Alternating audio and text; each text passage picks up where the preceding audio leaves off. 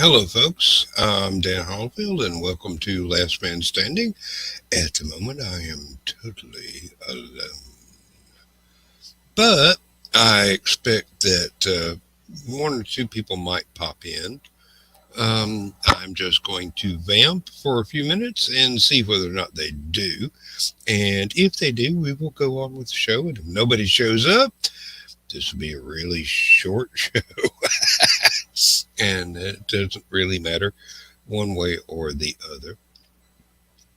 Now, we had an outstanding Stupid O'Clock tonight with the usual infinitely wide variety of topics covered, from cover songs to popular music to popular movies to,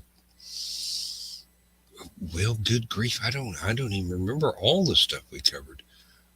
Everything was just one thing right after another, just bam, bam, bam, bam, bam, like machine gun fire, and which is the actual um, standard, basically, standard operating procedure for Stupid O'Clock. And that is exactly why it exists, because the topics flow from one to another with machine gun rapidity, and there's a few jokes, and there's some really valuable insights into whatever it was that we were talking about, and then there's the just the fun camaraderie of being together online on a streaming show and just being able to cut loose and have some fun. Speaking of being able to cut loose and have some fun, Friday nights and uh, the Secret Humor Group. How can I put this delicately? That was an enormous amount of fun, but it wound up with Keisha and I having the final moments of the, I hate to say broadcast, because it's not broadcast, it's never recorded, thank goodness. Otherwise, there would be lawsuits all over the place, because we violate copyright and several laws of God and man in order to have a lot of fun and relax with that. But Keisha and I got to talk just one on one for quite a little while, and I don't get that opportunity often enough, because she's a fascinating lady. She has got her first book out. It's called Him, and it is well, it's a how can it be best described? It's a thriller, basically. Crime, um, loss, uh, teenage angst, um, coming of age, finding love, and being threatened by a serial killer. Uh, it's a great book. Let me tell you, it's a great book. It's a great book. Keisha has turned out a very, very fine first effort, and she is working on more stuff even as we speak. It was edited uh, by Michaela Jade, and she is putting out her own new stuff, which, if you have not read either Keisha's or Michaela's work before, you are really cheating yourself out of some really, really good stuff. Um, now, Stupid O'Clock and Last Man Standing are part of the Rising Tide broadcast network. And there are lots and lots and lots of shows. If you have an interest then Rising Tide probably will cover at least five of them all week. And there's something on every day. There is Brian K. Morris's 3 days a week, Monday, Wednesday, and Friday. He does his daytime about 10 a.m. It's never mind the furthermore. There are half a dozen different shows that are comics oriented. There are Stupid Clock, Last Man Standing, which is kind of freeform.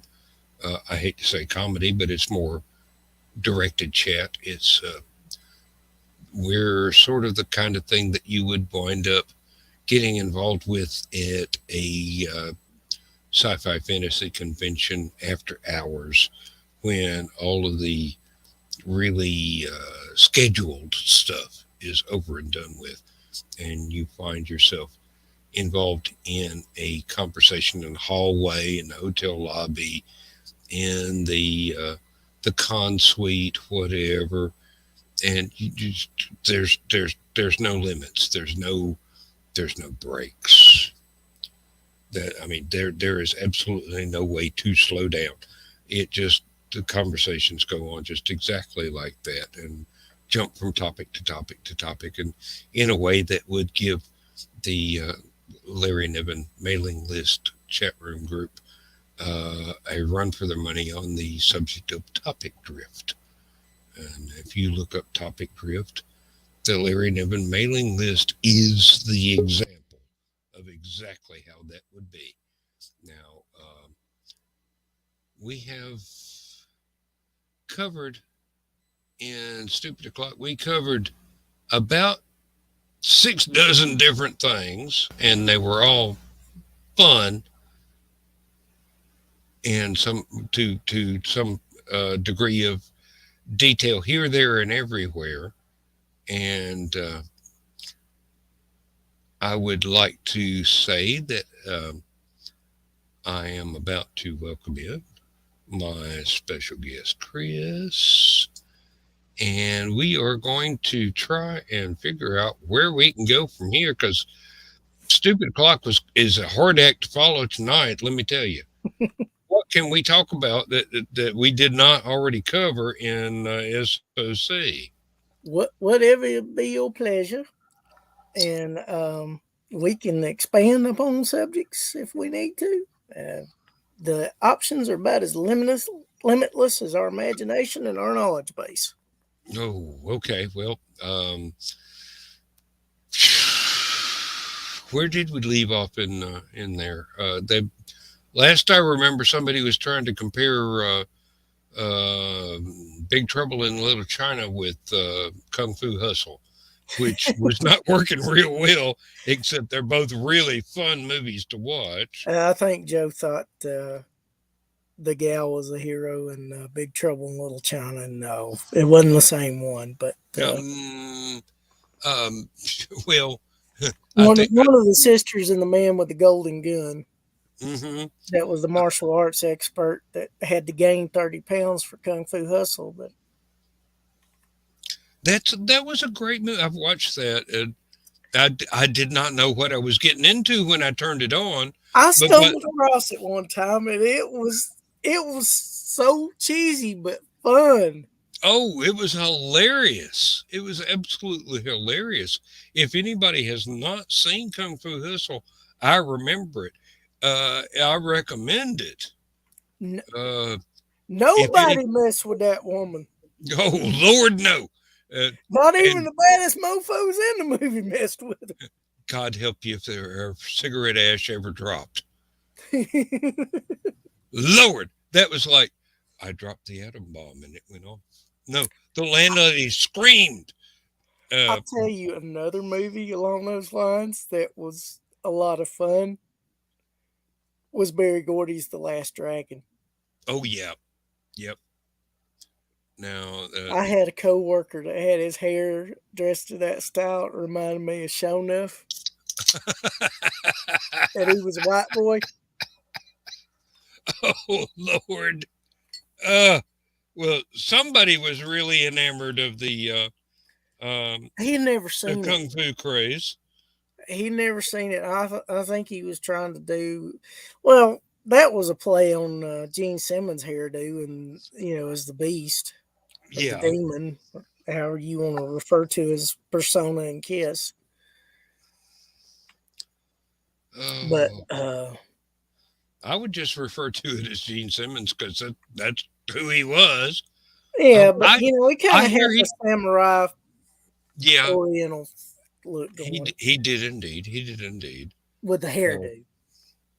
I hear that he is going to retire and live off of his investments, Oh, which he's made good money. are many, and the he's whatever you think of him as a musician, he is a um, astounding businessman and investor, and Well, will never want for pocket change. Let me tell you, his mama was a Holocaust survivor, this is and true.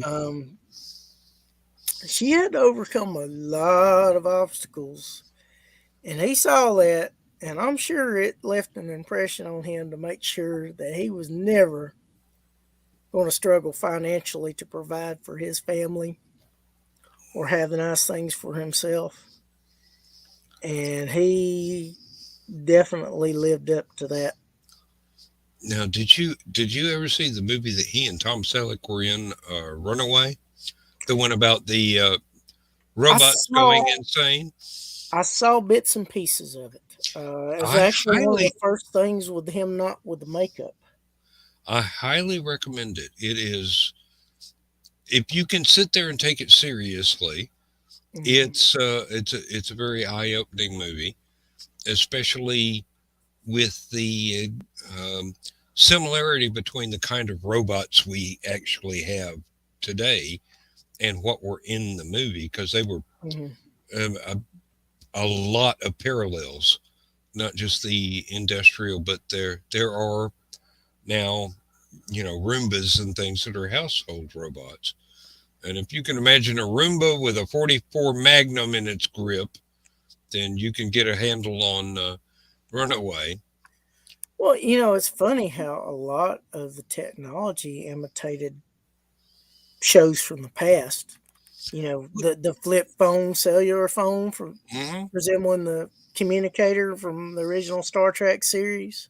Well, yeah, that's on purpose, because the people that were Hmm. designing phones said we want a Star Trek communicator, so they designed flip phones. Yep.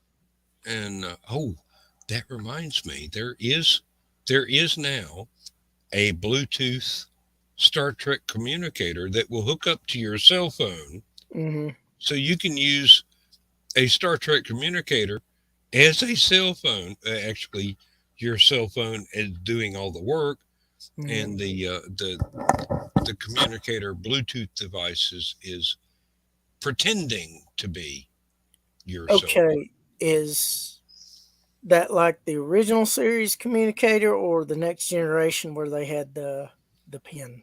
It's the original series Okay. Queep, you know, uh, and I wouldn't put it past anybody to have already come out with the the pectoral pin Hmm. to do the same job. Matter of fact, I vaguely remember that somebody has, but it Hmm. has not taken off with the same appeal as the original um, black and bronze original series handheld Yeah. communicator that you flip open, um, which pretty much gives you a metric on how to gauge the popularity still of the original series, Hmm. because it was what it was. Bits and pieces were kind of cheesy, Hmm. but on the whole, it was some excellent stuff. Well, considering the budget that they had to work with and the technology they had to work with back then, it was pretty outstanding for its time. Well, they made the effort to actually hire for real sci-fi writers to come up with script ideas, Hmm. and went from there. I mean, City on the Edge of Forever came Yeah. from a script by Harlan Ellison, Yeah. and you can't get much more high class than Harlan Ellison's script, Yeah. even even though he was not happy with the adaptations in the final edit. Well, But Harlan was very outspoken and opinionated. well So and grouchy at times. at times, yes. Um, He was very,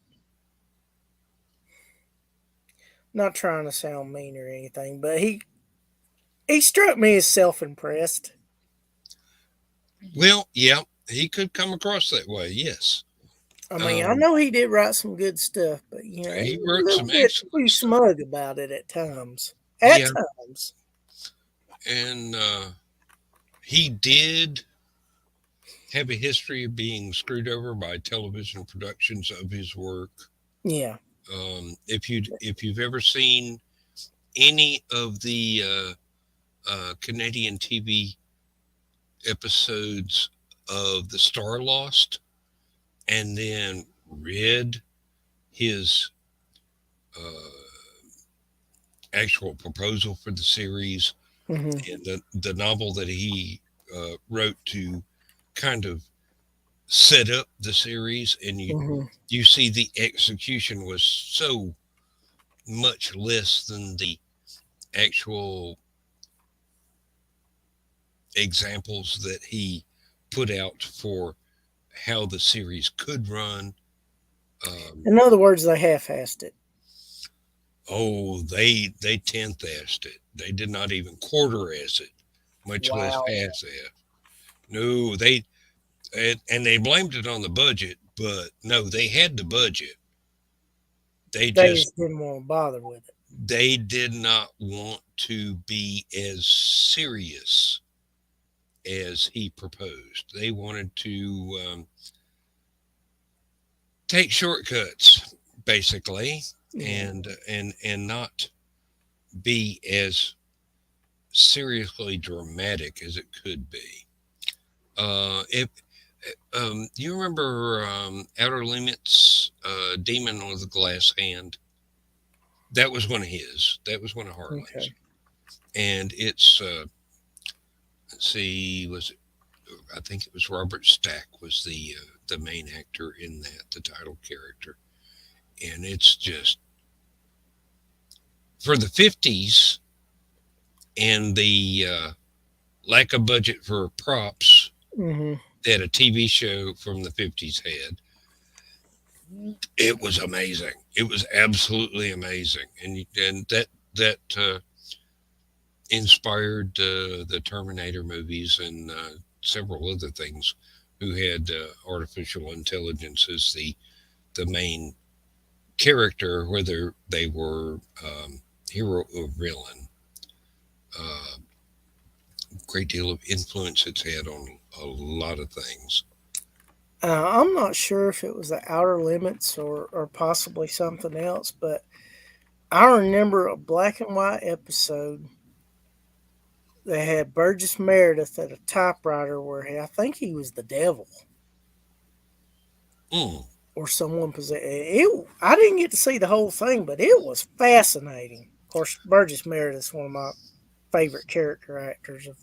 hmm there was one that's a very famous. It's either Outer Limits or Twilight Zone, Hmm. where Burgess Meredith was the last man left alive after an atomic war, or at least in Hmm. the area he was in, Hmm. and all he wanted to do was sit and read books. And he had this entire library that he had been able to get to. And then at the very end of the show, he broke his glasses. Oh man. hmm So he couldn't read. And it ended there, but uh, people were speculating that he could no longer do what he wanted to do Mm-hmm. with the rest of his life, and there was nobody else around. There was nobody to make any more glasses or anything else, and uh, it after that it was open ended whether or not he was so depressed he killed himself or pulled himself up by his bootstraps and Mm-hmm. just held the books real close and read them anyway. Yeah, I Nobody found a knows. pair of magnifying glasses that got Hey, the job done. yeah. Well, nowadays we could go to a Dollar General store and find some uh, god awful thick reading glasses that Mm-hmm. don't exactly fit a prescription. You could find some that would actually function for you. Mm-hmm. But and it's one of those classic things. Back in the day, those Outer Limits and Twilight Zone pretty much covered a huge variety of science fiction elements that have become tropes now. Yeah. So it's just like you see a couple of scenes and you know how it's going to go because this is the way the classic story went, and the writers can either follow the storyline or go against the storyline and try and come up with something totally different. Um, and when they do come up with something totally different, that's great. When they do follow the classic trope storyline, that can be great too. It just depends on the writer and how well they can build the world the story takes place in, and how well they can craft the characters the story happens to. If you take my meaning. Mm-hmm. Now I sound like I'm on a writers panel, but I do that a lot. And Well, it's it's one something of you those know things pretty I do. well. Yeah, well, and Michaela has this tidbits and scribbles show that she does on Yeah. Monday nights, which is basically a bunch of writers um, sitting down and talking about what everybody is working on, and occasionally popping up suggestions or hints for ways that one of us who is working on something Mm-hmm. can explore to either overcome writer's block or advance the story in an unexpected direction or more a traditional, um, I hate to say trope driven, but Mm-hmm. uh, in several cases, that is the best thing to do.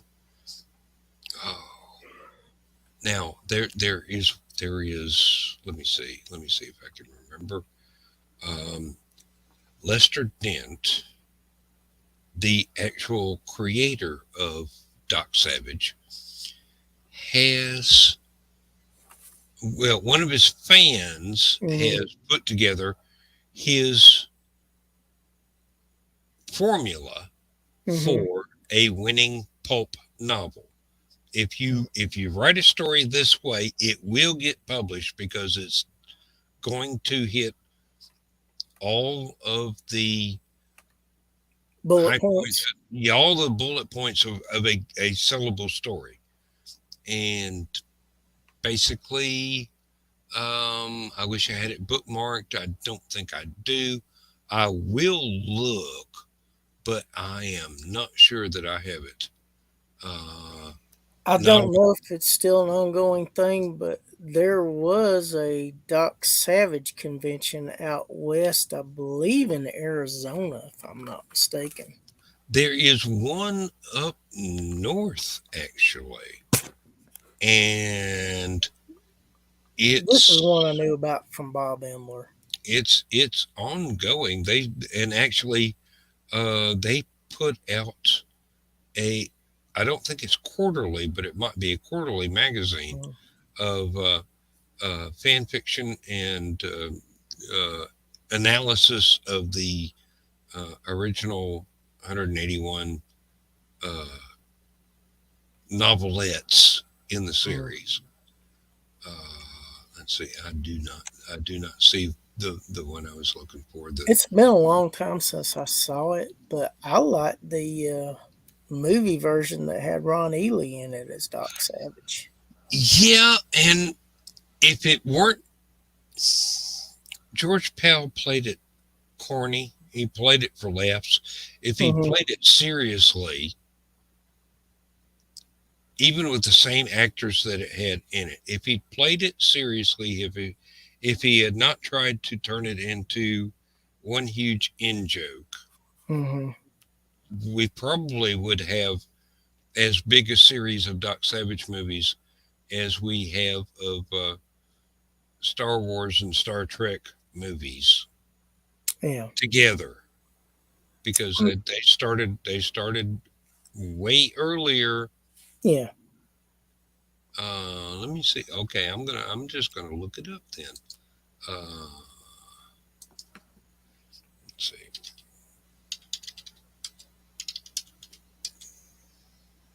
Because I also like the Tarzan version that had Ron Ely in it, but the problem Oh is yeah, Ron Ely kind of got a bad rap, I think, just because he was, because of his smile and all, and I reckon they thought he wasn't trying to play as serious as, and it also probably had something to do a little bit with who was directing it and producing it, and you know,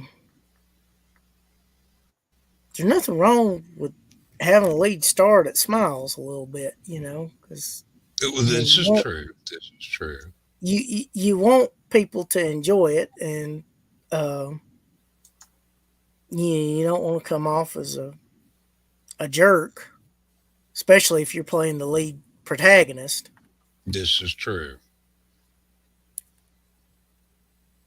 But All right. Yeah, I did find it. It is going to be moved to a different URL sometime soon. Um, let's see. I think I can do this with a share screen. okay, I hope so. We will see. But is yeah. There we go. And doo da doo da. Camptown ladies. All right. Yep. And there we have this, which you can just barely read. yeah, And I will. Okay, let me copy the actual URL, and we will put that scrolling underneath the screen. if you put it in the comments, people can look it up in the. Well, I was going to do it as a banner, and That'll work too. then comments, and I'll do both.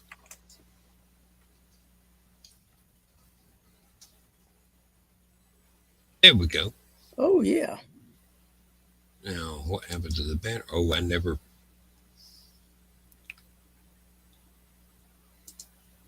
never clicked on it. That makes sense. Yeah, the banner should have been rolling the whole time, but now it's not only as a banner, but it is in the comments, and people can look it up. It is a very comprehensive thing that covers um, a multitude of genres, actually, because Lester Dent wrote everything from detective stories to mysteries to cowboy, westerns, and wrote them very intelligently at that. There was one that he wrote that was nominated for an award, which had a cowboy uh, using common sense and negotiation Hmm. with uh, a tribe of Indians that a group of um, well, migrants of Europeans who were trying to cross an Indian territory without getting massacred because they were pretty much trespassing. And the cowboy used humor and common sense in order to keep from having any reason for the Indians to attack the settlers or the settlers to attack the Indians. So it was a happy ending all the way around. That's an example of how the guy thought. You know, why use violence Mm-hmm. when you can use intelligence? Yeah. So, and it's And the main thing was back then, uh, till it got so bad, the relations between the Indians and white men, if you respected them, they'd respect you. mm, most of the time, yeah. Yeah. Most of the I time. mean, there's always exceptions to everything. Well, yeah, there were native tribes that were. Scout first and ask questions later. Well, I was going to say, if you're not one of us, you're an enemy, Mm-hmm. basically. Oh, yeah. Um, that's I believe that's a little bit more accurate. Um, uh, but I am not an expert, folks. Um, Well, I kind of like what David Eddings said one time when somebody says, was referring to two different sides. Good and evil. He said, that's a little bit ambiguous. I prefer something a little more concrete, like us and them. yeah, that's definitely concrete, but us and them usually has a, a Definite unhappy divide. an unhappy conclusion to uh, which one is us and which one is them. Yeah. Yeah, Uh, there is a definite difference in ideas and opinions in that one. well, the ambiguity between whether the us or the them is the good guys can Hmm. make for outstanding story ideas. Yes. Now, if you can write a story where you have an us that you are prompted to root for, and then find out that their enemy, the them, is actually the good guys, Hmm. that can really be a very highly dramatic story. And also be one that turns it on its end. Yeah, well, you've got to be a really good writer to be able to pull that off. But Yeah. there are lots of people out there that are really good writers Yep. and can do it. And it would be one of those things that's not expected. The really neat thing about what we do as writers is sometimes we defy all expectations and just hit somebody on the head with, hey, Mm. this is what we were talking about. You thought it was something else, but it wasn't. We Yeah. fooled you. So, It's it's interesting being friends with authors, especially as wide and diverse of a group of people as I know, mhm. who are writers, authors of greater and lesser renown. Um, And you are acquainted with a large number of writers. yes, I know quite a few. Due to LibertyCon, Chattacon, DragonCon, and a few others. Hmm. But that's the great thing about attending a convention is you have the opportunity to meet writers and get to know them on a more personal level. Hmm. And I'm always interested to see when one of them, because a lot of them, especially some of the big name ones that I know, use voice to type programs. Oh, yeah. And I'm always interested to see how those work. I would like to try one, but as much trouble as Google has understanding my verbiage and accent, I dread the disaster that could be waiting for me to edit. Yes, that has been my experience with voice to text, is that it takes far longer to get the program to understand my accent than it does to actually sit and type stuff without the program. Especially when you have a cast of characters who have widely differing accents. Yes. Now, that would be a voice to text nightmare right there.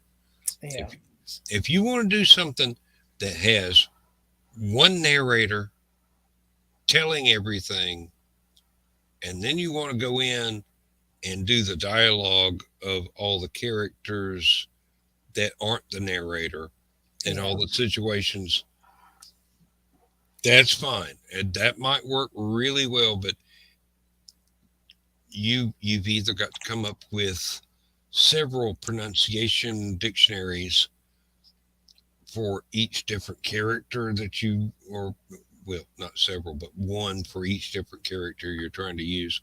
And Hmm. then you've got to make sure there's some way for the voice to text program to know you are switching characters. Yeah, that's almost impossible to do.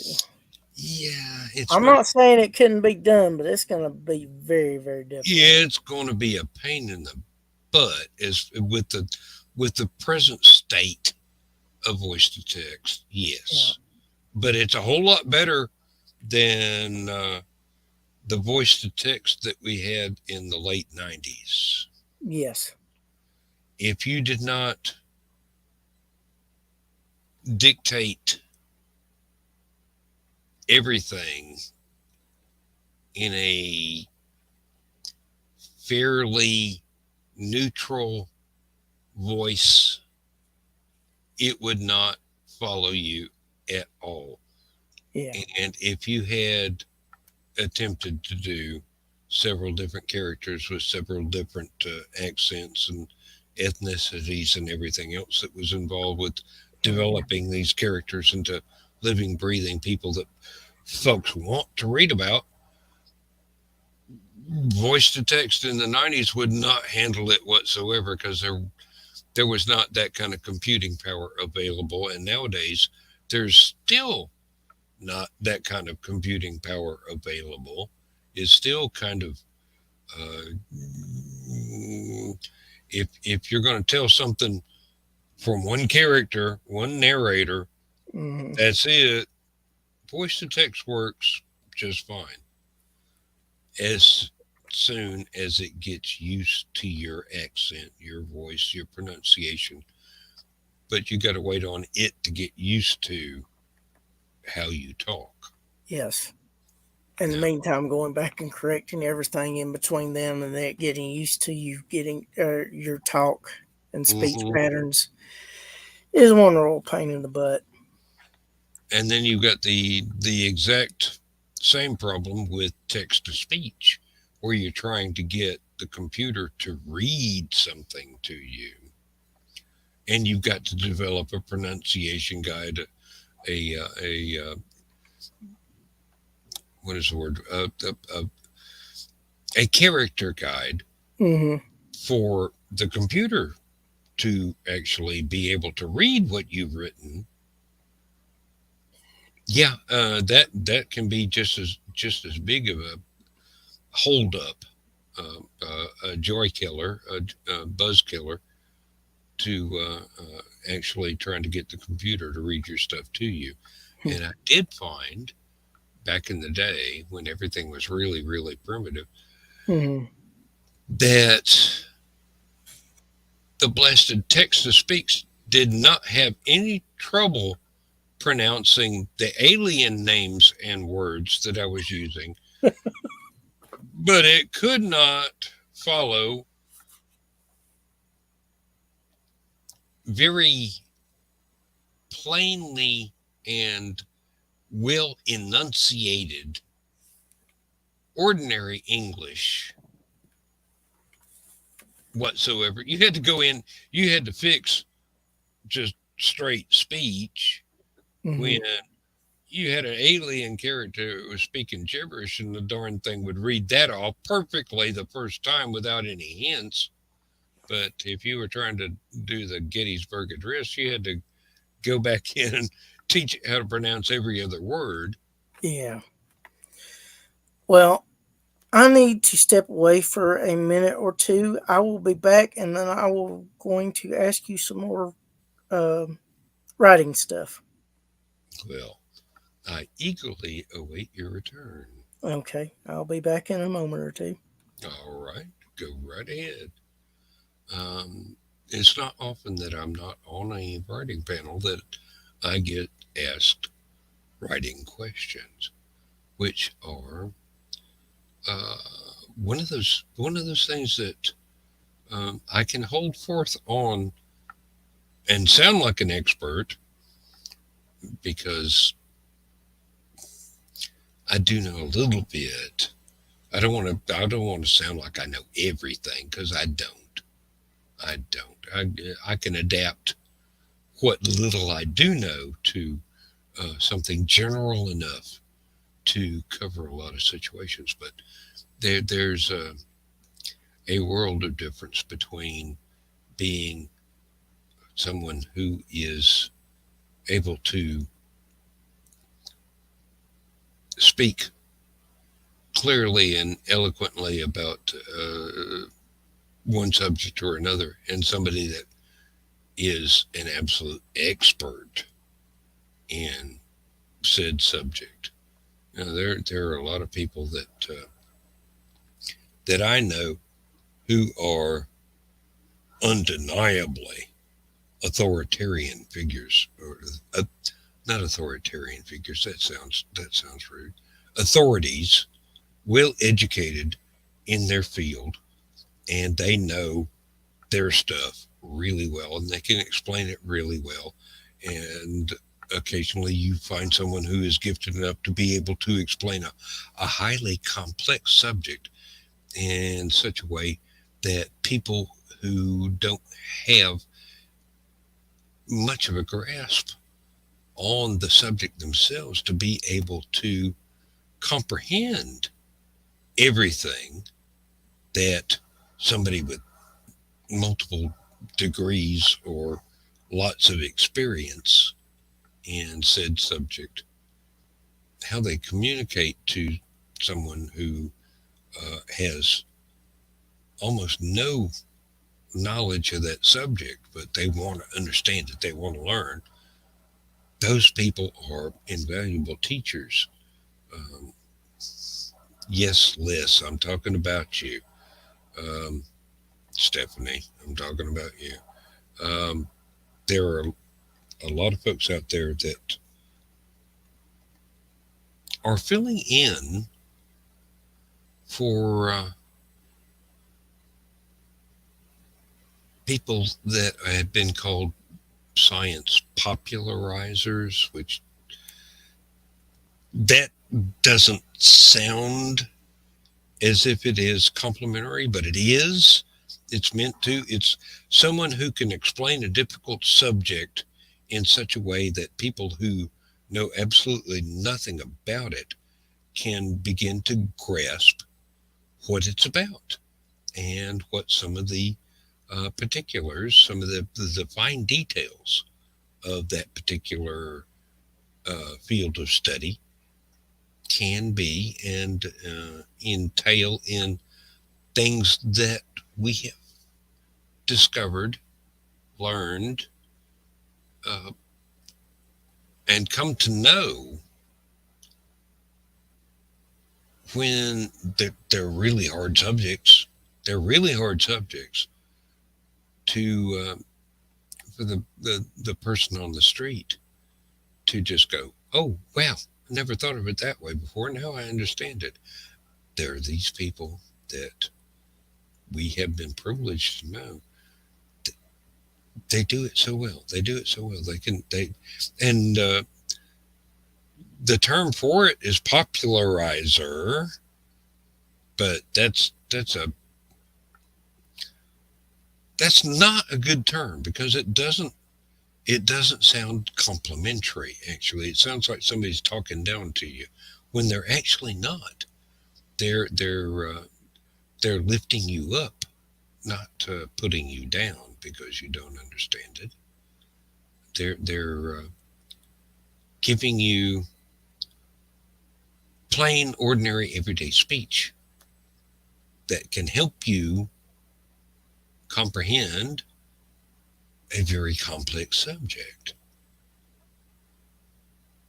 And the opposite of that is somebody that doesn't care whether you understand it or not. They're trying to speak in the most complicated, abstruse way that makes them sound educated, and that don't work real well. The ones that wind up teaching people the most are the ones that can find a way to put something complicated into plain ordinary language that people can understand. And hello, Chris. And those make the best teachers. Yes, that was exactly my point. They Uh, can make something that's rather complicated and sometimes convoluted into something someone can that maybe wouldn't understand normally understand because they are good at reconstructing the definition of it to something that they can use and relate to. well, my examples for that were Les Johnson and Stephanie Osborne. They Yes. could talk about really complicated stuff that I know nothing about Oh, and oh still yeah. be able to explain it in a way that I can comprehend. Now, They are I'm excellent. not the best educated guy out there. Uh, I've got a high school diploma from a place that most of the folks that live here were farmers. You know, Yeah, as I jokingly say, because I come from a school that didn't have the most stellar academic reputation. Yeah, I could read and write and everything. hmm I Um, I can even do basic math, but then also I can do. I don't do math. I can do algebra when it comes to Excel spreadsheets because for some strange reason my brain doesn't think of that as math, even though it can be some really advanced algebra there. You know, It's this called this word square processing. does something to this square, which does something to that square, and this is what comes out. And I can even turn it different colors if I want to highlight what it does. I Oh, got a fur pretty. ball. Yeah, I had one in here earlier when Last Man Standing or when Stupid O'Clock was starting, and then he ran out um, after vigorously using the litter box. Okay, Bubba, I'll let you go back to you prowling. Hunt some mice. Ah, he's just looking for shit to get into. Like I said, hunt some mice. It's less destructive. I don't know. He can get pretty crazy with a mouse. Mm. Oh, I had one time that would catch a mouse and swat it up in the air, throw that thing about 3 feet, leap up, swat it again, and playing disappear to volleyball go. with it. Exactly. I'm like, good God Almighty! No wonder that mouse is scared for its life. Get an athletic cat here. I've had a few of Oh, those over the years. Okay. Now getting to my questions.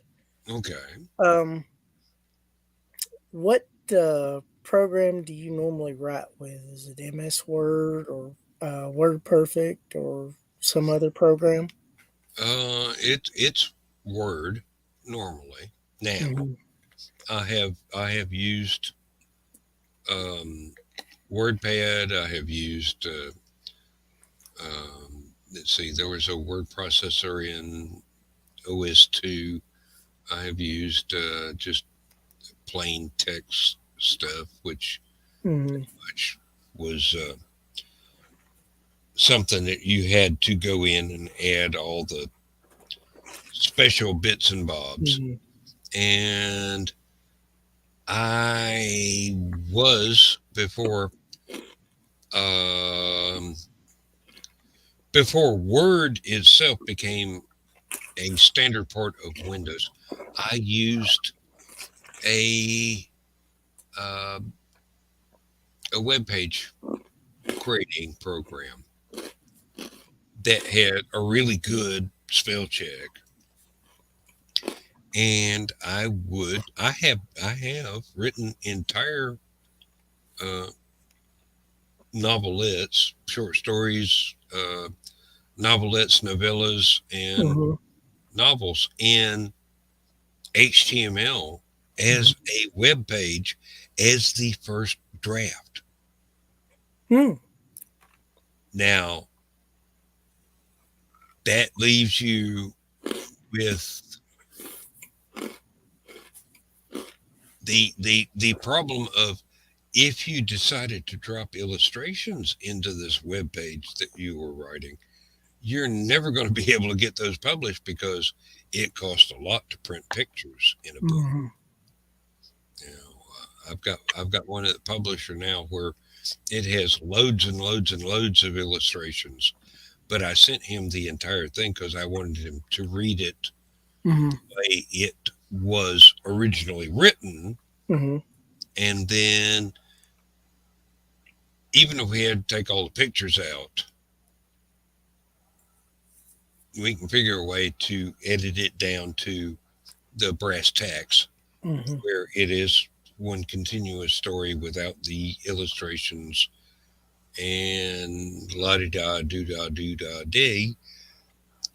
You got a good, absolutely polished story in Mm-hmm. there without all the bells and whistles that somebody that had encountered it as something that was originally online would have gotten used to. Now, there are times when uh, interior illustrations would be preferable, but as I said, it's really expensive to do even an ebook with interior illustrations. It's much simpler, much cheaper to take out all the illustrations and all the fancy fonts and all the different colors of stuff and just do it as a plain black and white text. Here's my question about that. How much more expensive is it to uh, put interior pictures and whatnot in a? Honest answer, Mm-hmm. I do not know. I have not gone so far as to self publish something Mm-hmm. like that. I have a publisher Mm-hmm. who does most of the donkey work on that. Mm-hmm. And it is up to him to tell me, we can't afford to do this, Mm-hmm. but it was really good. But we'll have to come up with a way to do without it. Yeah. And the text does not suffer without the illustrations. No, it just It I really know it does. can add to them, Yeah. and All I'm it sure it's does. easier to do one page than it is to do, say, 15, Mm, yeah. Uh, especially if it's the beginning of the book. yeah. The one that I'm thinking of, it would be about 400, 500 pages, Mm-hmm. and there is at least one illustration which is like half a page, maybe the left half while the text is Mm-hmm. on the right half Yeah. in every chapter. Mm. So they're I loaded it was conceived and written as a web page. Mm-hmm. So illustrations were not a problem. All you had to do, put the links in, load up the image so that the links would work. Mm-hmm. And if you wanted to print it out, you had to move stuff around so that it Mm-hmm. was not split between pages. Well, um, to print stuff like that in an ebook, it might be easier. Mm. In a print book, it would be expensive. Yeah. Full color interior illustrations are not cheap. This I would ask you. Uh, Most of the major writing programs, don't they have ways to convert to other popular programs, such as something converting to MS Word or vice Yep, versa? yep, they do. They do. You can, if you're using Word, you can convert it to web page format. You can convert it to a PDF, which is one of the foundation one of the foundations of actually printing a manuscript Mm-hmm. is to convert it. Basically, an ebook is a PDF file that's been modified Mm. for the format of that particular, if it's Kindle or if it's Nook or Mm-hmm. you know that particular format. Um, Now,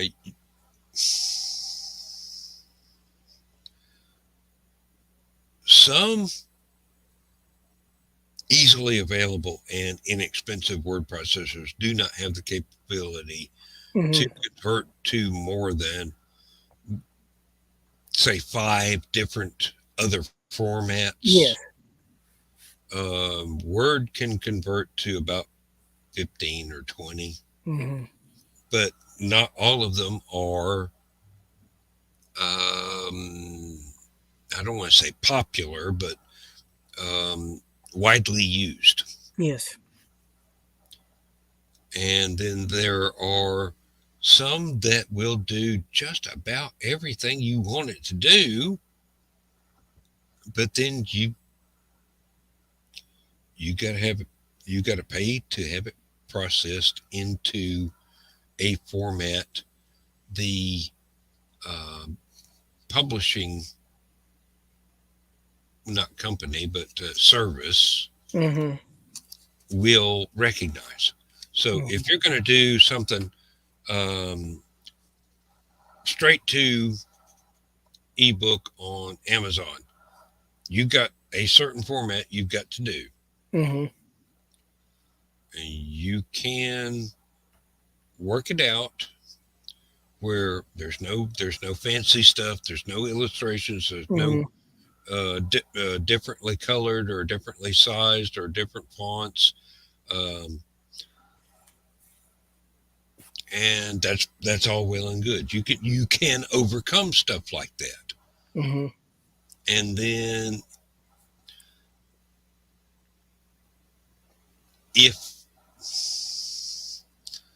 if the different colors of fonts, different sizes of fonts, and different fonts and illustrations are vital to the story working, mm, it's not going to be cheap to make available to the readers, and Yeah. they're going to carry the brunt of the cost right there, because it's no longer the basic package. It is a deluxe thing. Uh, Mm-hmm. there is a couple of there's a book back here on my review shelf, up over my head behind me. Mm-hmm. The fellow did not go with different colors of fonts, Mm-hmm. but he had basically it's a fantasy story with a lot of non-human characters, and each non-human character had their own font. So italic this in several different forms, and I don't have the words to explain it myself. Uh, but you're reading this thing, and every time the font changes, you know it's a different character, and it's a non-human character. And this thing is like a 500-page novel. I mean, it's like 3 inches thick and hardback, and it's a great book. It's an absolutely wonderful book, and it's a very complicated book. And if he didn't use something like that to indicate the changing of point of view from one of the human characters to a non-human character, then the readers probably would have gotten lost a whole lot easier than they would have if the book had not come out the way it did with all these different fonts in it. Um, Well, if you did like a minor font change, like going from just the single font to say italics. mm, oh, that's nothing. That's Okay. nothing. That's standard. Okay. If you have a character thinking to themselves, then you've got, say, above that you've got uh, a paragraph that describes what they're doing, Mm-hmm. and then after that you've got a paragraph of them thinking to Mm-hmm. themselves. The thoughts would be italicized Mm-hmm. with the occasional comma he thought, comma she thought, Mm-hmm. to indicate, yeah, well, the italics are going, this is the inner monologue of the narrating character at that point. And if you change narrators, you've got to write things in such a way that it's easy for the reader to tell. So different narrator characters need to have different speech patterns, So like it's accents and things. yeah. So that, So it's not extra for italics. oh no, no, it's that's standard. That's standard. Um, and No, it'd be like changing from Times New Roman Mm-hmm. to Courier to Lucidia Console or Mm-hmm. Lucidia Italic or something like that to delineate. Oh, here's a totally different non-human character that you've got Mm-hmm. to adjust to without first saying, "Oh, here's a totally different non-human character you've got to adjust to." Mm-hmm. You know, you can do it without having to do all the fancy shit. Oh, you can It's you more can knit. set it up in a way that you're letting know this is a different scene, a different chapter, or whatever, or there's a break in the chapter where it's going to Yeah, yeah. the other You can character's you point. can do it. You can do it, and it's not that difficult. It is really not that difficult. And Uh, it actually probably helps your writing in the long run yeah, it does. It does. because it allows you to make for these transitions and make them smoother and better and as time goes on. Well, you have to learn how to make them smoother. Um, there is a way that you can swap back and forth between multiple narrating characters and totally confuse your reader because you don't you don't use chapter breaks or say 5 asterisks in the middle of the in the Hmm. page to indicate a scene change. Yes, If you don't indicate the scene change in some way, then you're going to have a confused reader. yeah, exactly, it's going to be easy to lose the reader. And if you lose the reader, you're going to lose the word of mouth of, hey, this book is really good. Yeah. And it's going to Yeah. wind up Well, I being, thought it was going all right, but then it got really weird and confusing, and I couldn't yeah, follow along. I couldn't tell who was talking when. Yeah, you don't want to do that to your readers. You want them to be able to know exactly who's talking, exactly who's thinking, and exactly when non-dialogue action is taking place. So what I mean by that is the narrating character is not telling people what they are doing. Yeah. the um, the omniscient narrator, Yes. who is not a character, is describing the action that is going on when nobody is talking. Yeah. And I probably said that exactly wrong, but you know, well, I knew what you were getting at because well, you kind of got an untold narrator going along with the main narrator. Like, okay, you, meanwhile, in this other system, this yeah, is going on, you and you can then have a narrator character mhm, and a narrator who is not a character mhm, that doesn't get named, doesn't have a personality, yeah, just outside observer sort of thing. yeah, And there are several different levels of that and ways you can do it. It's a very complicated English majors only understand sort of thing. mhm, But when you're writing, you've got different sets of rules you can use for different situations where mm, your narrator is not a character, but just a narrator. Or I really like the language to explain it better than that, and I know that I haven't explained it very well whatsoever, and I I, do know I people. can kind of understand where you're coming from and what you're getting at. That's the main thing. Well, look at it. You got the Morgan Freeman meme. Mhm, Okay, you've got a character mhm. saying something like, "Oh, I'm going to go out and mow the yard," and the Morgan Freeman But narrator that was a comes in. lie. But that was a lie. He did not go out and mow the yard. Matter of He fact, drank several more beers until he ran out. yes, and could not stand up to push the lawnmower. Poor boy. And then it Oh, can go back to the actual character narrator. Yeah, that's you got it exactly right. Yeah, that's the way that works. And that's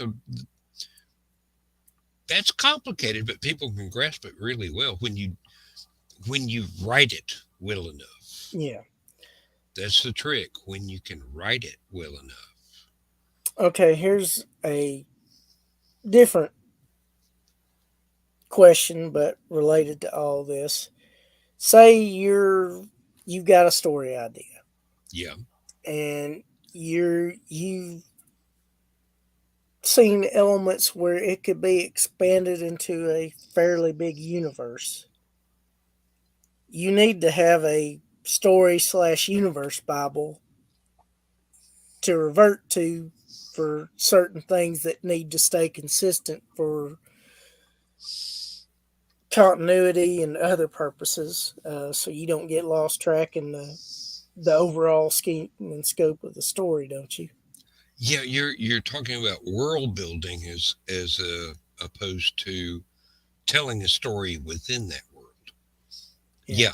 Yeah, you do need to keep track of the world building. So um, if the sky is purple in one paragraph, you can't have the Mm. sky be green in another paragraph without explaining why it changed color. Yeah. Um, There would have to be some astrophysical, astronomical phenomenon that causes that. some weird kind of weather. Basically, I'd blame it on. Electrical storms or something. Yeah, aurora, anything. Uh, and if you have a medieval civilization Hmm. that's running into an industrial civilization, you have to keep track of that too. Like Hmm. what territories are controlled by each one, Yes.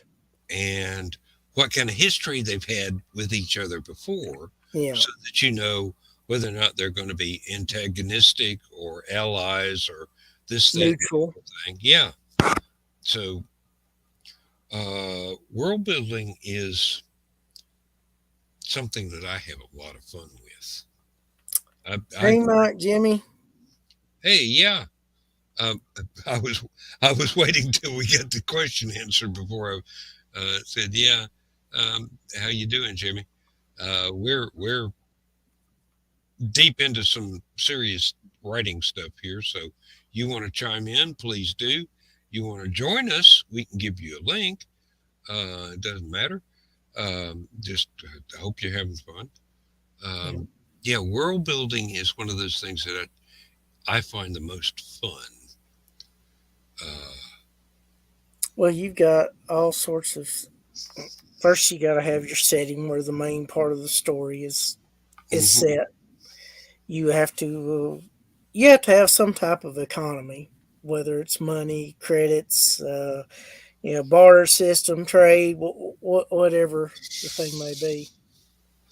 Yep, I like to call it set, setting, and set dressing, Yeah.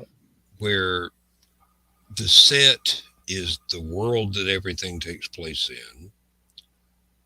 The setting is sort of like one city or one Hmm. village or whatever Yeah. within the set, Hmm.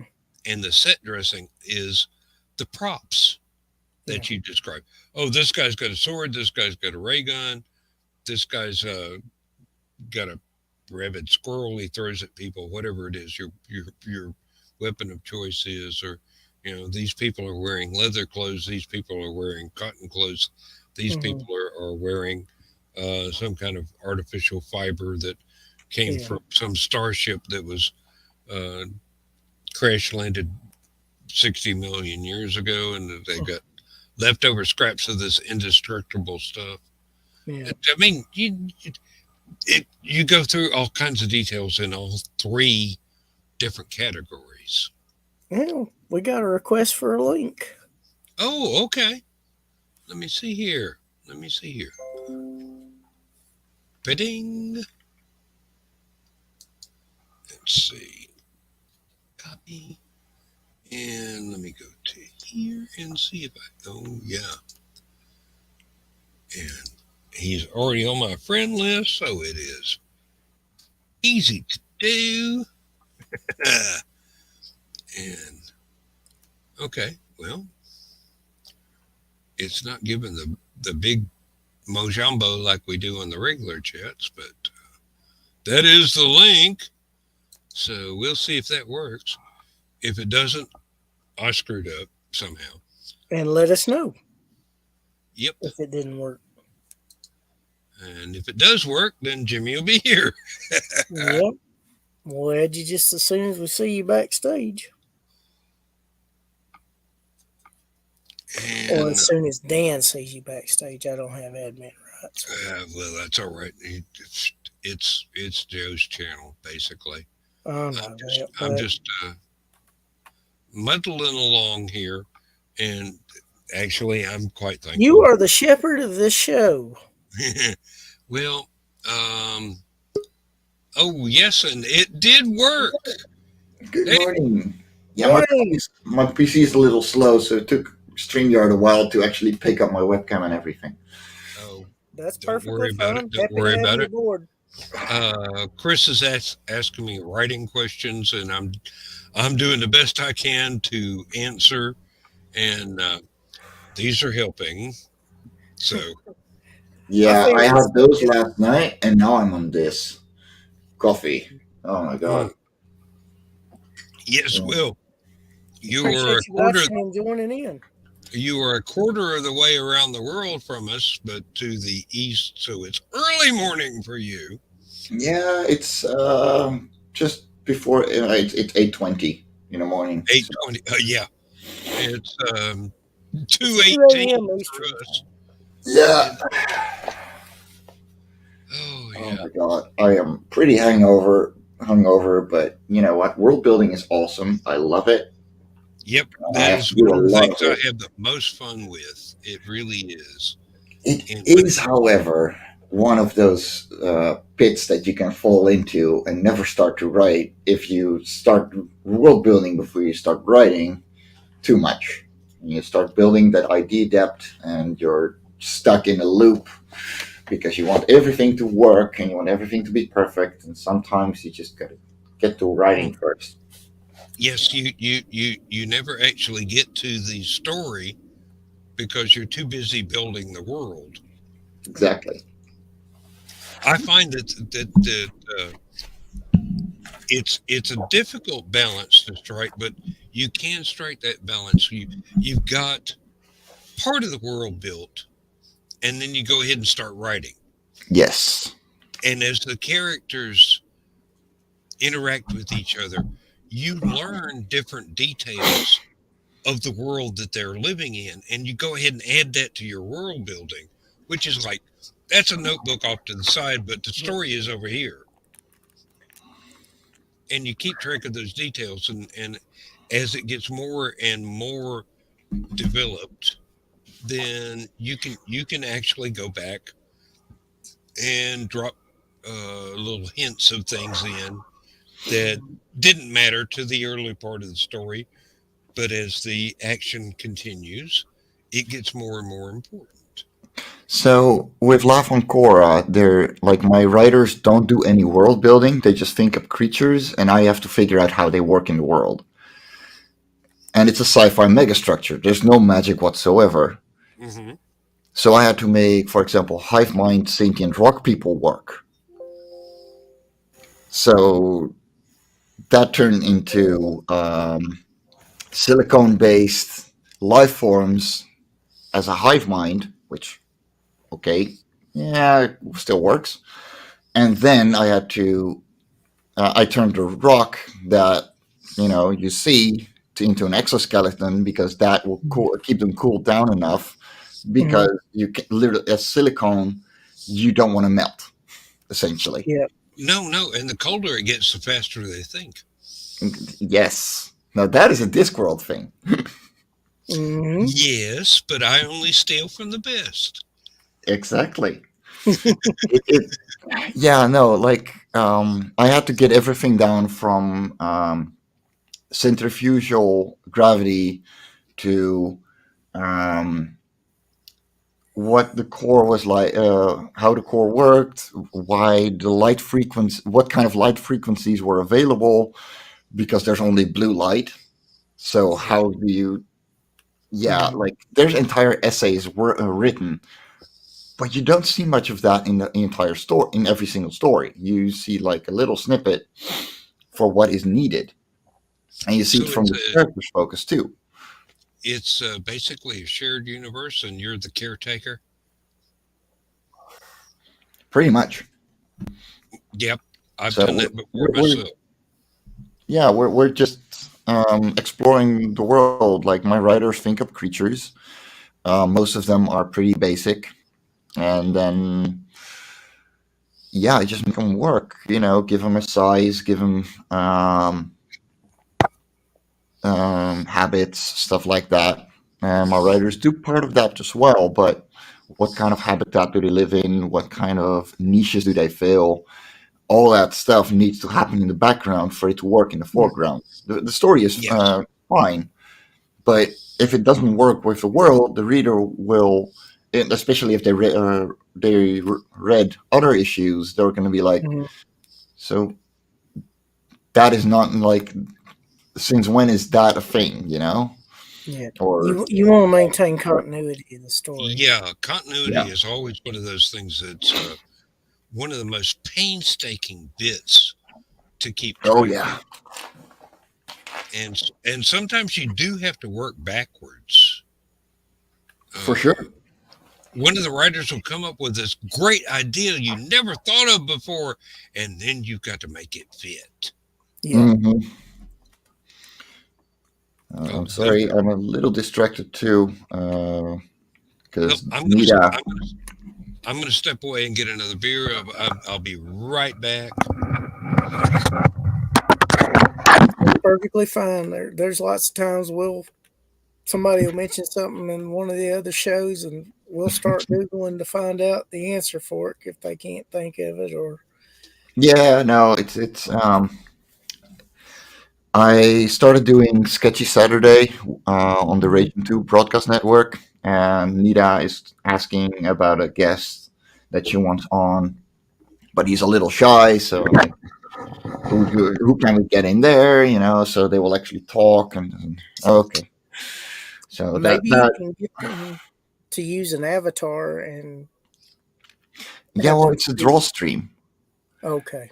So we're just working away and just talking about our work, stuff like that. But yes, this is a person that will quickly start shutting themselves up and just work. We got to really pull it out and get an interview going. So that's where, Yeah. um, I can see where that would be difficult. yeah. Not impossible, just difficult. Mm, Yeah, most shared universe stories wind up with needing an awful lot of conversation between the series creator slash caretaker and the writer who is perhaps not privy to all of the secrets, all of the developments of the shared universe. yeah, I've run into that with my Spaceport Bar series. There are a lot of things that the writers uh, are privy to up front, and then there are things that I've got to tap dance around when they invent something. I've got to figure out how to fit into the mythology. yeah. No, for me, it's mainly the writer. Like, I made a very useful bullet point system of like, okay, this is what the world feels like, works like, and literally the first one bullet point is there's no magic in this world, and then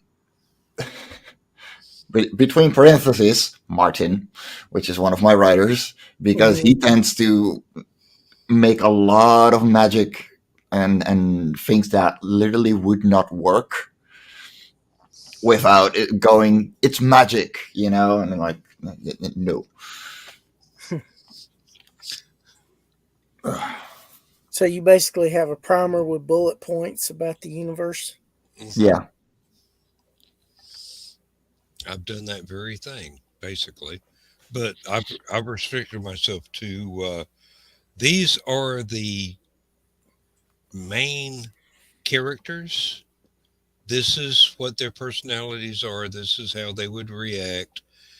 And you are quite welcome to invent new stuff to bring in as long as you don't try and replace a main character yeah. with one of yours.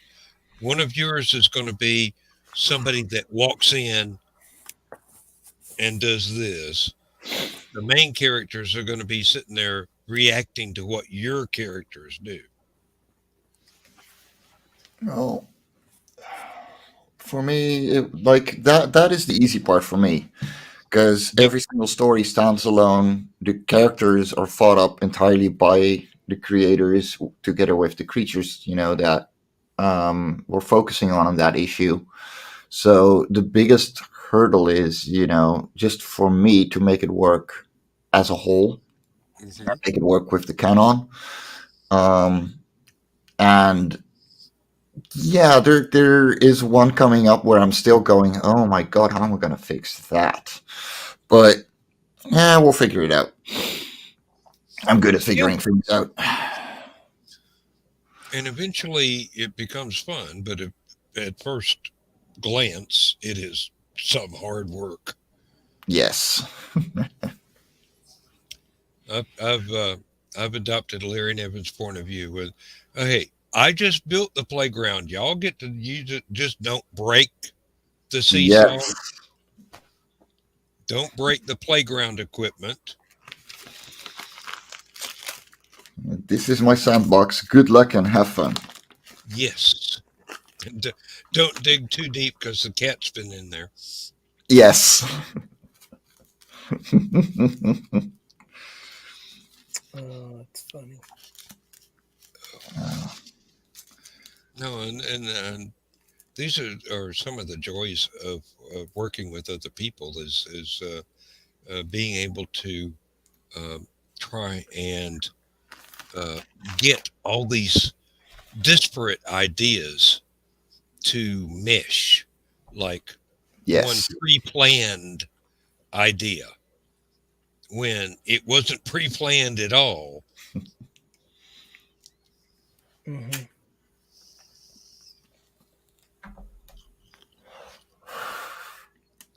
Now it's a lot of work, because they will usually send me a story summary, beginning to end, Mhm. and I'll edit that. This doesn't work. This would be magic. Fix this, and then usually they will send in the script, do exactly the same thing that I edited out in the story summary, make them fix it again, Yeah, and then I got to get to work. yeah. I have one or two writers that um, apparently they have not read the other stories in the series, so they don't know um, how all the characters interact together, Hmm. and they will have people do things that are out of character, Mm-hmm. and I've got to figure out either shall I tell them to rewrite that bit, or shall I come up with a reason for that character to act out of character? I mean, that is definitely one of the harder ones. Hmm. Now Um, they'll be perfectly great stories. yeah, They just play fast and loose with the continuity, and I've got to try and rein in the continuity here. yeah. It- Okay, while I'm thinking about it, let me ask you this: How, what's the difference in the terms of length of your bullet point primer for new authors, writers to your worlds, and the actual world building Bible that you have? Oh, Ooh, yeah. about The 50 bullet, pages. the, the bullet points are much shorter. Yeah, Yeah. The actual world building can go on for hundreds of thousands of pages that never show up in the story. Yeah. They're just that's the background, yeah, Yeah. because you made it up. But the bullet points are this is the character, this is how they are, this is what they talk like, this is what they wear, uh, this is what they look like. So the most you want the bullet points to be is 1 or 2 pages. Uh, Maybe I a little I bit longer if it's a rich enough and big enough world. I try and hold it down to a few paragraphs per main character, Hmm. and then maybe uh, 4 or 5 pages for the actual uh, setting of the spaceport bar. Okay. You know, So uh, the decorations are the same. The character the main characters that they are allowed to use Hmm. are the same, but after that, if they invent something, I will go. That's a neat idea. Let me put this in the Bible. Hmm. yeah, so I'm sharing my screen right now, and I can actually show you the bullet points. And they're only 2 pages, so Okay. they're pretty easy to follow. Hmm. If you can pull it up, here we go. Let me see if I can make it a little bit bigger. There we go.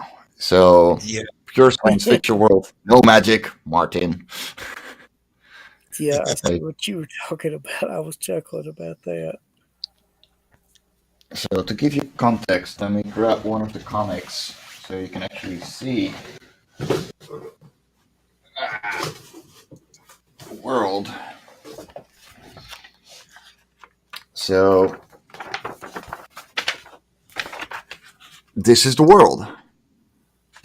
Oh, Hmm. cool. So you got one fusion reactor in the center that is giving off blue light, and then you got continents orbiting it like planets, and a single cloud that gives water to everything. So yeah, it took a long time to make this work, but that's the fun Yeah. of it. And then it's just keeping my writers within that universe in check and make it just work for them and make it easy to follow. And yeah, we've only explored one continent so far. So we're going into further away ones from the core, so they're going to be colder. One is completely going to be covered in ice. I'm still, I still want to create a bestiary for one of them Mm. that would be essentially a desert because you got all kinds of biomes. Hmm. Cool. But yeah, it'll come around.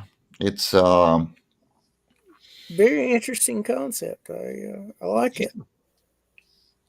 And it's very, very visually appealing there with it being uh, the comic format. Hmm. You've got these visuals to help yes, the readers understand things more easily. I and love fantasy novels that have maps in them because it helps you better visualize what yes. you're reading.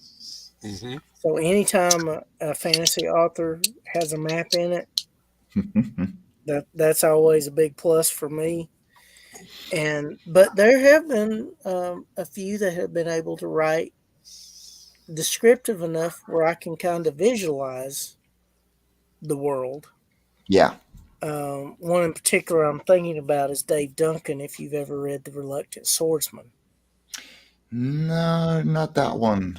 Nope. No. there's essentially a huge river in the middle of the world, and there are 7 cities that may not be exactly opposite and parallel to each other, but they're nearby. Hmm.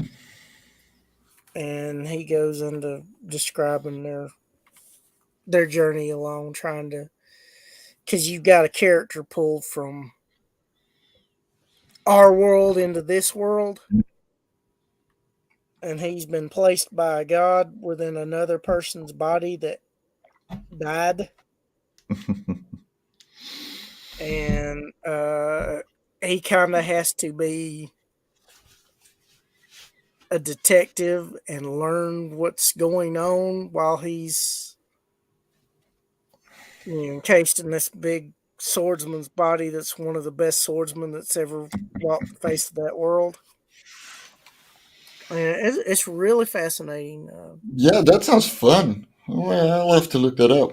Um, yeah, I've been not able to read that much lately, sadly. Well, you've got that universe of your own that you're trying to shepherd over and make sure Well, everything's staying on track.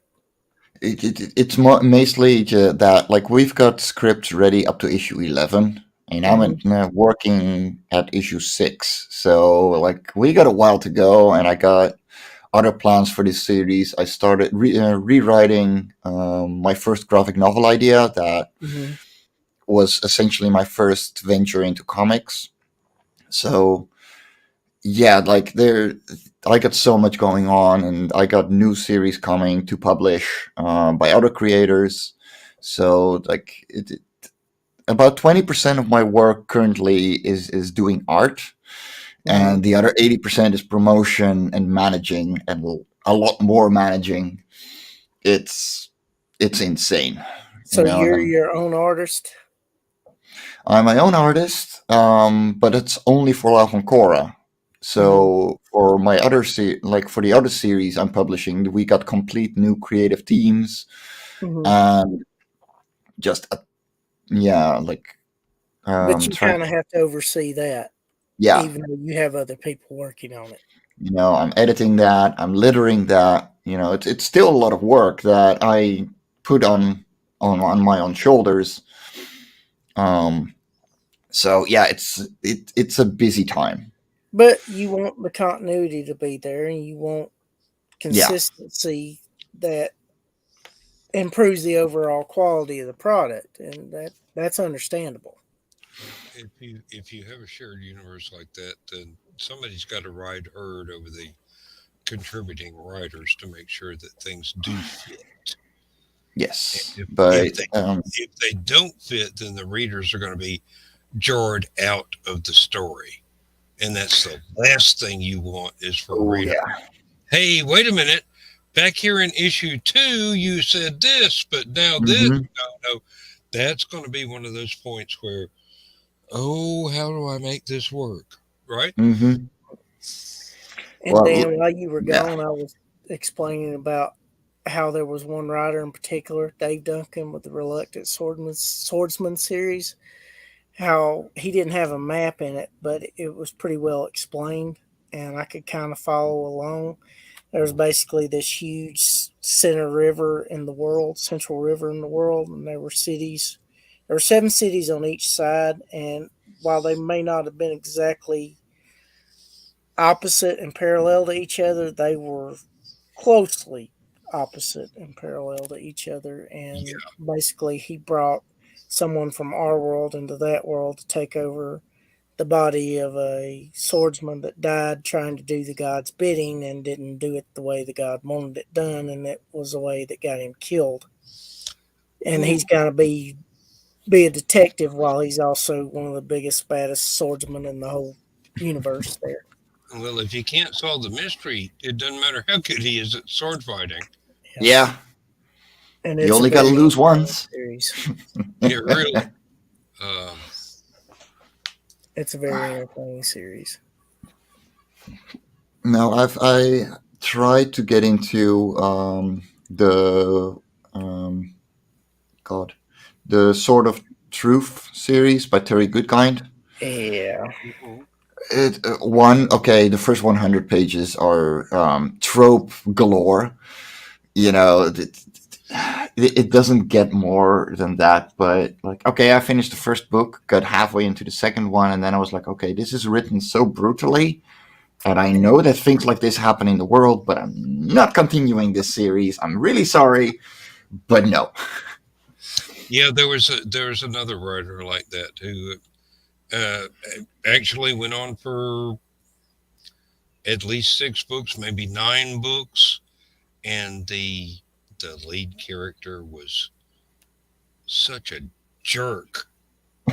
You could not believe that people kept buying it instead of going, I ain't reading any more about this guy. Well, But I, okay, so I'm not going to name names, but he was a very famous and is still a very famous writer.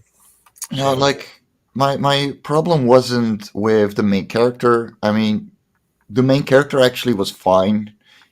He was very well rounded, but and as well as the supporting characters, no problems there. The problem was that he was writing war so brutally and so detailed with things happening Mhm. that I just went, okay, this I literally can't continue reading this. This is too much, with things going on. Um, so Yeah, I remember my mom yeah, reading that and crying at one point. yeah, yeah. It's it was brutal. So I was like, okay, I'm no, And this can't. there's sometimes that you don't Yeah, want to go on, and you I don't want to go understand it. on, or I had a series of novels that my mom had, and this was old, probably 70s science fiction. Um, I think it was either the World or God of Tarot series, and I just after I can't read this crap anymore. It's too much. Mhm. yeah, Yeah. Um, some things get too intense, basically. yes, Yeah. And for some readers, it is quite fine, and they will absolutely love it. And some readers will just go, "I can't take this." no, Well, no, this was exactly. intense and complicated. Hmm. Ooh, yeah, That's yeah. I not No, a good pretty combo. much. Like it wasn't bad writing. It wasn't. It actually fit the world really well. It was a wonderful read, but it got too much. Like no discredit to the author. He is great, even though the series started like it was his first fantasy book, and the main character was you are the chosen one 101.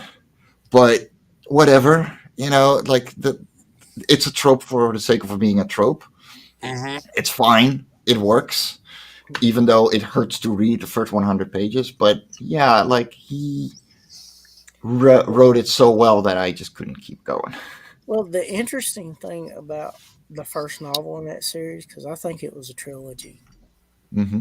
And do you remember the artwork from? I'm dating myself here. If you remember when Ozzy Osbourne's Ultimate Sin album came out and they released the song "Shot in the Dark," the artwork with that gal in the black leather pants with her hair standing straight up.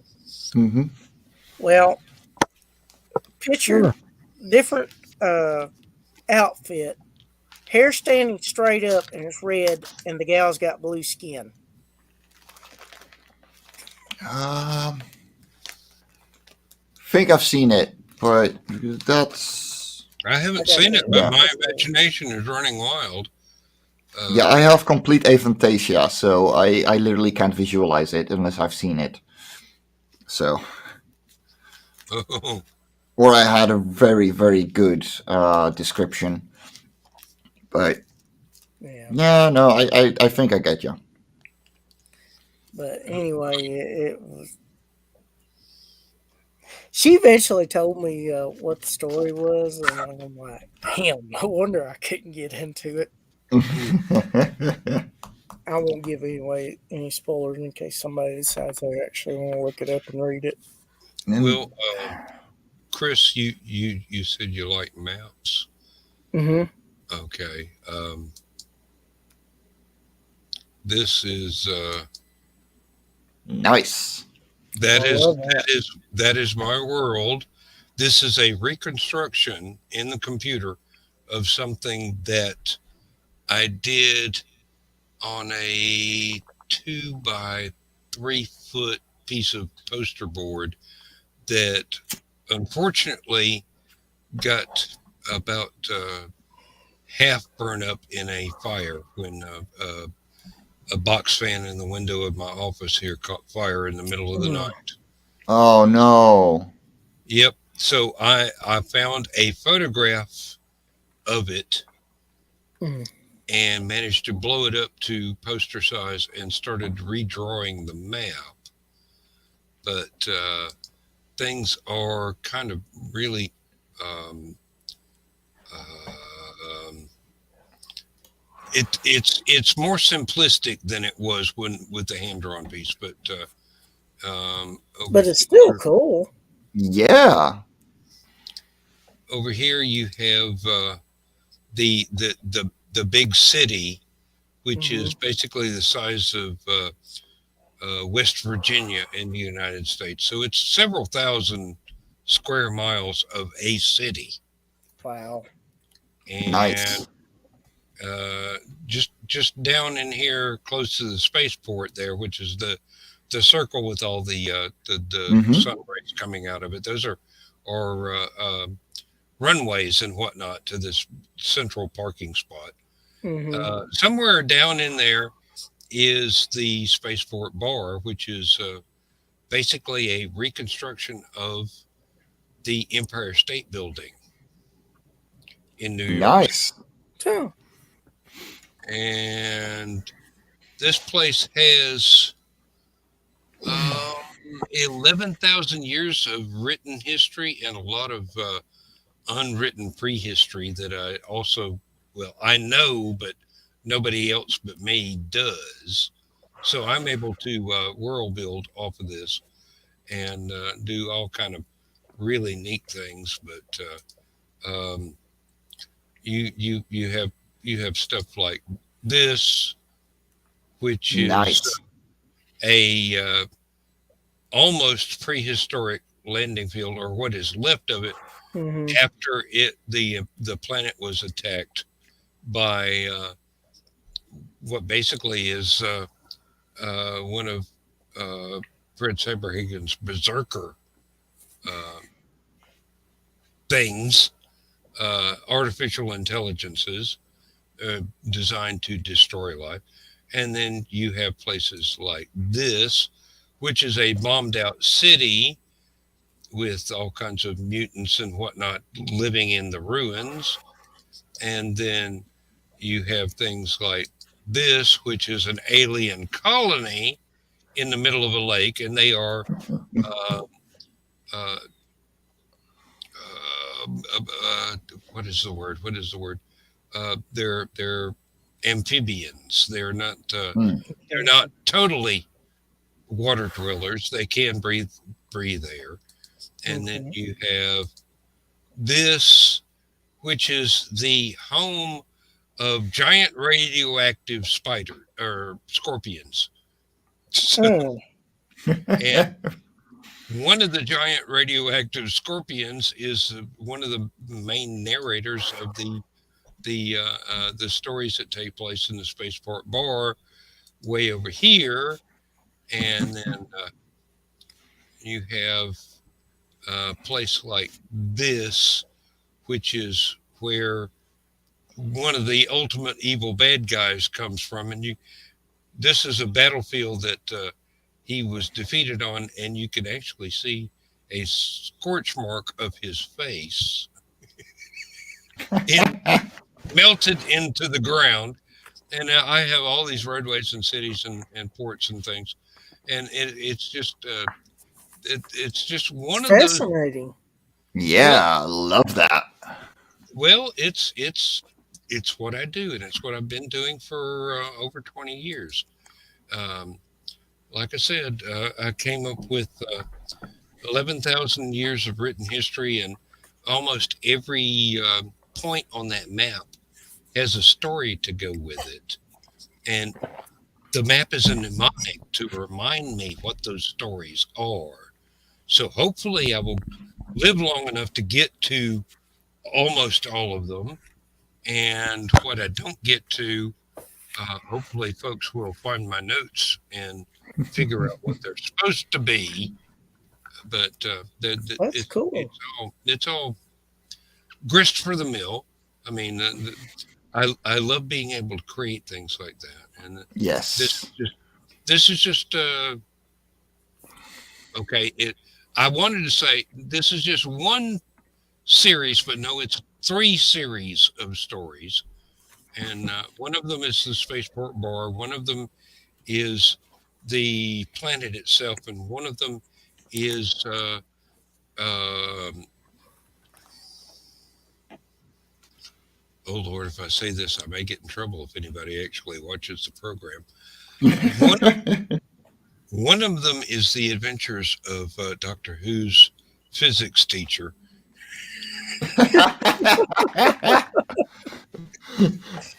Nice. Well, I mean, and he has shown up in stories. Let me tell you. Let me see what you got here right now. Tell us about this, Jimmy. So this is the continent of the world where my original graphic novel takes place. So we start here.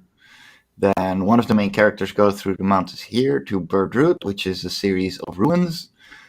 And yeah, it's essentially a sage owl fighting a dragon for 250 pages or so. So I'm rewriting that. They get teleported. Let me see here. Go through an elven city here. It's a very classic fantasy.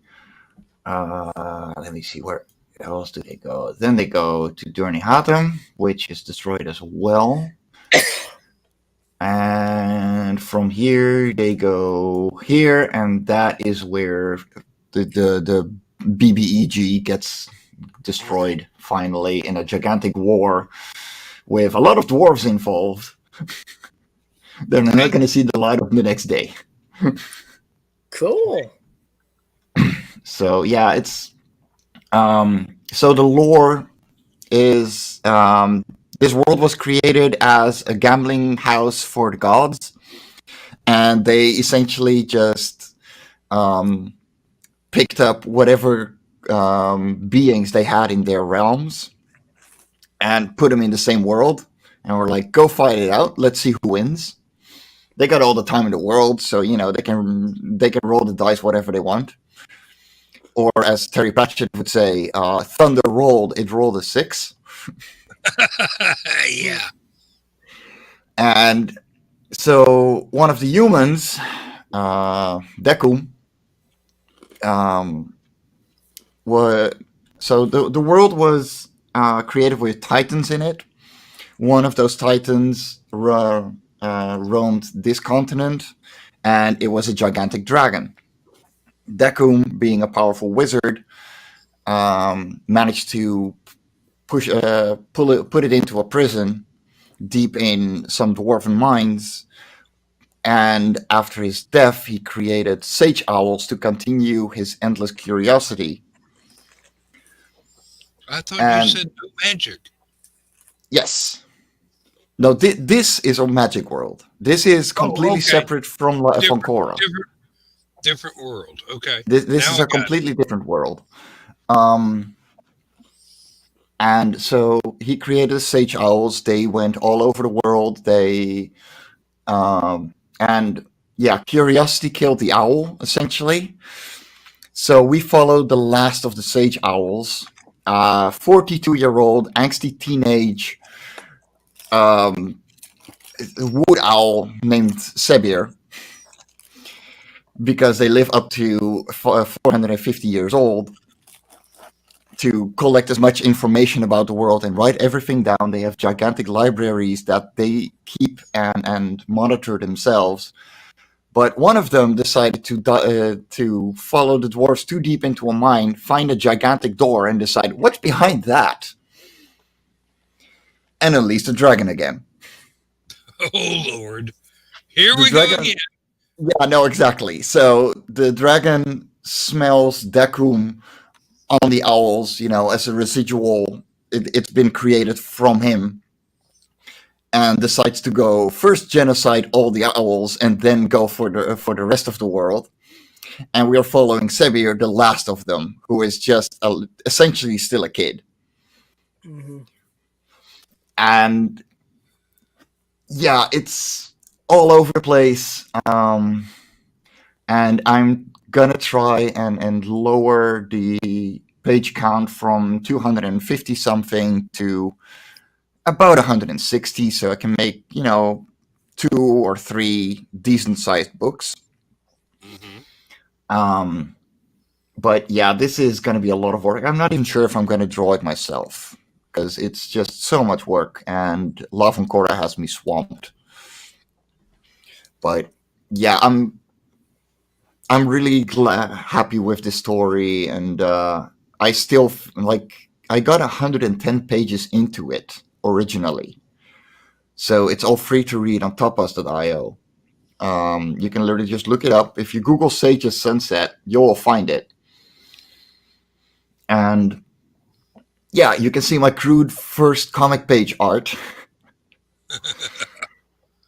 but the Oh, story is solid. You know, I'm going to stand by oh, that. yeah, It's yeah. yeah, It sounds it. You put a lot of development in this.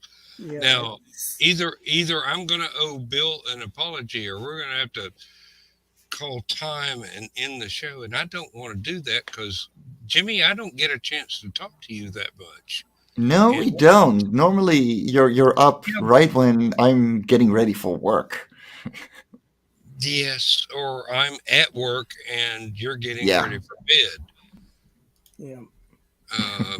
No, I'm going to keep going. I'm going to keep going. I'll just owe Bill an apology because last night he and I went on till 3 a.m. my time, and Oh, it's Bill almost that Sartain. right now. And we started at like 11 o'clock that night, but just this is tomorrow's Sunday. Uh, it's Easter weekend. Yeah. I don't have to go to work tomorrow, so it's not a school day. So we can keep right on going.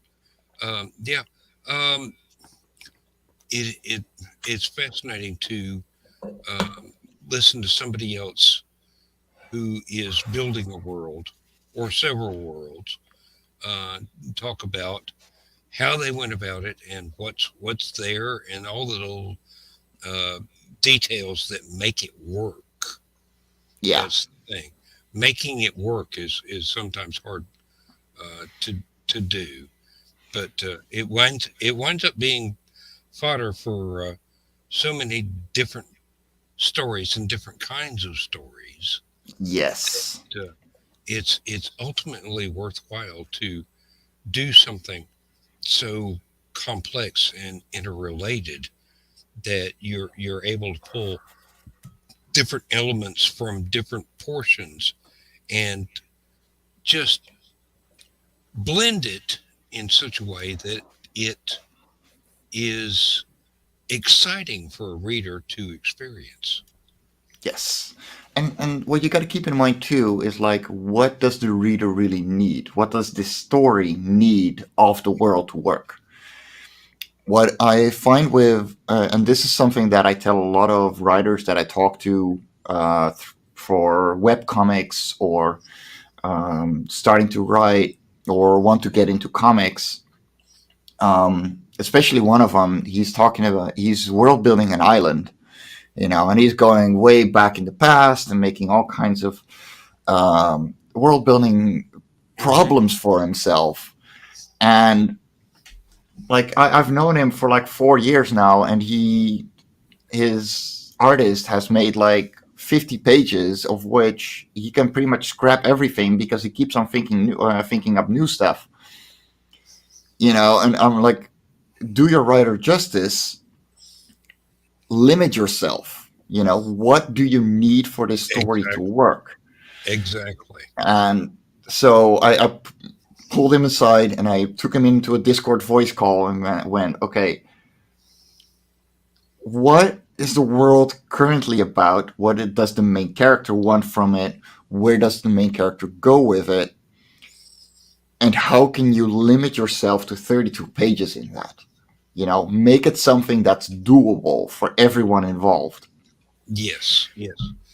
Uh, Pick an era and plot the story within that. And if you Yes, want to go beyond that, do another story. exactly. And often you will find, once you've done the first one, either you're so sick of it you don't want to continue. You're done. That's the Hmm. world. It's time to move on. Or yeah, you made enough ID debt, and you can pay off that debt to the idea that you make more stories. But you gotta be able to contain those stories, otherwise you're just gonna make a wonderful world that nobody cares about. Yeah, and you have to make the reader care. Otherwise, you're not going to have that many readers. I mean, without the Lord of the Rings and the Hobbit, the Silmarillion would not have interested anyone, because And it's that literally, was the background. That was yeah, the prehistory. Yeah. exactly, like that was prehistory. But if you read the Silmarillion without having read the Lord of the Rings or the Hobbit, you're going to be like, what kind of history lesson is this? Hmm. You're going to squint your eyes, and then after 2 pages you're going to be like, oh, this is boring. Guess it, yeah. This is true. This is true. And it makes me glad that the Silmarillion didn't come out until um, decades after The Hobbit and Lord of the Rings were Yes. really, really, really popular. And people were clamoring for the prehistory, Yeah. the background material, the world building material. Let me see. I should have. Yeah, there we go. Let me see if I can grab it without dropping everything. Chris, you taking a nap or what? No, um, just pondering Hey, about some stuff. it was your question. Yeah. So I don't know if you know the great tales of uh, of Middle Earth, but you got Beren and Luthien, the fall of Gondolin, and the children of Urin. Yeah. And Uh, these are standalone books. Like, these are epic tales from the past. Hmm. And this is recent. And one of them is upside down, and it bothers me. OCD happens to everybody. Yeah. Yeah, no, it Too great or especially less. if they're this high quality printing. So, Yeah. but like, nobody would have cared about either of these if it wasn't for the Lord of the Rings being in there. Hmm. That's the kind of world building you want. You want people to want more of the world that you're building and what that you've created. And the really weird thing is, The Hobbit and Lord of the Rings was just there because Tolkien wanted to invent languages. Yeah, Yeah. and he I did it. mean, Yeah, seriously. I mean, Life on Korra for a big part is the same. So what I started with, what like my ex and I made Love on Korra. So technically is a co-creator. I did most of it, honestly. At least for everything after issue 1. And we sat down and went, okay, I want to create a true fantasy. No humanoids, no, um, just a new world. Hmm. And because we were looking for a series that we could easily publish. The Sage of Sunset was too big. It didn't work out the way I wanted it to. So, okay, we started thinking. I started drawing out the world. That was it. It didn't work yet. And then we were like, okay, so what kind of languages would they speak? So we actually have 2 languages in the comic. Let me see if I can get a good big example. There should be several. There we go.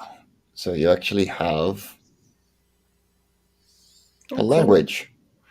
And you got 2 of them. We didn't go that much further into it in later series because we didn't need to. but it's one of those things that do matter for these creatures. They matter in this story.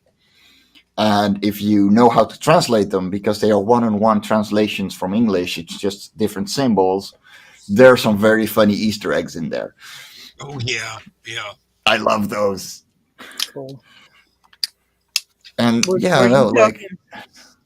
um, only after issue 2 I decided it was going to be a sci-fi megastructure, um, because of the history that we already set in stone.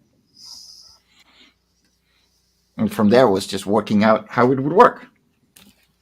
I have Uh, something linguistically similar in the fantasy novel I'm working on right now. One of the characters is a gnome who is a wizard, and he starts off speaking strict gnomish. mm-hmm.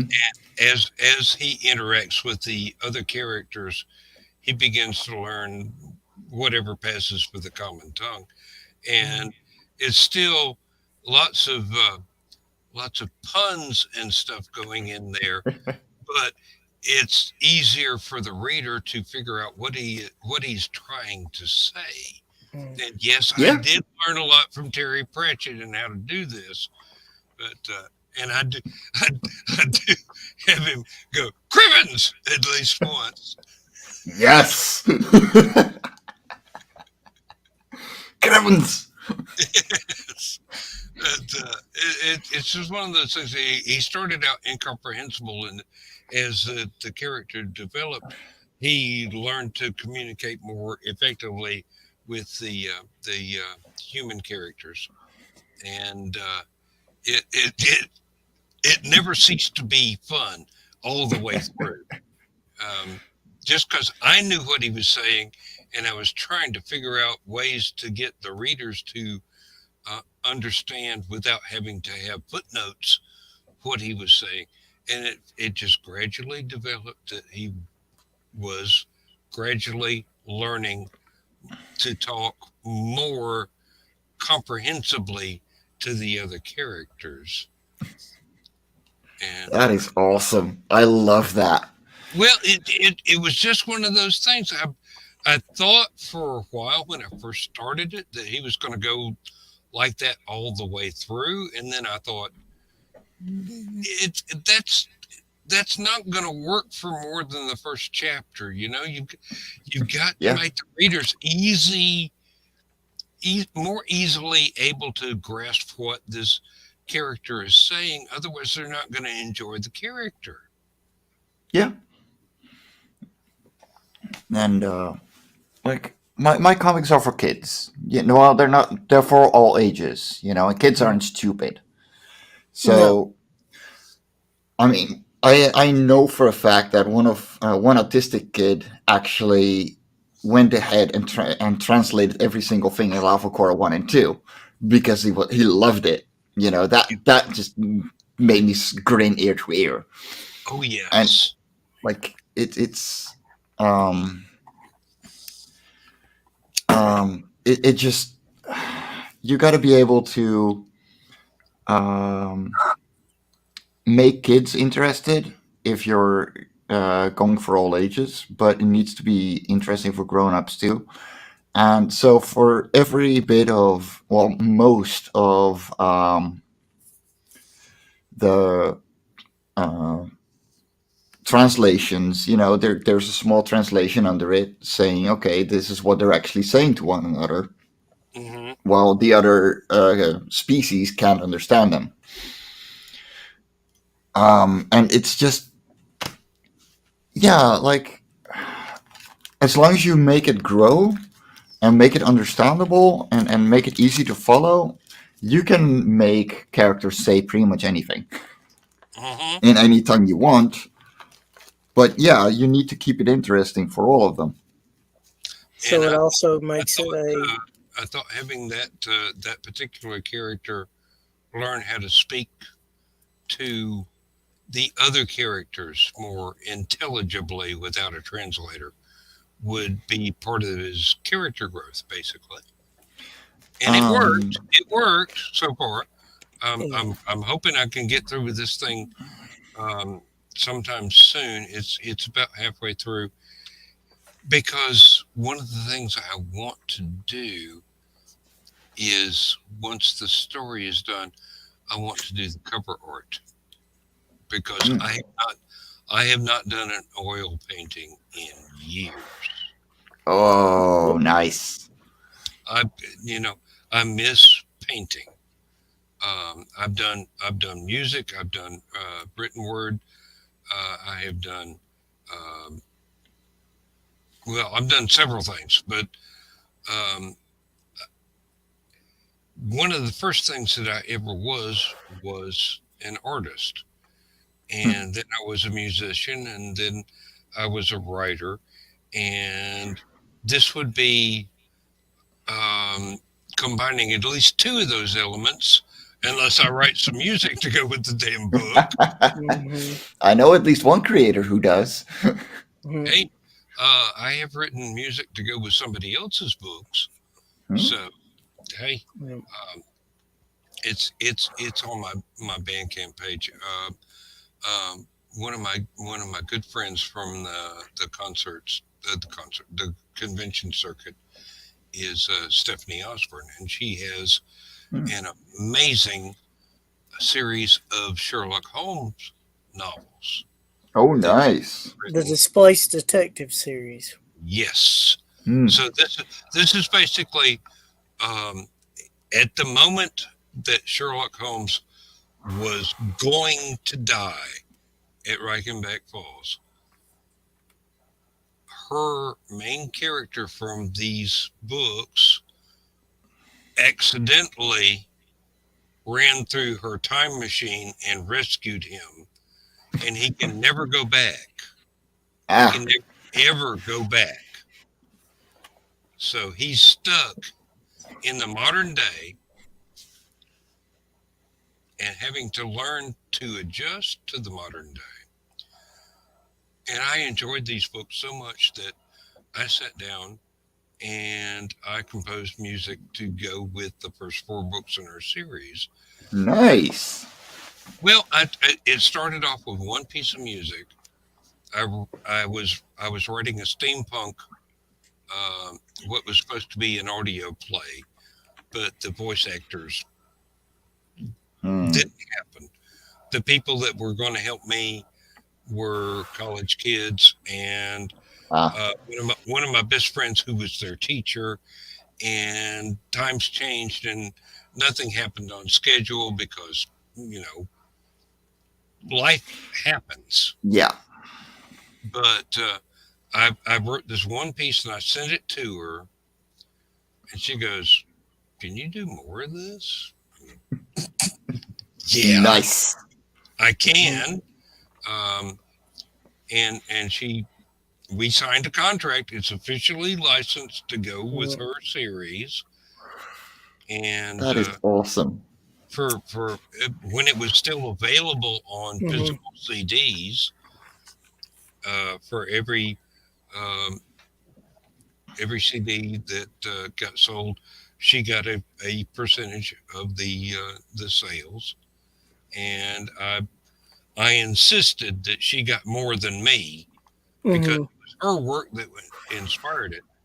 Yeah. So, and then nowadays, uh, Amazon no longer does physical CDs. After I went through all the effort Oh, for the cover art and everything else, her late husband did this beautiful cover for it, Yeah. and he also does or did covers for most of her published books, and she's got loads of books out.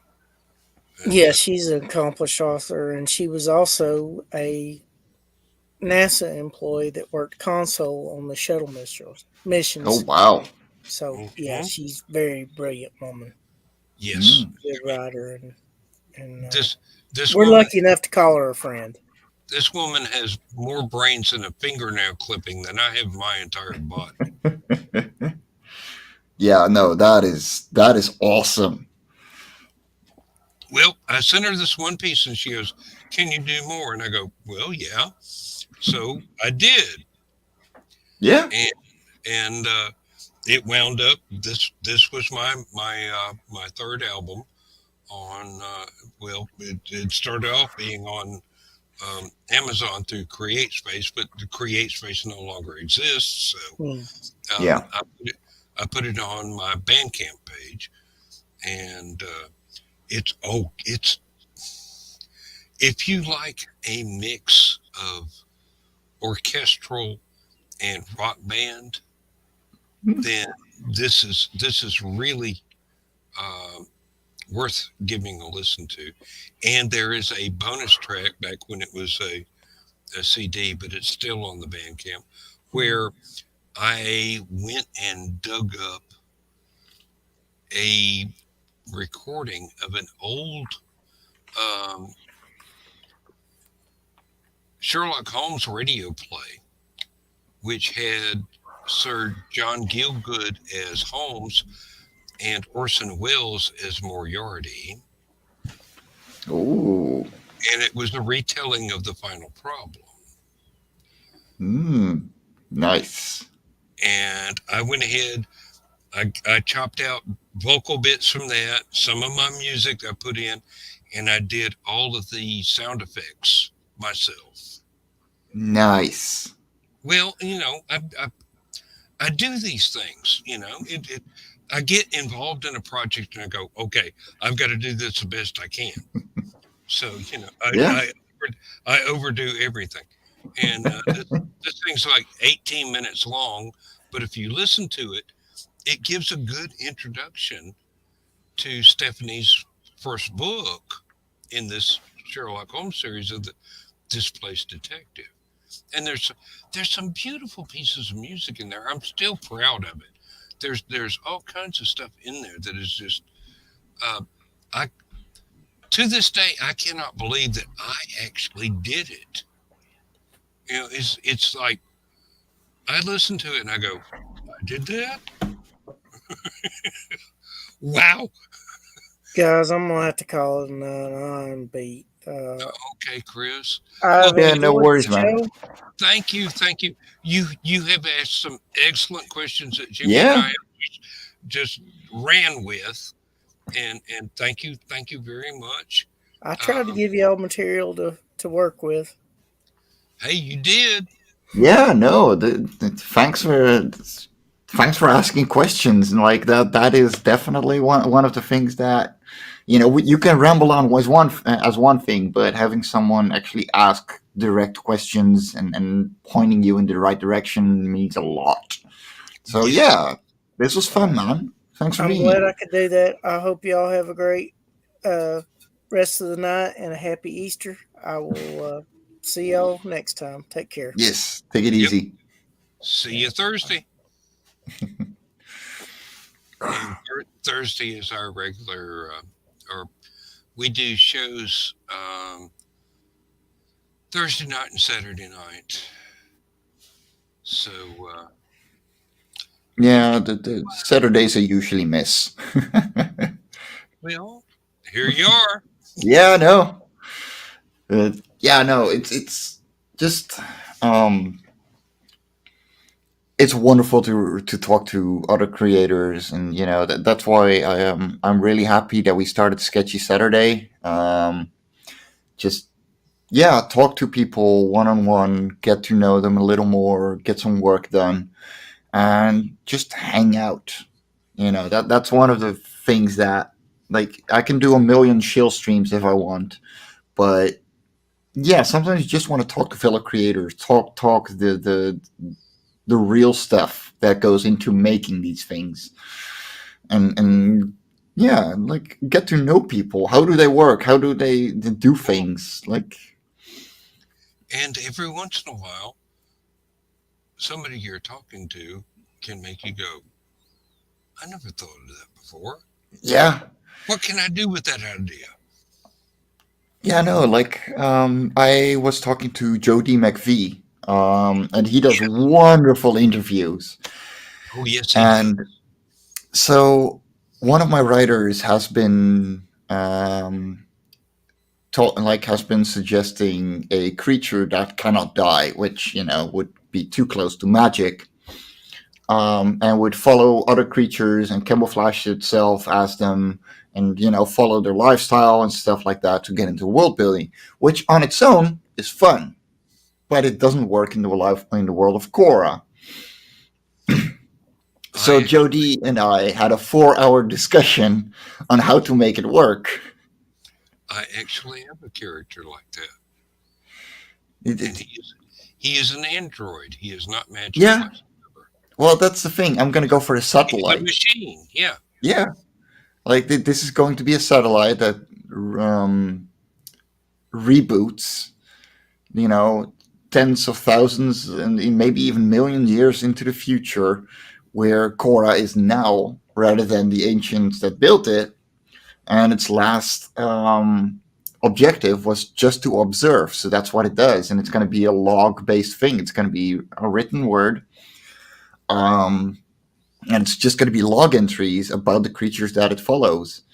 And yeah, like it's It sounds like it would be a perfect narrator character, actually. yeah, that's the thing. Like, but they shouldn't be in the comics. Like, this should be a prose thing, because there's going to be so much science going on that would, first of all, make a graphic novel that is 600 pages long that would not be interesting to read for as a comic. This I believe Yeah. people in Japan would love it if you could do it as a manga. All you Well, gotta do is yeah, learn how but, to write it backwards. Yeah. No, and it's going to be log entries, written word. So in that way, I can go in depth on how the world works, the creatures work, focus on all the continents that are all over the core. It just has its own orbit, so it just follows everything, and it just and in that way, I can grow the world and have an extra Yes. that yeah. you don't need for the comics to enjoy. But if you really love the world and the way it works, this is your go-to thing. It's bonus material. Yes. Yeah, Yeah. I can see that. And prose is, well, it has its own challenges that are oh, for different. sure. That are different from the visual medium of well, I don't want to call it comics, but that visual media of sequential storytelling with artwork, Yes, and prose itself can be a valuable supplement to that, which is what you're talking about. It's a side piece yeah, that further develops the world that you've built and gives it a little bit extra depth for the folks that want to go into that extra step. exactly. This is essentially going to be Life on Korra's version of the science of Discworld. Yeah. Pages and pages and pages of hard science to make it all work. Yes. You don't want to do that in a comic format, because it just will not be fun or interesting. It's going to be illustrated, but it's not going to be a comic. Yes, I understand. Yes. And actually, from what you said, it should be endlessly fascinating. Yes, exactly. Like, this needs to be the kind of thing that makes people go, "Oh, so that's how," and like, Yeah. so. I wondered how that worked. Yes, exactly. Like, what do you mean a single cloud? How doesn't it disperse into space? How does it continually have, H2O to rain down on the continents, stuff like that?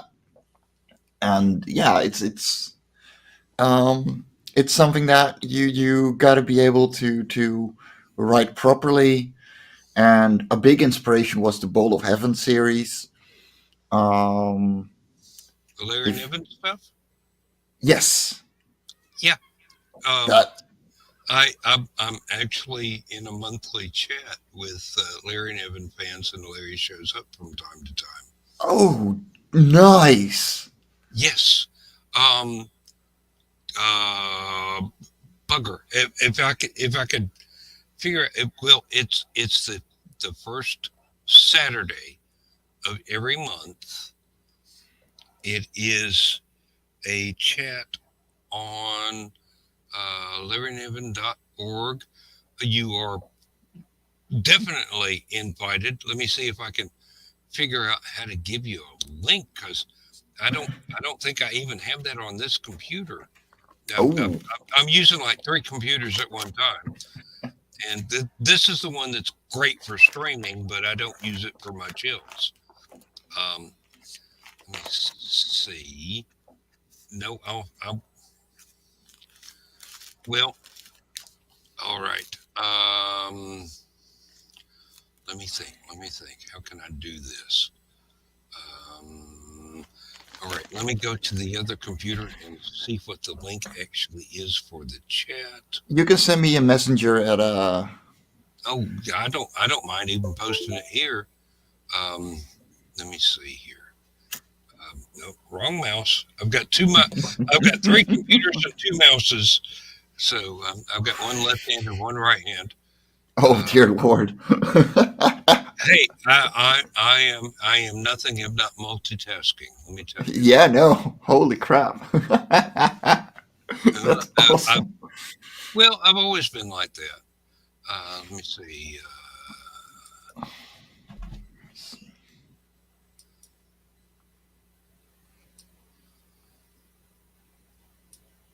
Let's see. Yeah, that might work. I don't know.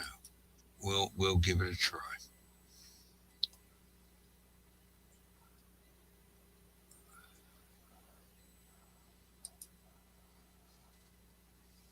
And let me go back to this computer, and it is uh, okay. This one's already set up.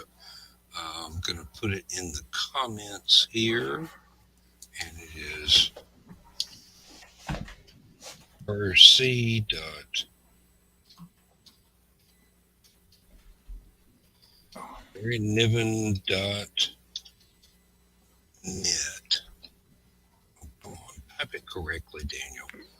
Yeah, like the Bowl of Heaven just made so many things work for Love and Korra. Oh, it's an IRC. Yeah, Oh, it is. Yeah, it yeah. is. And like I said, first Saturday of every month is the monthly chat. And usually, if Larry is not at a convention or um, otherwise engaged elsewhere, he will pop in and we will have a discussion with him. Um, Actually, the group having a chat contributed plot points to Ringworld's Children, I do believe, was, Ooh. and we okay. Now, topic drift. If you look up the subject of topic drift on an online forum, it will say topic drift is copyrighted by the Larry Niven IRC chat, because that's what we do. Is we float from one topic to another as rapidly as water falls over Niagara Falls.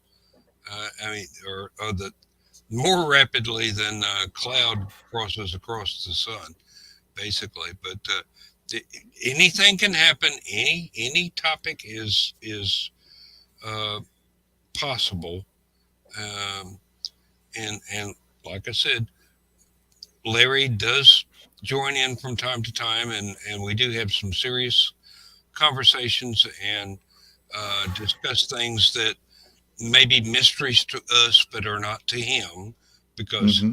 he is God there. It's his universe, and we're just exploring it. I have my writers treat me exactly the same way. Like, you're the boss. We're just allowed to play in your playground. Like, Hmm.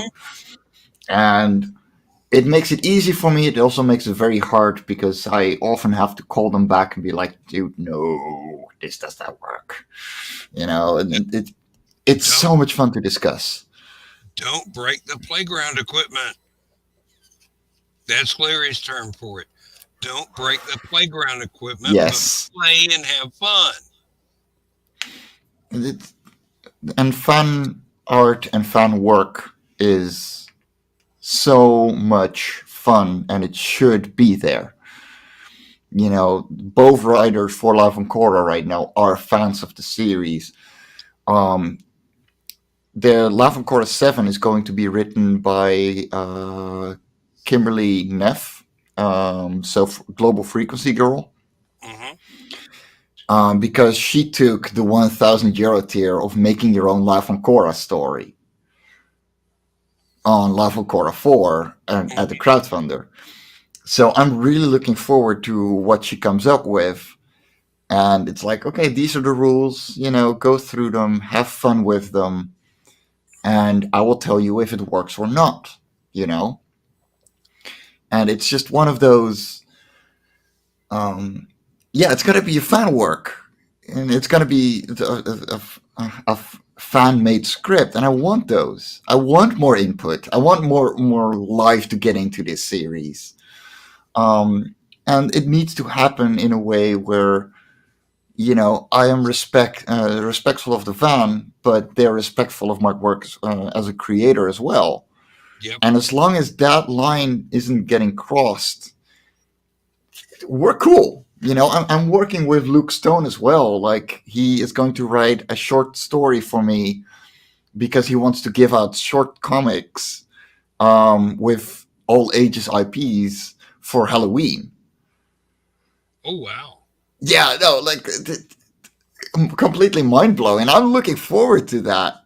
Hmm. That's going to be so much fun. You And gotta have all you've got to social. do is sit back and read. Yeah, Somebody else is doing all the hard work. exactly. All you did was build the playground and invite people to come in and play.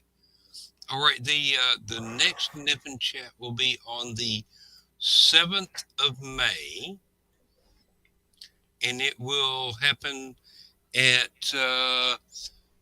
3 p.m. Eastern Standard Time, US. Okay, so that's 9 p.m. from me. Yeah, that's doable. Yeah. Now we've got people in Australia that are up at 3 in the morning to be in there. I can believe that. Yeah. So one of them is one of my writers for the Spaceport Bar series, uh, a good friend from the convention. So he was dating a girl in Florida, and he would come over and go to the LibertyCon convention in late June, early July in Chattanooga, which is where Joe Dog and Chris are based. So that's coming up so real soon this year too. So Yeah. it'll be it'll be the first live convention that we have been able to have in the last 2 years, 3 years almost now, Yeah. and we're all looking forward to it. Yeah, We I, are. I would love to be able to do some American conventions. Like, Well, it's a long way to travel for you. yeah. Now, I've been to America once, to San Diego, Uh-huh. and that was hell. That was a vacation, but like, just getting there because I cannot sleep while traveling. Oh, And I went the cheap route, so I had layovers of like 15 hours. Ouch. And then you're in a plane for 10 hours, being 6'8", Hmm. at economy class. My knees were killing me. Of course they were. Um, Totally worth the vacation. Like, I had a blast, but getting there, oh my god. And then on the way back, you got a jet lag that, whew, 9 hours difference. Whew, I was no, dying. the easiest way to get to the conventions that this particular group of people go to would be go to Atlanta, rent a car. Yeah. I can't drive, though. That's another thing. Ooh, okay. That I did So, not know. yeah. Well, Yeah. you're on a level playing ground with 70% of the people that actually do drive in the United States. They can't drive worth a damn. True. Yeah. But I don't have a license, so I can't even rent a car. Sadly, no. I have had about 80 driving lessons, and it's normal to have a stick in the Netherlands. I'm gonna try with with automatic. Hmm. It should be a lot easier, but yeah, it's a lot harder. Yeah. You have to resist the temptation to shift the gears yourself. That's all. Well, that's the thing. Like, there were so many things to do with a stick that I I went, I do yeah, understand. I believe me, I do understand. Um, uh, the only advantage I had was that I grew up um, on a farm driving a tractor with a manual transmission, and one of the vehicles we used on the farm when we were baling hay was a pickup truck with a manual transmission, and the car that I used when I was old enough to drive had an automatic transmission. So I learned everything at one time. yeah. It was just all at once and nothing first. So Yeah, no, I mean, I had to I learn can to drive maneuver. transmission, but getting your license in the Netherlands is one, expensive, and two, really hard. Like, they don't let you have your driving exam until, they're very certain you can. And after 80 lessons and like 3 times trying to do my exam, it just didn't work out. So I'm going to go for the automatic. It's going to be a lot less Yeah. handling, which is going to be a lot easier. All you have to worry about is steering and braking. Yeah, exactly. The car does everything else. Well, you do have to point it in the right direction.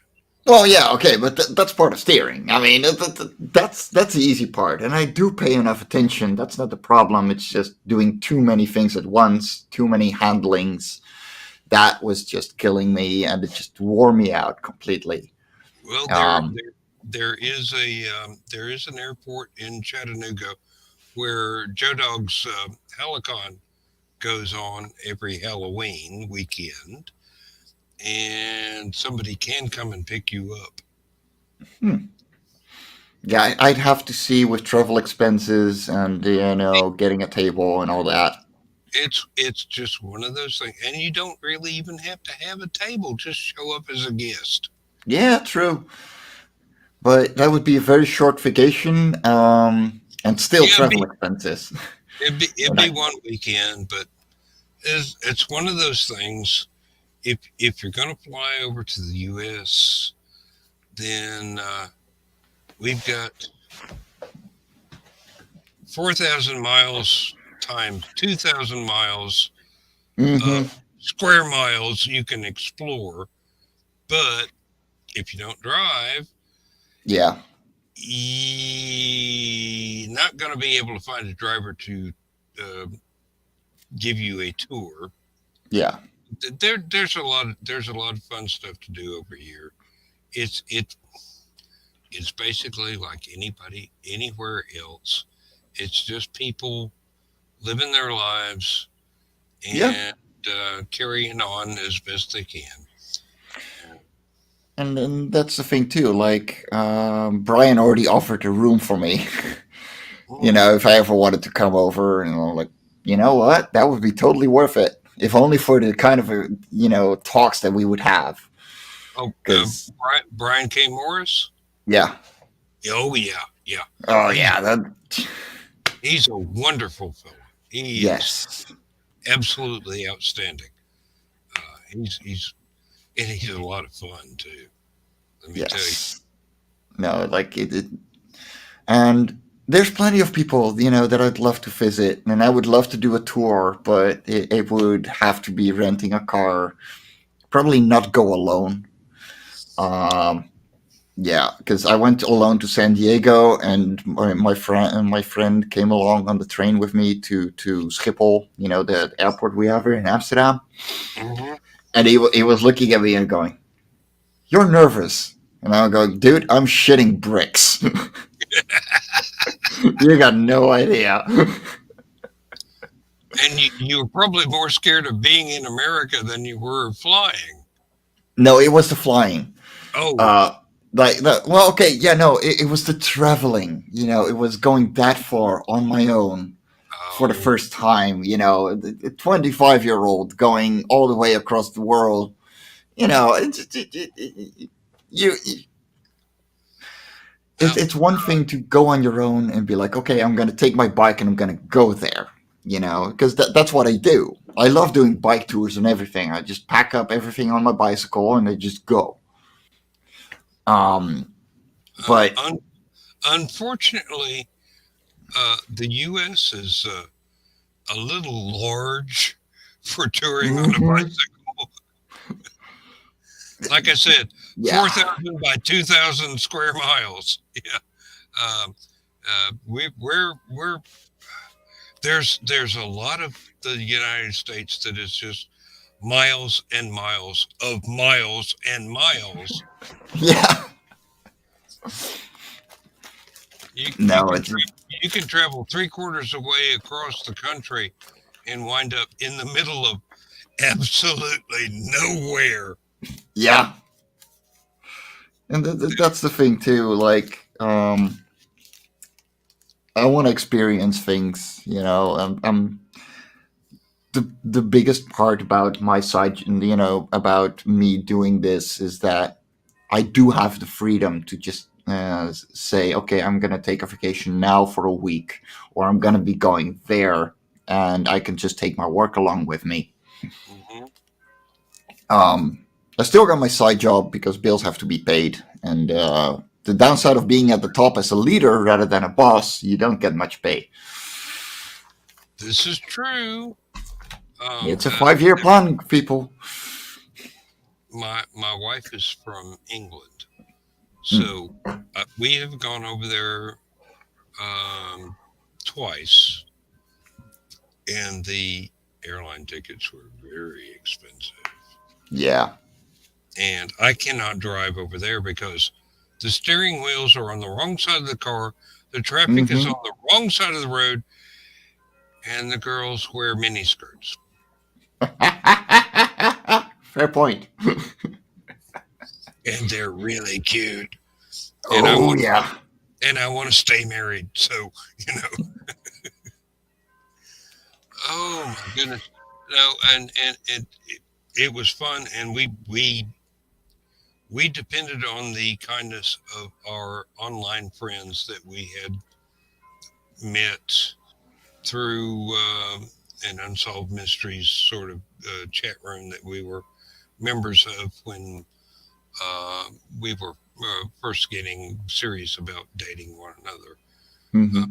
yeah, my second wife had passed away, and her third husband had run away with all of her money. Oh And wow. oh well, these things Yeah. happen. Um, he'll get his one of these days. Karma is a great leveler, and I'm a firm believer in that. But Oh yeah. um, Basically, she was out. She had come to the U.S. about 30 years ago and become a citizen, and was out in New Mexico, which is like three-quarters of the way across the United States from me. Mm-hmm. And she was having a rough time out there.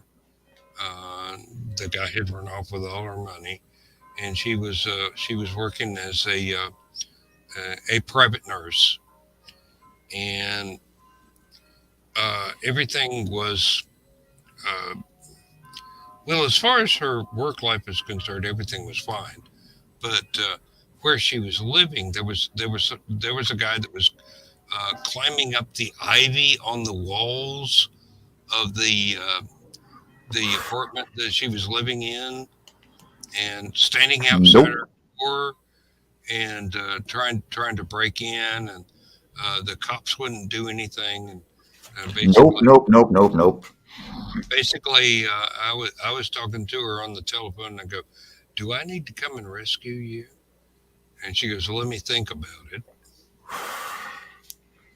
And she initially said no, but a couple of weeks later, uh, the stalker was still there, and she said, "Yeah, how are we gonna make this work?" And I said, "Well, I can drive out there and get everything that you own on a U-Haul rental truck and bring it back."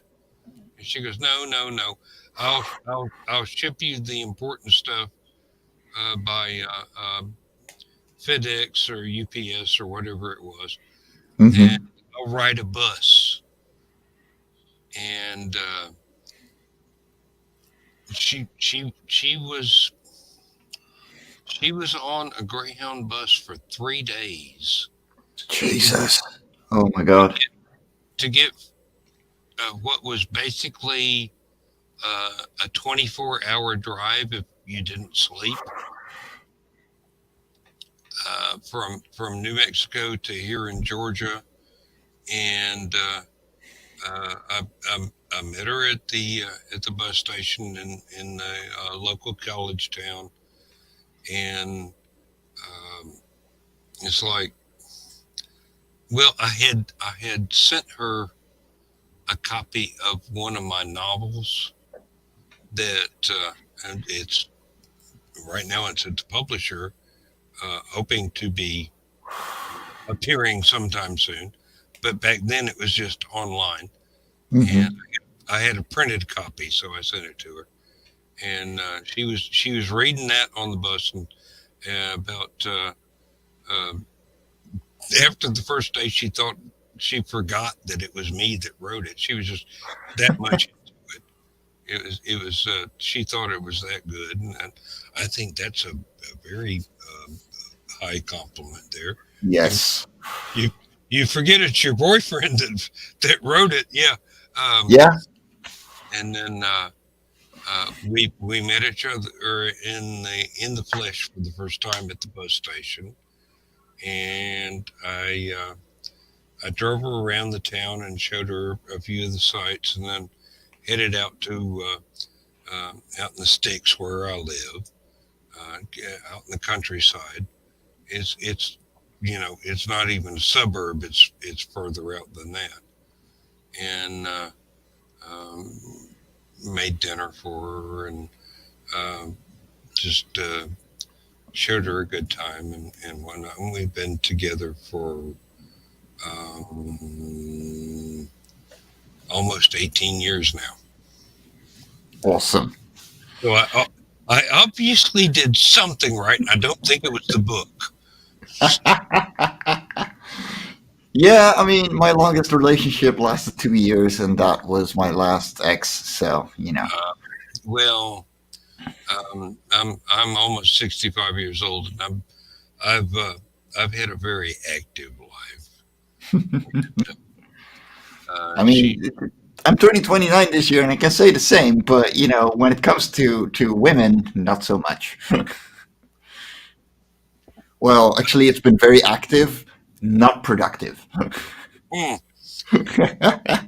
Um, she's my third wife, and I am her fourth husband. And it was Yeah. her third husband that ran off with her money. So I made sure that she's got her own money, and I can't touch it, and she does what she wants with it, and that's the way I like it. Yeah. And um, I've got a little bitty brick house here with a acre of land, and it's way out in the middle of nowhere. Our closest neighbor or our closest neighbors are cows and sheep and horses across the road on somebody else's land. And my mom and my brother live like 3 miles away. My sister lives about 10 miles away. Um, but it's been quite an adjustment for her. But Yeah, I can believe that. she she uh, she hasn't left me yet, so I think I must be doing something right. Yeah, no, my last ex came from France. Before that, I had a girl from America who wanted to live in the Netherlands. But yeah, like the one from America, She didn't know what it was going to be like, did she?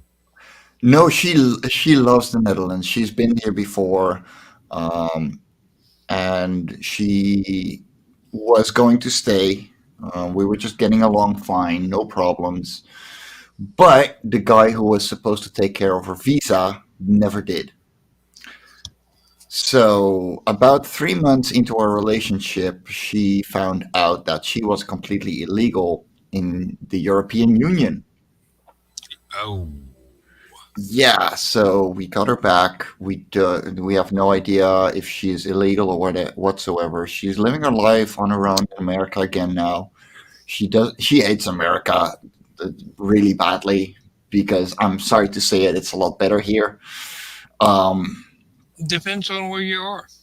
well, true, but the places she's been, it's not great. But Yeah, whatever, she got back, and things just didn't work out long distance. Simple as that. yep, So through comics and through making things, I found my latest ex from France. She moved over here for 2 years, and one of the biggest things that bothered me personally was, well, she had a lot of baggage,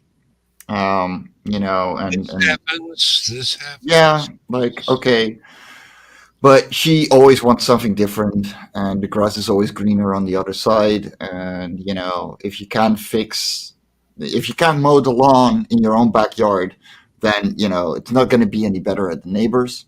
Mm, So, okay, she moved out to Belgium, and like I took care of everything for her here. She was legal because it's the European Union, no problem whatsoever. Um, and it just didn't work out, mainly because of her, not because of me. And honestly, it took me 2 weeks to pick myself up and be like, okay, just because you're alone now doesn't mean you're going to do anything different because you've been doing the same thing for the last 2 years anyway. Building this company, you just don't have her money to back you up anymore. But I already had my side job again because I do value physical labor. I'm a mover right now for 2 or 3 days a week, which is great. I love that workout, and it really doesn't bother me. So she went away, and the first thing I did was started growing Fairies and Ends, my publishing company, and it's been growing exponentially over the past 2 years because she was gone. She didn't go and, well, it's my money, so we're gonna do it this way. Doing all the bad business decisions that you could possibly could. this is true. Yeah, so it's a matter of good riddance, and it's, yeah, Fare, if you, yeah, fare thee well and good riddance. exactly. Yep. You Uh, know that. I wish you the best, but get lost. Yes, exactly. And it doesn't bother me being alone. I mean, yeah, it's fun to have someone at home, but I got a cat somewhere sleeping right now that is doing all the socials for me. Won't leave me alone, and that's enough. And Yeah. yeah, no, like it's a good life. Why would I be bothered? I've been working in a factory to pay the bills for the last 44 years, and I am a little under 2 years from retiring completely. And there's been some financial stuff that I've been able to do that will leave us fairly well off. Not extraordinarily well off. I mean, not wealthy, but able to survive without having to have side jobs. And Yeah, it's given me the finances to be able to play around with being a musician and play around with being an artist and play around with being a writer and whatever comes in from any of those three is just butter and egg money, basically. Just you know, yeah, stuff that will buy the occasional meal at a restaurant, but it's not going to be um, something I depend on for a living, unless Steven Spielberg decides to make a movie of one of my books. That don't look like it's going to happen anytime soon. no, Hollywood tends to be very closed up like that. Well, I do know some people that Hmm? are making successes out of that, but um, it's it's the kind of thing that happens um, rarely, but when it does, it's fantastic for whoever it is that's concerned. And I'm not worried about it. I'm not. I'm. It's. I don't have to depend on it. Yeah, Got my retirement stuff already set up and ready to go when I am ready to go. So that about a little less than 2 years from now, I will say sayonara to the factory, never go back again. And yeah. I mean, for me, it's I first of all love the physical labor. One thing for me is that I just cannot combine and conventions and artwork and promotion and then 2 or 3 days moving. I would need a 12-day week in order to do all those things because I'm running 120 hours anyway. yeah, That's my normal week. That's what I do.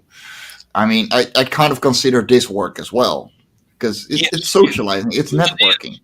Yeah, is. It is. And when you get right down to it, if you're creative in art and you're creative in writing, then um, actually getting out there and making the public connections to try and sell your stuff is a full-time job as well. exactly. And you don't have time for the job that actually pays the bills unless you Yeah, schedule everything really carefully and go, okay, I've got to go and do this, and then I get paid, and then I've got to do this, and eventually somebody will buy stuff and I'll get paid. yeah. That's what it comes down to. I mean, I'm not making 5 figures at crowdfunding yet, so we're not going full on.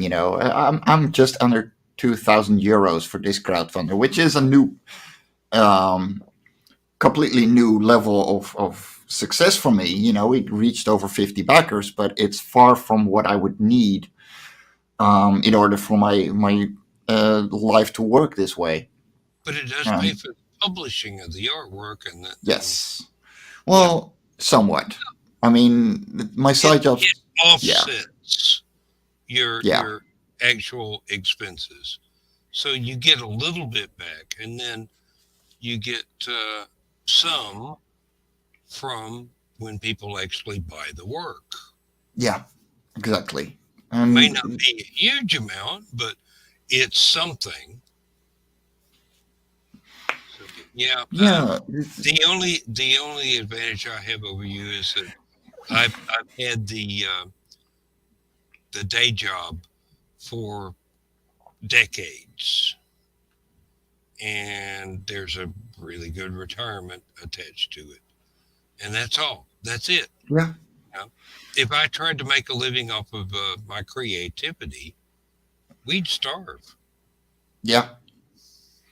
Because it takes so long to build up. It takes way too long to network and be actively able to do so. And that's fine. Like there's nothing wrong with a side job. And personally, I love the fact that it allows me to get out and do just not work on art 24/7 because yeah, I get a lot of art blocks. I don't have the ability to, well, I have to keep going. Like there's always deadlines and stuff to meet, and there's live shows that I have to adhere to. Um, but And yeah, I don't feel like arting the ninety day percent job of the time. is good exercise too. Yeah, It exactly. keeps you healthy. It Yeah, pays the bills and it keeps you healthy. You know? exactly. Like there's nothing wrong with it, and sure, I would love to be able to do just cons and artwork and promotion, but because those are three jobs on their own. Yes, they are. They are all three equally important full time jobs. Yep. And but yeah, my side job allows me to go to cons. It allows me to be able to draw. It allows me to pay the artists that I'm hiring right now because Hmm. La Foncora has a colorist. New creative team has gets paid as well. Um, my writer does help with the new creative team because he's like, okay, if I want to make this happen, if the crowdfunder doesn't make it, I can't. I myself can't make that book happen. Yep. I don't have that amount of money. Like the house is about 900 euros in total, with all the bills included, and I make like 1,500 with taxes taken off, Yeah. and yeah, like 300 goes to my colorist. I gotta eat, and Right. yeah, like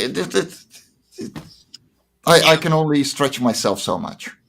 Finances is one of those things where you learn the value of balance. Yes. And you've got, okay, I've got to do this in order to be able to do that. And then I can do this on the side, but it doesn't pay. Yeah. Or Or it it doesn't pay until. doesn't pay very much. I if I were trying to make a living off my writing, I would definitely not be able to be married because I'd be a starving artist in a garret somewhere. Yeah, pretty much. And Yeah. instead, the day job finances everything creative that I do, and that's the way it's always been. And I don't see any changes in that. When I sell something, and it's prose writing, um, or the music, and that doesn't bring in an awful lot of money, but it's fun. It gives me an outlet for another bit of my creativity or my artwork. I've got stuff in some about three different private art galleries scattered across the southeastern U.S. And I mean that's a big area, but Yeah. uh, I didn't get paid an awful lot for doing the art, but I had a lot of fun doing it. So, and I learned a lot. That's the important thing. I learned Yeah. how to be better from it. And fun is such a big factor. Oh yeah, without fun, nothing else has a point. Exactly. Like it needs It's to be fun. it's just work without fun. Yeah. And I'm gonna be honest, and you're gonna probably gonna agree. 20% of your job is the fun part, and 80% is being able to make time doing the other things that are not fun in order to do the fun thing. Mm, yeah, yeah, I Yeah, will like agree. Yeah, and the, and the yeah, the fun stuff I get to do is about 20%. You're right. The rest of it is paying the bills, yeah, and I do what I have to do in order to get the bills paid.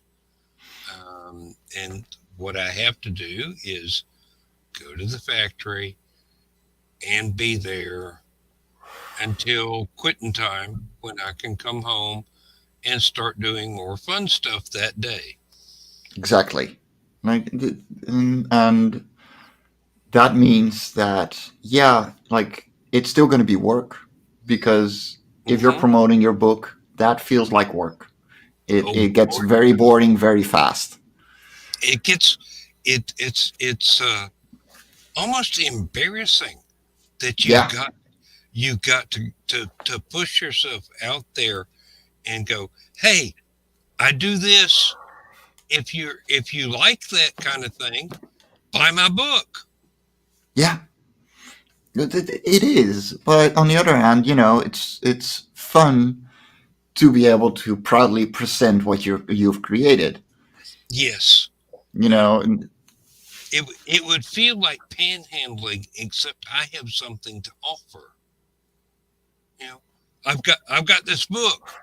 Um, you know, uh, consider giving me $5.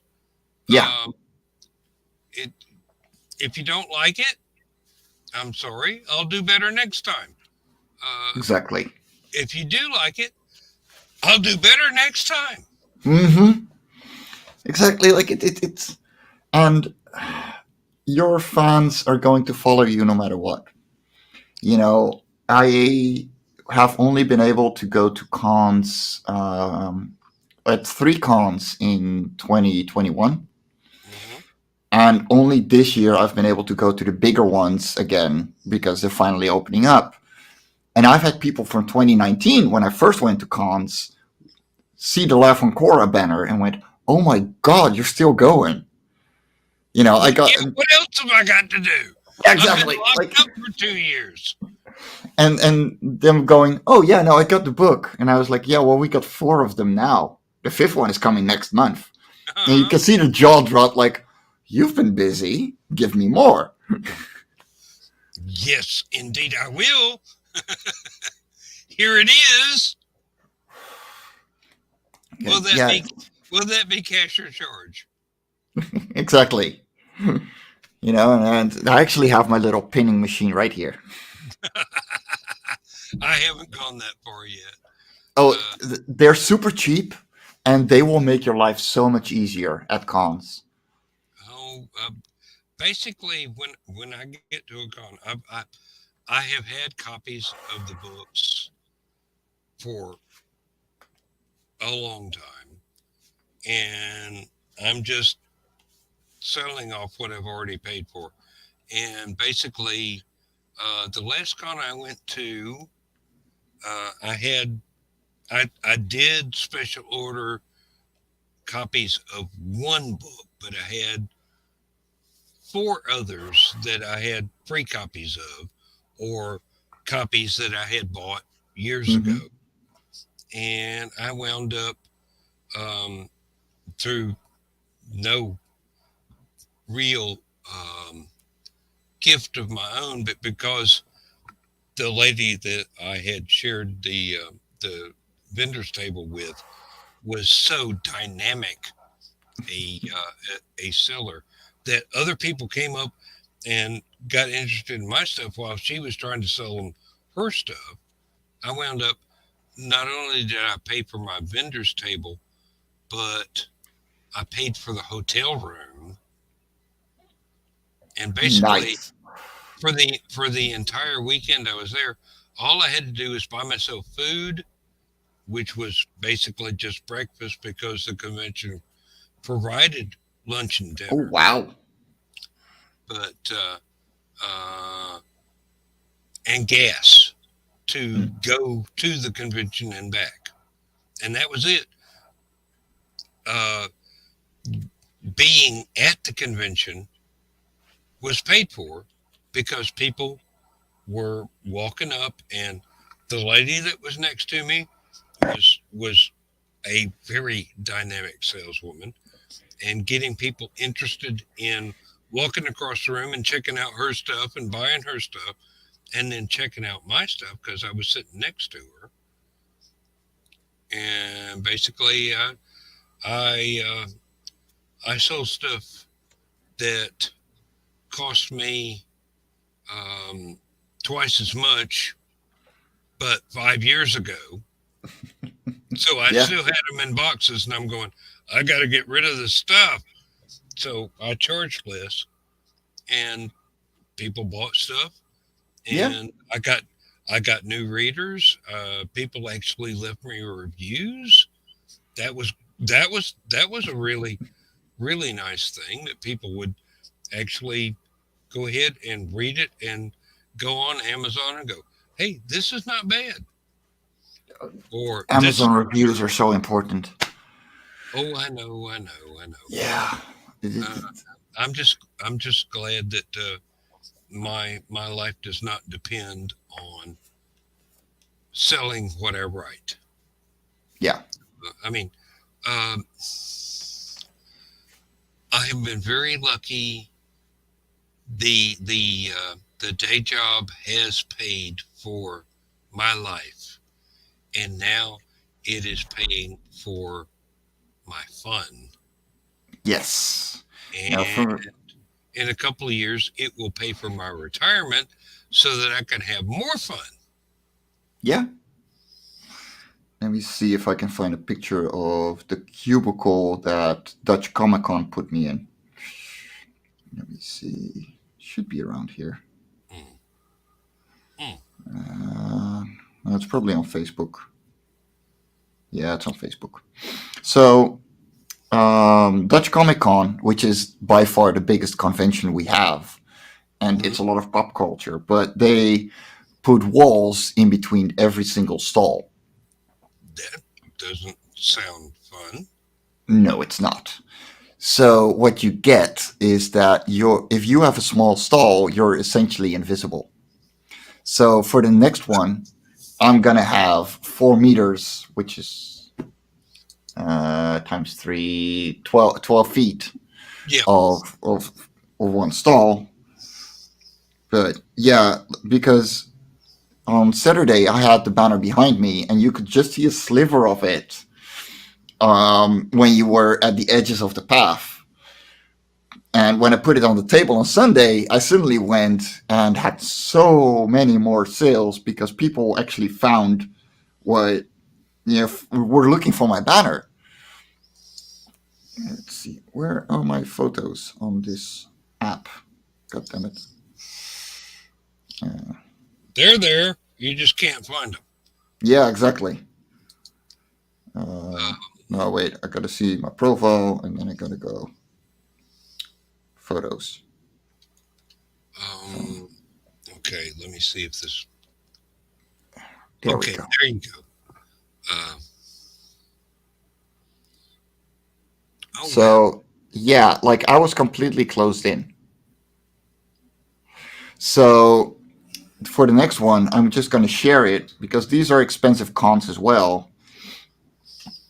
So I'm going to share it with someone, and we're going to have the 12 feet. So you're going to have the center of the path completely to yourself, Yeah. essentially. That's going to be so much better. And I I'm put it. going to I listen put a to link. that. I put a Yeah. link in there to the Displaced Detective album, and it's on Bandcamp.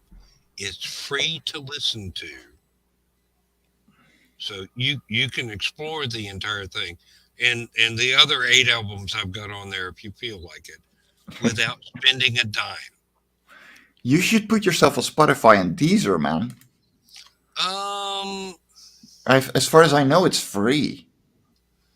well, I don't know how that would work. With you'd have to listen to what I write. It's not exactly mainstream, It you doesn't have to be. It's music, Well, yeah, but and so yeah, no. Spotify allows for podcasts as well.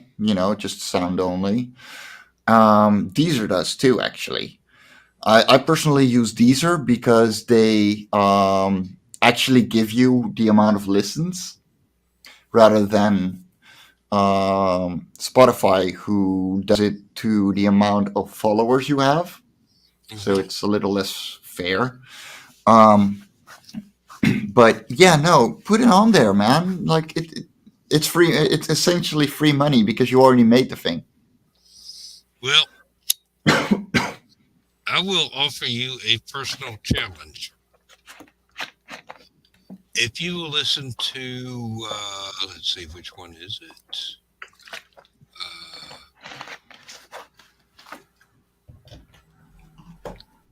Track number 4, Unlimited Sky.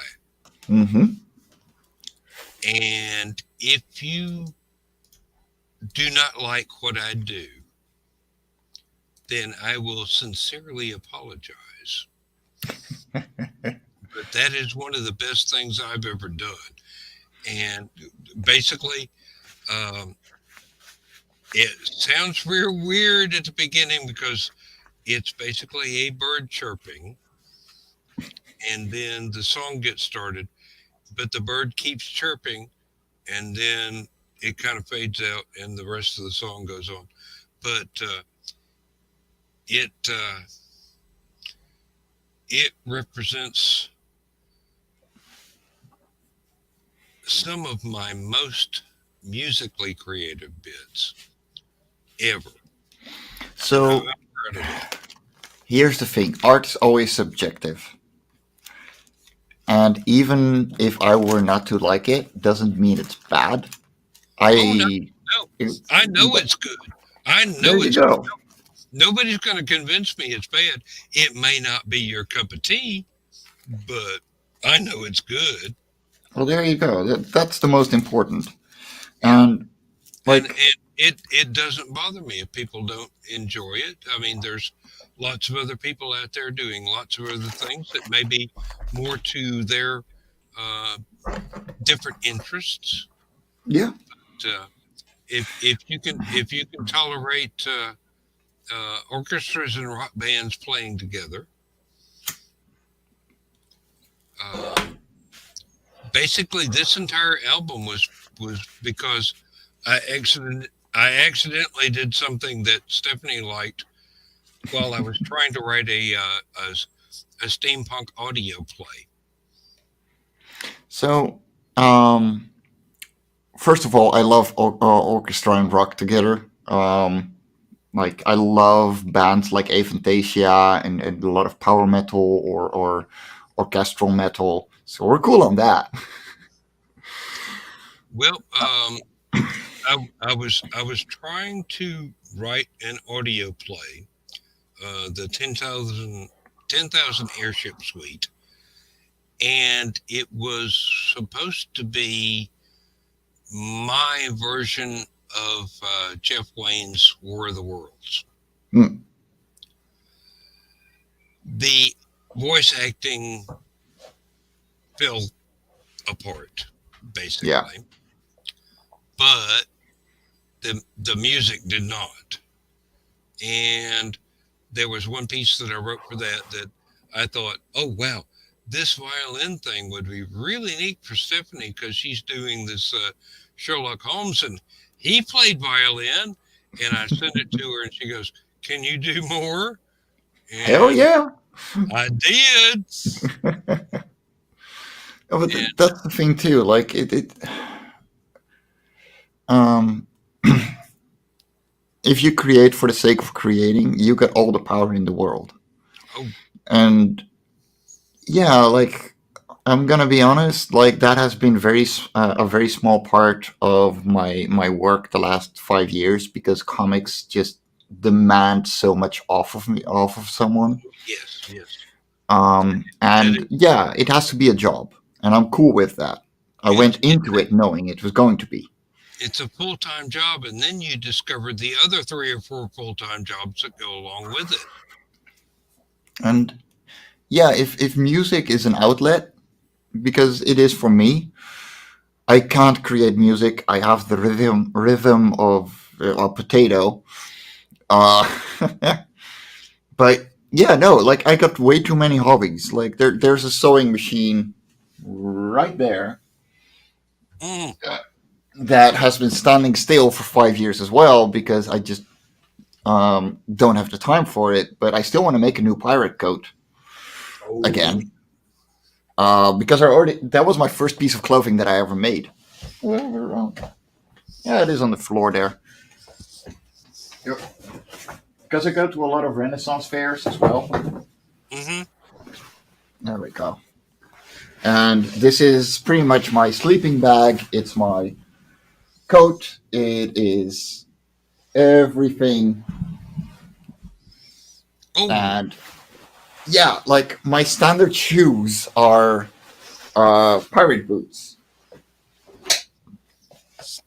Here we go. Like this is what I normally walk around on. very nice, very nice. Like I got my full pirate costume and everything. I got swords downstairs to fit to fit it all, and then, Oh, a tricorn and everything. Like I got the costume down. But yeah, no, it's fine that I don't get around to creating as much other things because I know that this is the job that I want to get. mm-hmm. And you set goals for yourself and you want to reach them, so you got to make sacrifices. And Well, yeah, like that's where we differ. I don't set goals. I just do stuff and turn it loose on the world. If somebody likes it, fine. I did it. I'm happy with it. If you're happy with it, that's yeah, great. Um, my life doesn't revolve around somebody else accepting what I do. I've already come to terms with who and what I am and who and what I can be. And hey, uh, the thing is, I'm an old guy and I've been around and I've done a lot of stuff and I've pretty much provided for my future. So as much as I would like to turn some of this into a money making thing, I don't care. yeah, As long as somebody enjoys it, that's what I care about. and same, you know. But I want to be able to say I'm a comic creator. This is what I do, and having to say, but I'm a mover on the side is what is bothering me. Hmm. And so, yeah, there is a big goal that I'm just working towards, and it doesn't matter for me how much time it's going to take. But it's not the thing that I want to do for the rest of my life. I used to work in construction. I used to be a paver. I got my papers to be a paver. Like the Netherlands is filled with tiled flooring, um, the tiled streets, and I know exactly how to make them. I know all the calculations that go into it. I can read maps. I can create them, but it's not what I want to do. Yeah. Um, being true to your dream and satisfying yourself comes first. And Yes, then, if you're lucky, somebody else will pay you for what you've created. there you go. And I got a lot of people paying for it. I got a lot of fans. I got a lot of people that want more of me. Hmm. And that is by far the biggest compliment that someone can give me.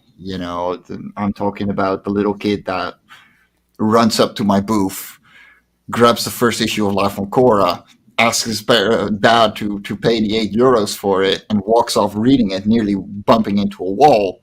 Or the people that Or saw me when I, comes back the next day and go, I want more. yes, exactly, and that's what I'm doing it for. The Yeah, money is literally the last priority. It because there's so much more to this kind of lifestyle than just the money. And if you're in it for the money, you're gonna have a bad time. yeah. I know a lot of people who are they didn't start it for the money, but the money has become something that they are fixated on, and they're Yeah. not happy because you can't make a living doing this stuff. I mean, No. you can, but you've got to be in the right place at the right time when the lightning strikes, basically. Other Well, than that, yeah. you've either got to do it because you love doing it, or you've got to be absolutely driven and not care whether anybody likes it or not, but you do. Yes. And if you can, then the world is at your feet. And that's the thing too. Someone will like it as long as there's something that they can grasp and take along with them in their lives. Like Life on Korra 1 just started as a cute little story where I wanted to make a true fantasy together with my ex, and we made the thing in 3 months. And honestly, I could have done a million times better, but I didn't because I wanted the product before I wanted the world. Now I'm looking towards the world as a whole, getting the whole thing out. But that wasn't the original goal. The goal was originally make a comic, finish it, be able to finish it, show that yourself that you can do this. And I don't care about I didn't care if I got fans or not. I knew someone would like it. There's always an audience. The point is finding them. Well, if I'm right now, the dream, the creativity has become the more important part, Yeah, and that that actually means more to exactly. yourself and to the people that enjoy what you've created.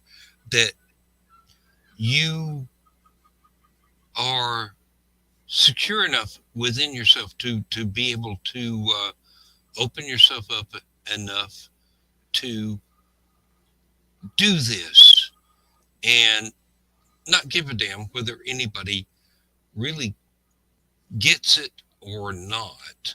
Yeah, But you get it, you've done it, it's your baby, it's your creation, and you've given it to the world. And if they want to pay the price of admission, that's fine. If they don't, mm-hmm. that's fine.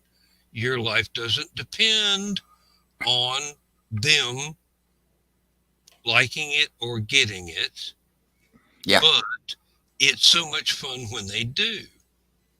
exactly. And yeah,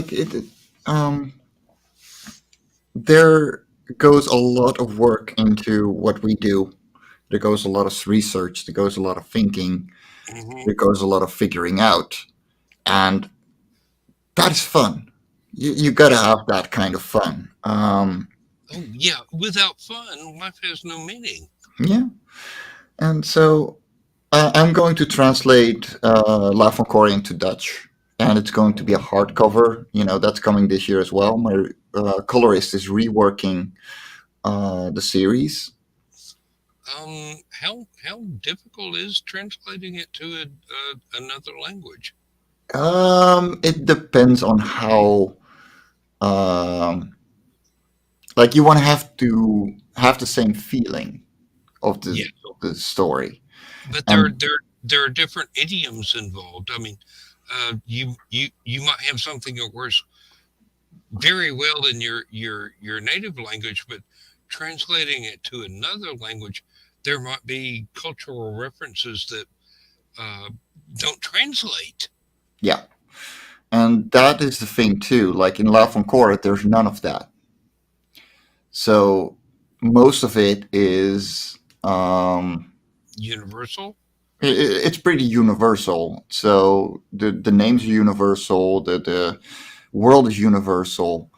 The creatures are universal. It's very easy to translate. Um, it's already been translated. Love Quarter One has been translated to French already because my ex's grandma wanted to read it, but she doesn't read English. Hmm. So she translated it to French, and that took her like half a day. And Yeah. translating it to Dutch, not going to be much longer. You know, it's my native language. It's not going to be that hard. Hmm. We just started in English because that was the common language that we have. Yeah, I can And understand that. yeah, Yes. Let me step away and get a beer. I've only got to go like 3 steps. I'll be right back. no worries, no worries.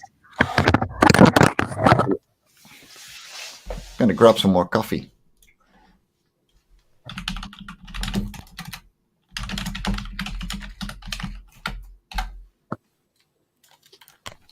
Ah, quick coffee run because we both need it. Cheers.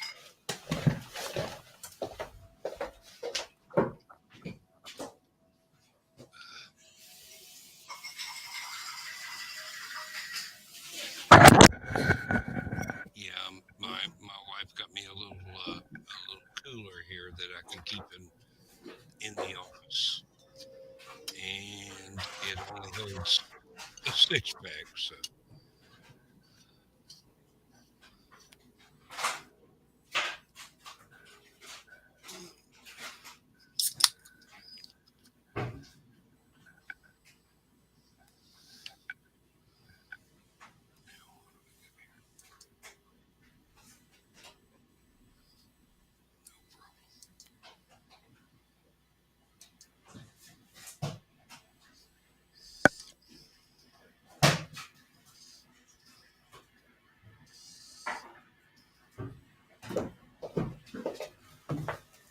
I'm making some coffee. So, I just and saw. I gotta go to the toilet real quick. Oh, go right ahead. Go right ahead. Go right Uh, ahead. the water is boiling, so it's just no hurries. Hmm. We have an English, not a kettle, but basically you hit the button and it boils water. It's one of those things. She wanted it. It turned out to be a great idea. Yeah, So, no, it's standard in Europe, and I love it. hmm and you can even pick how hot it goes to. Oh So wow. if you want some delicate Chinese tea, you can set it low. If you want really stout black tea, you can set it to really high, and lots of points in between. Um, it actually boils water much hotter than I can stand my coffee to be when I first started and take a sip of it. So, instant coffee is not one of those things that I make with that. But we've got one of those little Keurig things where you just pop the Yeah. cup in there and pour the water in and hit the button. Makes a cup of coffee that's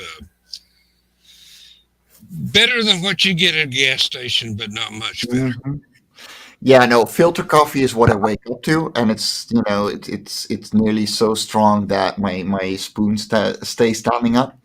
Oh, that's the kind I like.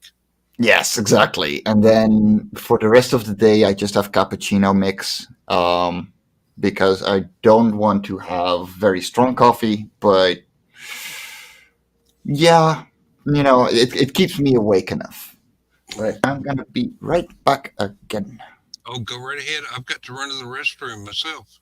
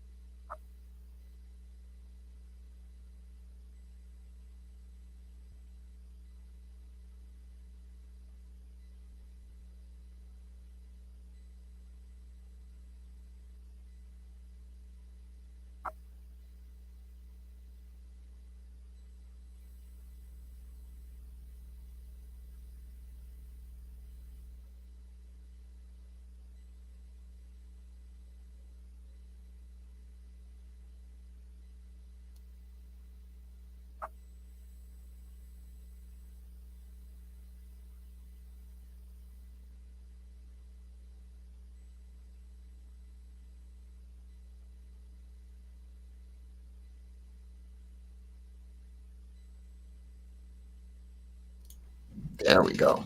Coffee is in and supplied. Very important. We've been going for a while. Whoops. Well, as I'm alone. Coffee.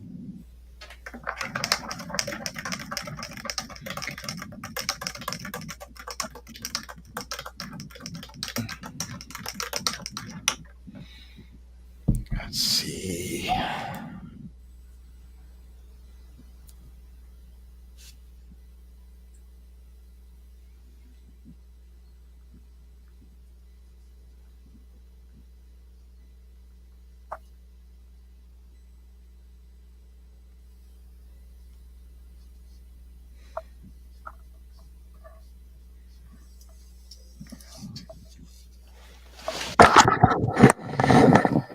Oh, I think we timed that correctly.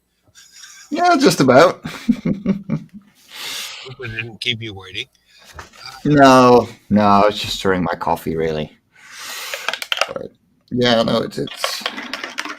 Yeah, I need coffee in my life. Oh, me too, definitely. Yeah, I have ordered some from a roasting company recommended by one of my online friends, and we will basically grind it ourselves and put it in the French press Nice. and enjoy every bit of it. And other than that, we use the Keurig for coffee, which is like going to a gas station for coffee. It Yeah. could be good. It could be good or it could be awful. It just depends on who was making it that day. Um, um, No, it's I, it. I usually I used to back when I was younger. I used to go ahead and make about a half a gallon of coffee a day, and that would keep me going while I was being creative on my days off. And I would get either coffee from a machine, which is like, oh, it's warm and it's brown. It Uh-huh. doesn't mean it's coffee. But Yeah. and then when I was off from work, I'd have the instant coffee and make like I said, about a half gallon and drink that. I was doing creative stuff, and then once the coffee pot was empty, I'd go ahead and eat something and find something else that I needed to do. It might have been playing with Dungeons and Dragons miniatures and taking photographs of them standing around a little uh, castle sculpture or on a desert made of aquarium gravel or whatever, or it might be um, working on the car or cleaning the house or whatever. And then after that, probably listen to the radio and pick up a book and read for 6 or 8 hours. Um, Reading has always been something that has been a big part of my life. Music has always been something Yes. a big part of my life. But I find myself being unable to do both at the same time anymore. Once now that I've gotten older, I have to either concentrate on the music or concentrate on the reading. And blending the two together now Hmm. is two distractions fighting each other. Yeah, for me, if I like, I love to read in bed. It's my standard go-to. Like 30 minutes before I go to sleep, I start reading. Settle down. My phone gets turned off because I will keep getting messages. That's the downside of being a manager. Mhm. Um, so yeah, then, just settle down. No music, nothing whatsoever. But if I'm drawing, I need to have some background noise. There needs to be a podcast on. There needs to be music. There needs to be something going on, um, or I'm going to go absolutely insane and I start shaking and stuff like that because I need to have enough things going on. But yeah, Have I got 9 albums for you? and there you go. And you don't even have to buy them. You just listen to them. Oh, that's the beauty of Bandcamp. You don't have to buy it. You can hear it. You can test drive it. Yeah, I got to get your books on Amazon. I Oh, only read traditional physical books because the reading on a screen for me is very, very hard. I write on it, but it's that on its own is hard enough. well, Um, unfortunately, I get paid better if you buy the ebooks. yeah, I mean, I know, but you can buy a physical copy of a book that will cost you $15 US, and I'll get 40 cents. yeah, You, print you on can demand is awful. you can buy an ebook that costs you 99 cents, and I'll get 50 cents. Yeah, print on demand is awful. I know, but um, the reading on a screen is just awful for me because I will forget the start of the sentence before I finished it. I read way too globally. I'm lucky enough to where I've got a Kindle Fire tablet that I take to work, and it is close enough to words on a paper page that I don't notice the difference. All I have to do is make sure I keep it charged. Hmm. That's that's the big drawback, is making sure it doesn't run out of power. Other than that, um, if you looked at my house, you would think it was built out of books. Mine used well when I still lived at my parents. My room looked exactly the same. There were like maybe two cabinets of clothing, and the rest was books and comics. Sadly, like this is the whole of my collection right now, except for a bookcase in the living room that is way too empty as well. Um, because I I had to move like 15 times in 3 years, and I just yeah. I have approximately, and I do mean approximately, 14,000 paperback books Nice. and about 1,000 hardback books, but about half of those are textbooks that are reference material. And Yeah, this is mostly reference as well. I collect really old, obscure, um, don't know what they are books. Um, they just I'll go to a Salvation Army store or a Goodwill or Potter's House or some place like that where it's basically you can buy um, um, donated Yeah, clothing or books or hardware, kitchen stuff or whatever, and pay a fraction of what you would if you bought them new. And I go to conventions and I will.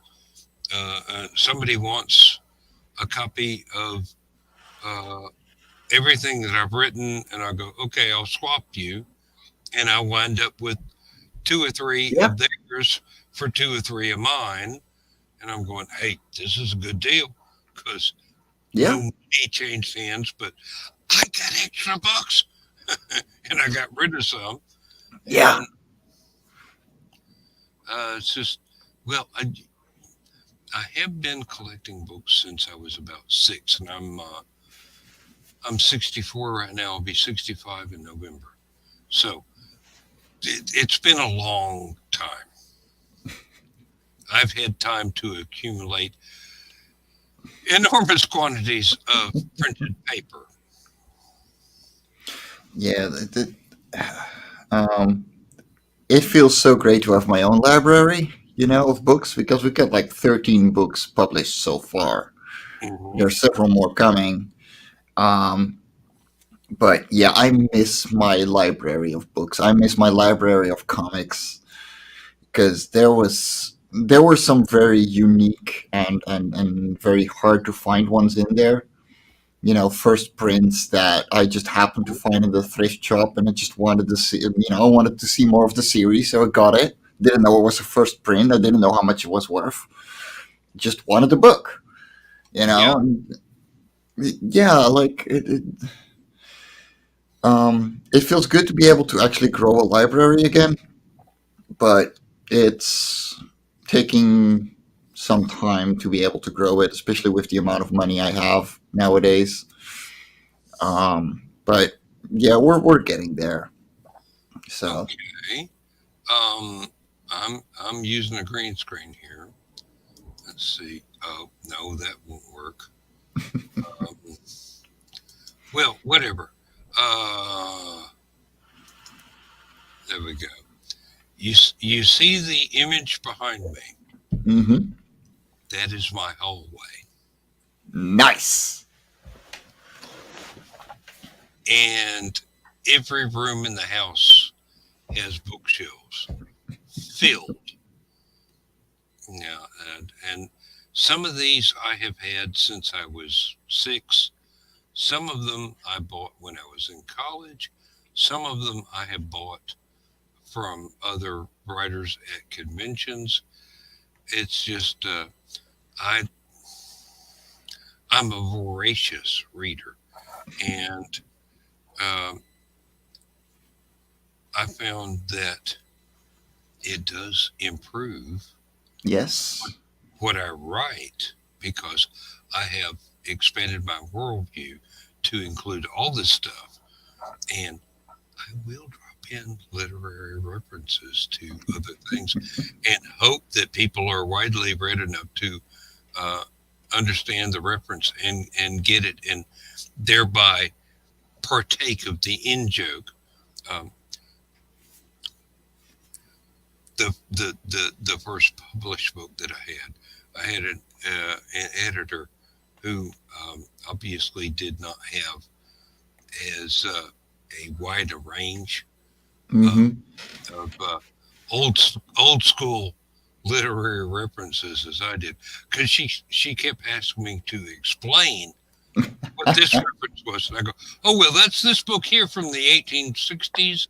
Oh, and that's this book here from the 1930s, and that's a book from 1960. And she's going, Okay, I'm not going to ask any more damn questions. Yeah, no, it's the same for me. Honestly, like I've read everything behind me and like 1,000 times more. You know, I go through books like like they're something because yeah, you got to be able to read in order to write. And even if I don't usually write myself, I need to be able to tell a story. And even if it's visual, you need to be able to do it in a way that makes sense. And that is something you learn by reading as well. And another thing have noticed is, in order to write well, you not only have to read really good books, but you have to read books that are not so good. Yes. You know what not to do. I mean, there's only so many ways you can start off a book with "It was a dark and stormy night, and suddenly a pirate ship came over the horizon." You know, Yep. these things you've got to be able to tell the difference between, "Oh, this is wonderful," and "Oh, this is so corny, I've got to put it in." Yep. No, you gotta know what you don't like, Oh and yes. that is something that a lot of people forget. It's fun to write what you love, but it's even more interesting to read what you don't love. hmm I am not a fan of what I call not happy endings, Hmm. which a lot of people, they don't want a happy ending. They want great Yeah, huge emotion, whether it is happy or unhappy. They want the ending to be just, extravagant, gigantic, and well, yeah, emotional, yeah, and um, I can do that if it's good emotions. I cannot do it if it's unhappy, if it's uh, tragedy, or um, oh, there's even worse than tragedy. It's pointless stuff. Uh, yes, it ended because I ran out of the word limit the publisher wanted. yeah. One of those. Oh God, I hate those. Like, in La Foncora, every single story pretty much has a morale to it. It's a lesson learned for the character. And hmm whether the reader gets it as a lesson learned is completely up to them. But they're not complete endings because these you're literally looking at a day in the life off. hmm And And it yeah, winds up being to be continued, whether it actually gets continued or not. and It's it's yeah, it's a slice of life. yes, exactly. Like it's on a completely alien world, but that doesn't mean that the world ends where the story ends. The creatures are still gonna have their next day come around. They're gonna have a new adventure. It's hmm gonna be another day, and I love those kinds of stories. Personally, and whether it's one of the biggest ones in Dutch literacy, Suske and Wiske, where you have the main characters go on an adventure standing alone every single time, 48 pages, always the same amount, and they just go somewhere and have ridiculous sci-fi or fantasy or slice of life adventures, and usually there's no point whatsoever to the stories. They're just fun.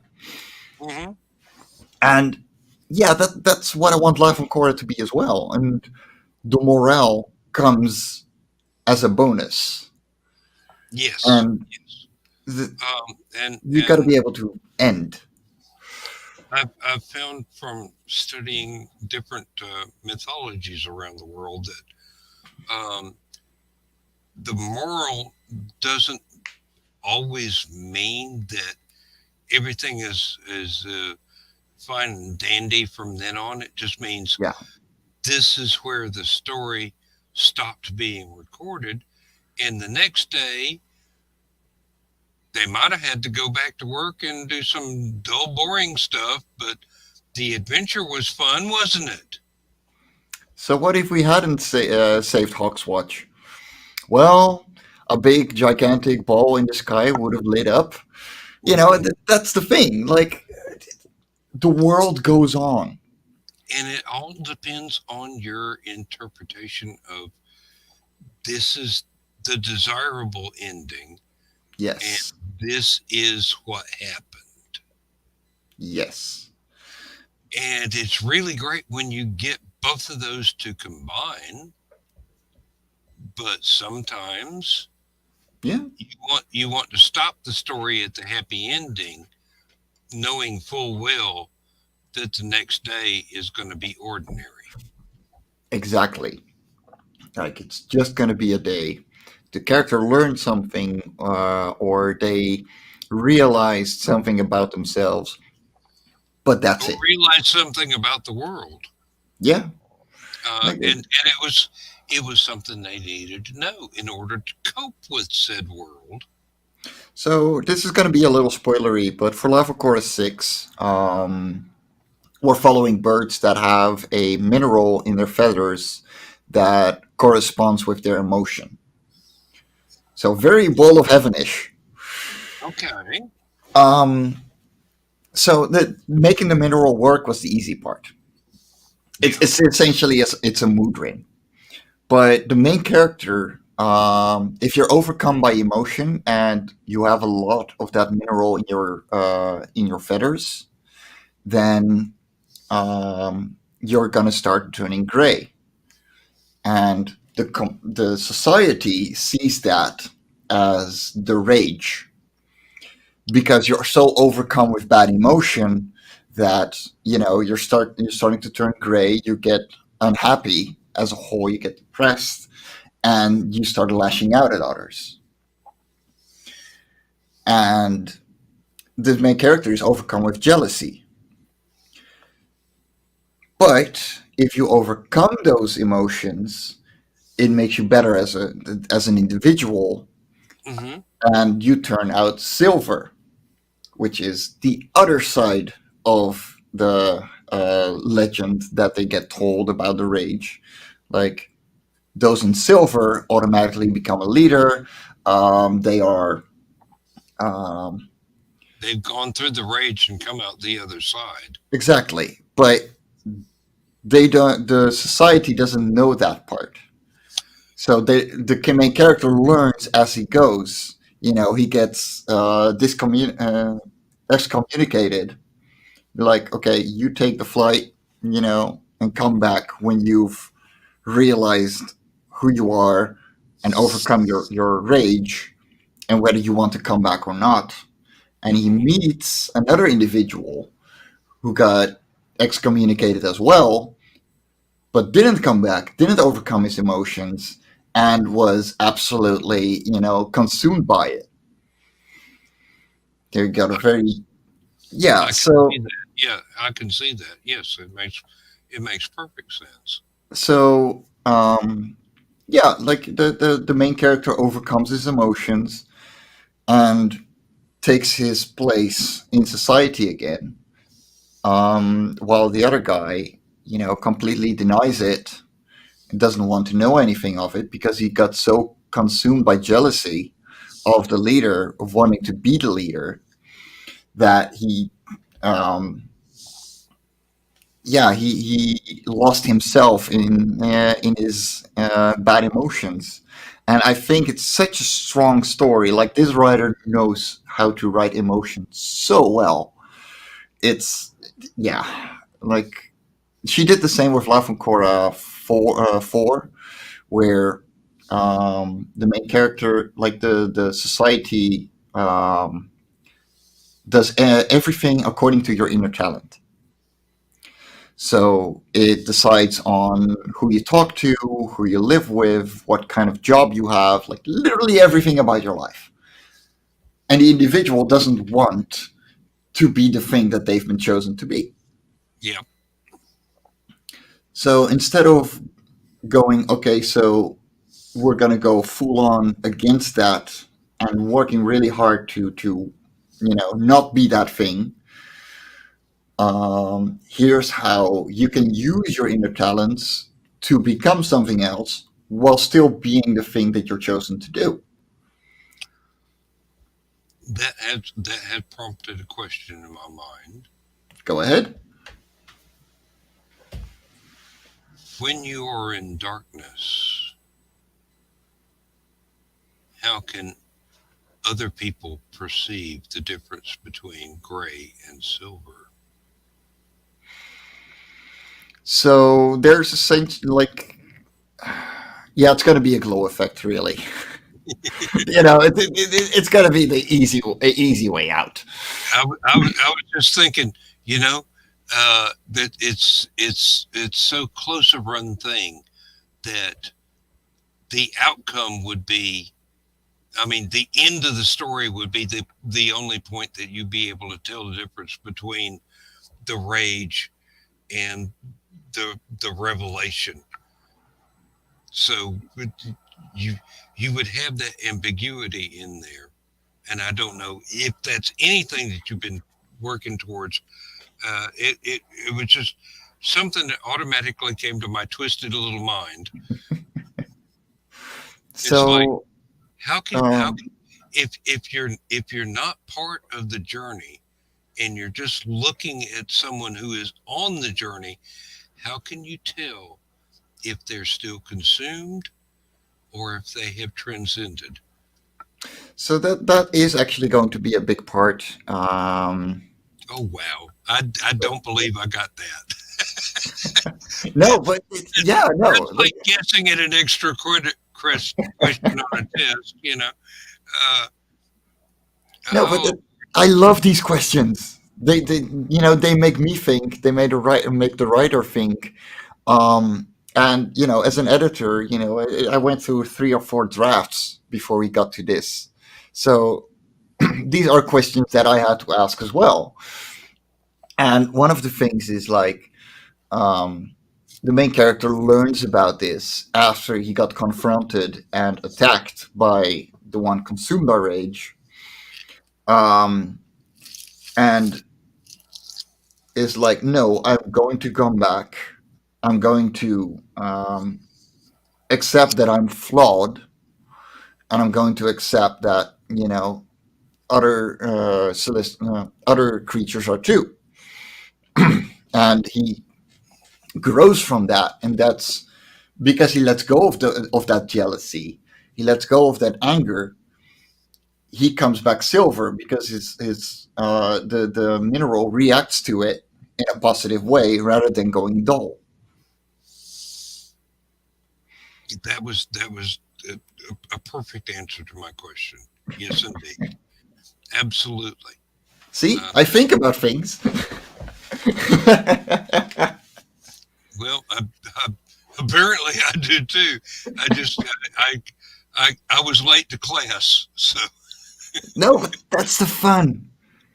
And the thing is, if you're part of the creative process, you got to be able to answer those questions. And if I didn't know an answer, because I've had plenty of questions where I didn't know the answer either, I will admit that too. It's like, so how does the world of Korra, like, what did the ancients look like? That left all the ruins and all the writings, and I'm like, I literally go, I have no idea. That's part of it. hmm Like we're not looking at the history of this world. We know it's there, but it's lost to time. We're looking at the world now and what kind of world it actually is, and what kind of creatures live on it now. Where did evolution go?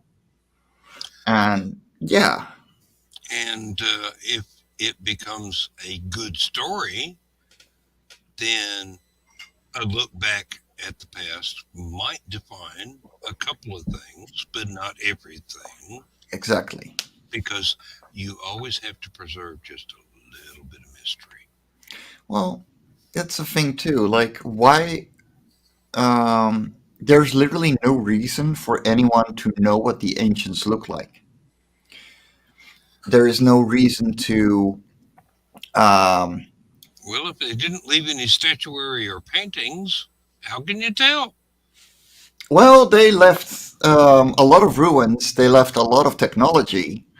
Um, and yeah, like Life on Korra 2 is literally about one of them getting so obsessed with flying that he starts making his own wings that eventually work, and then he finds a flying machine of the ancients. Don't get too close to the sun, boy. No, no, no, no, no. It's not that bad, Oh but the no, hilarity does ensue. Icarus is good. Is a good object lesson. Yes. It basically, if you look at it to how it was supposedly, according to the historians, originally intended, it was don't be so proud of yourself that you Yeah. end up getting yourself between a rock and a hard place. Well, Boy, that was a mixed metaphor. I'm sorry. well, if we're gonna look about around for a rock and a hard place, there's Lava Korra 3, but rock people. Yet there's so much going into these series. Like Oh, I know it. um, 8 and 9 are gonna be two-parters where we have an alien invasion. Oh, good grief. Um, yeah, no, alien invasion in a very fun way because it's still within the world of Korra. It's just one continent invading another. Oh, okay. Um, and then 10 and 11 are going to be a two-parter as well because my writers are so enthusiastic and I'm here going, oh my god, I gotta draw all that. Where we're gonna look at new technology by a different kind of creature Mhm. that they made themselves. Like they're pretty far ahead when it comes to technology compared to literally everything else. But they're in a new continent, so like they're the dominant one there, and things go wrong with the technology, and there's only one person who knows how it works, and he got excommunicated. Ooh. Excommunication is a very big part of one of my writers' things. I got to point her out to that. We got to find the outcast and ask them some questions. Yeah. Oh yeah. Um, that it would be one hell of a story right there. If they do it right, and you're the control of whether or not they do it right, you might have to ask them to rewrite it if it doesn't come out. Well, hey, I shouldn't have said that. No matter how they write it, it's going to be a real insight into the not only the civilization but the mindset of the characters involved. Yeah. And it doesn't have to be a happy ending. It might be things got a little bit darker, and you'll see what happens next in volume 13 and 14. So, Well, no, it's going to be 10 being the big problem coming up, and 11 being the resolution. Um, and it's this writer knows how to write emotion. Like good. Kimberly Kovac, like she does it so well. She knows how to write a character that is flawed, that overcomes things, and it, yeah, I love the way she writes. Martin Fisher, who did 3 and 5, he does adventure. He does the grand adventure for tiny creatures. And it's just so much Yeah, fun.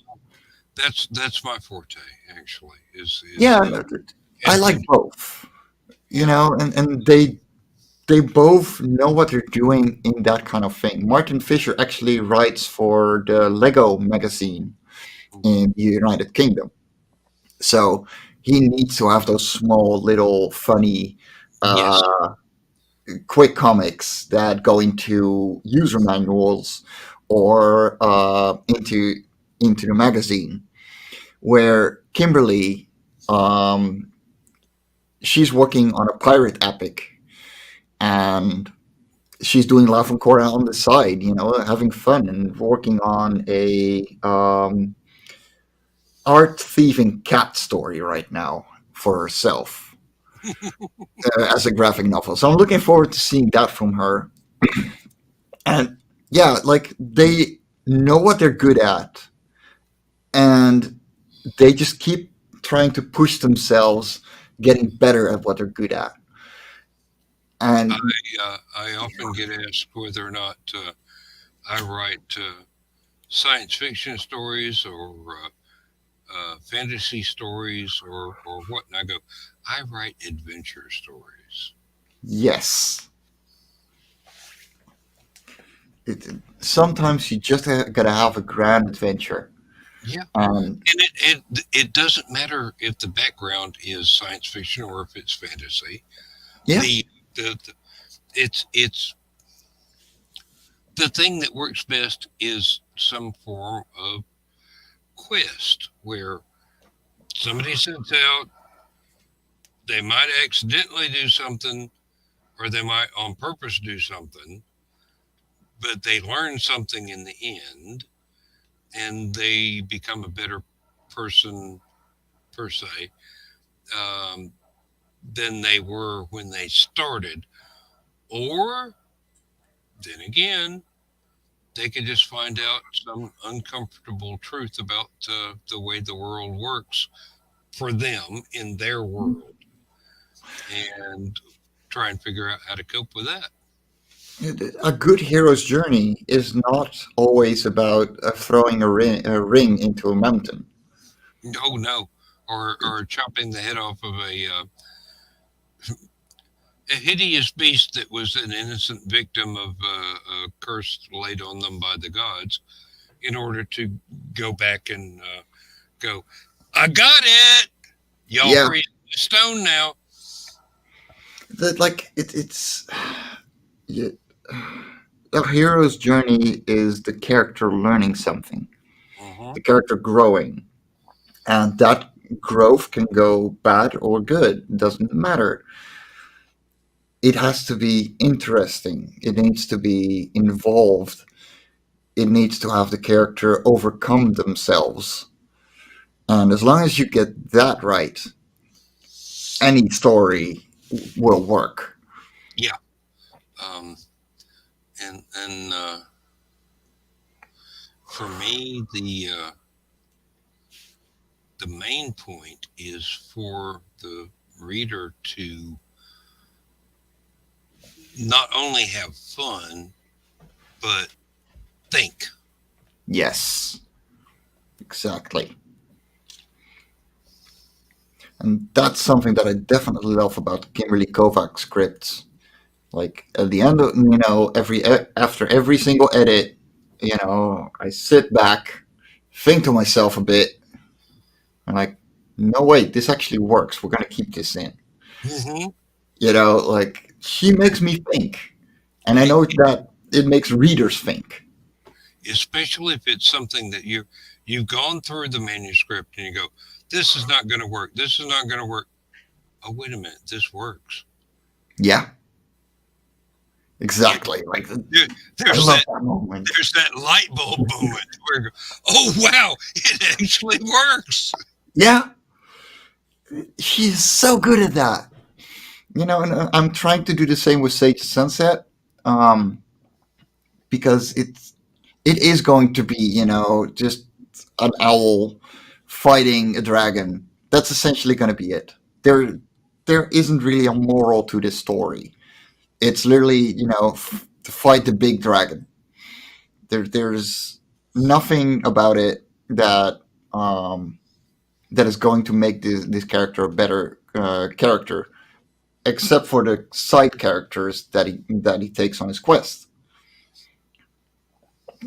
Like, he used to be a hermit living in his library, collecting information, about the surrounding towns, and that's it. And suddenly he's forced into the world and learns that people actually are more than just what you write down. Mm.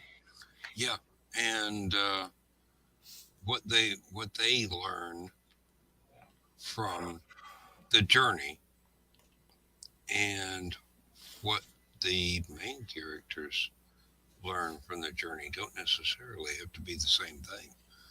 Yep. Oh, excuse me.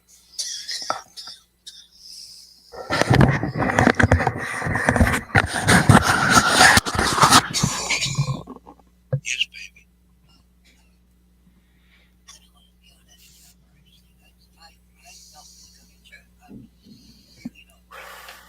I can tell.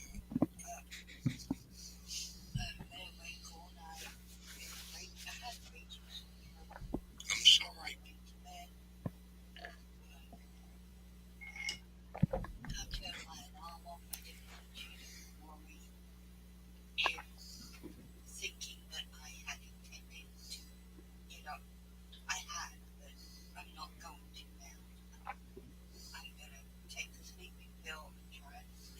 Okay.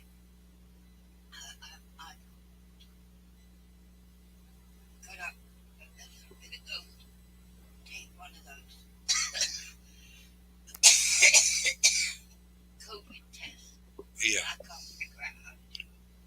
I wouldn't be able to myself.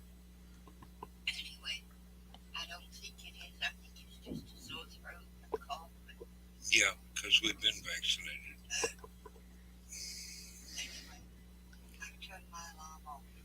Okay.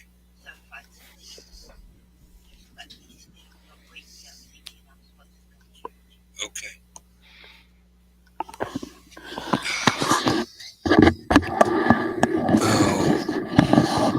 Oh, sorry about that. My wife is not feeling well. She's going to have to skip church in the morning. She was supposed to show up extra early, but she's got a bad cough and a sore throat, and she's worried that she would.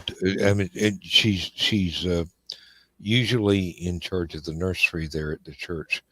Well, the church services are going on, and she doesn't want to let any of the kids catch anything that she No. might have. And the nice thing is that we are vaccinated and boosted, so it's not COVID. It's just the springtime weather changing and the Mm-hmm. pollen mostly, because I've been having trouble breathing myself because of that crap. But that's where we live in the time of the year. So um, she just wanted to tell me so that I wouldn't worry when her alarm clock didn't go off in the morning for her to go to church. So uh, it's Yeah. Well, I hope she feels better soon. I mean, um, she will probably about um, Monday afternoon hmm. or thereabouts. But tonight is not a good night, so um, I understand. So I'm not all that worried. It's just it's one of those things where you you feel like you've got something you don't need to spread it around to a bunch of kids. Yes. No. Like, no need to spread this disease. It Hmm. doesn't matter which one. Yeah, well, it's more than likely just sinuses. Like I said, Yeah. we're fully vaccinated and we've been boosted, so it's not the plague. It's just a perfectly ordinary summertime Oh my God, the trees are having sex and I cannot Mhm. breathe. Yeah, tell me about it. I know that one very well. Hmm. I do Oh my too. god. I've been blowing my nose all night long. Well, for the last 2 days, but it it's springtime in the Hmm. southeastern U.S. and the pine trees are going at it hot and heavy. So Yeah. the cars are already turning yellow, and it's a month too early. Oh wow. Yeah, they're pollinating all over the place, and it just so happens we happen to be part of the geography. So, oh Lord, uh, Yeah. this is life in the modern era. Hmm. We survived the plague, but we're going to die because of the pollen. It's worse than living in Pompeii on Boom Day Yeah. Well, it's a lot less hot, probably. in Georgia. No, it's not.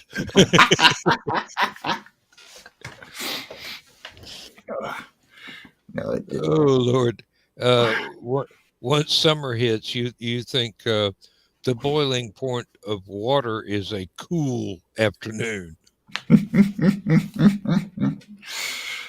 yeah, Oh, I love the Dutch sea climate. Like, in 2018, we had a summer going from April to October, and that was a unique phenomenon.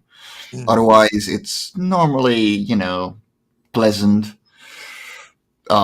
with rain like every 2 weeks or so. But wow, that was insane.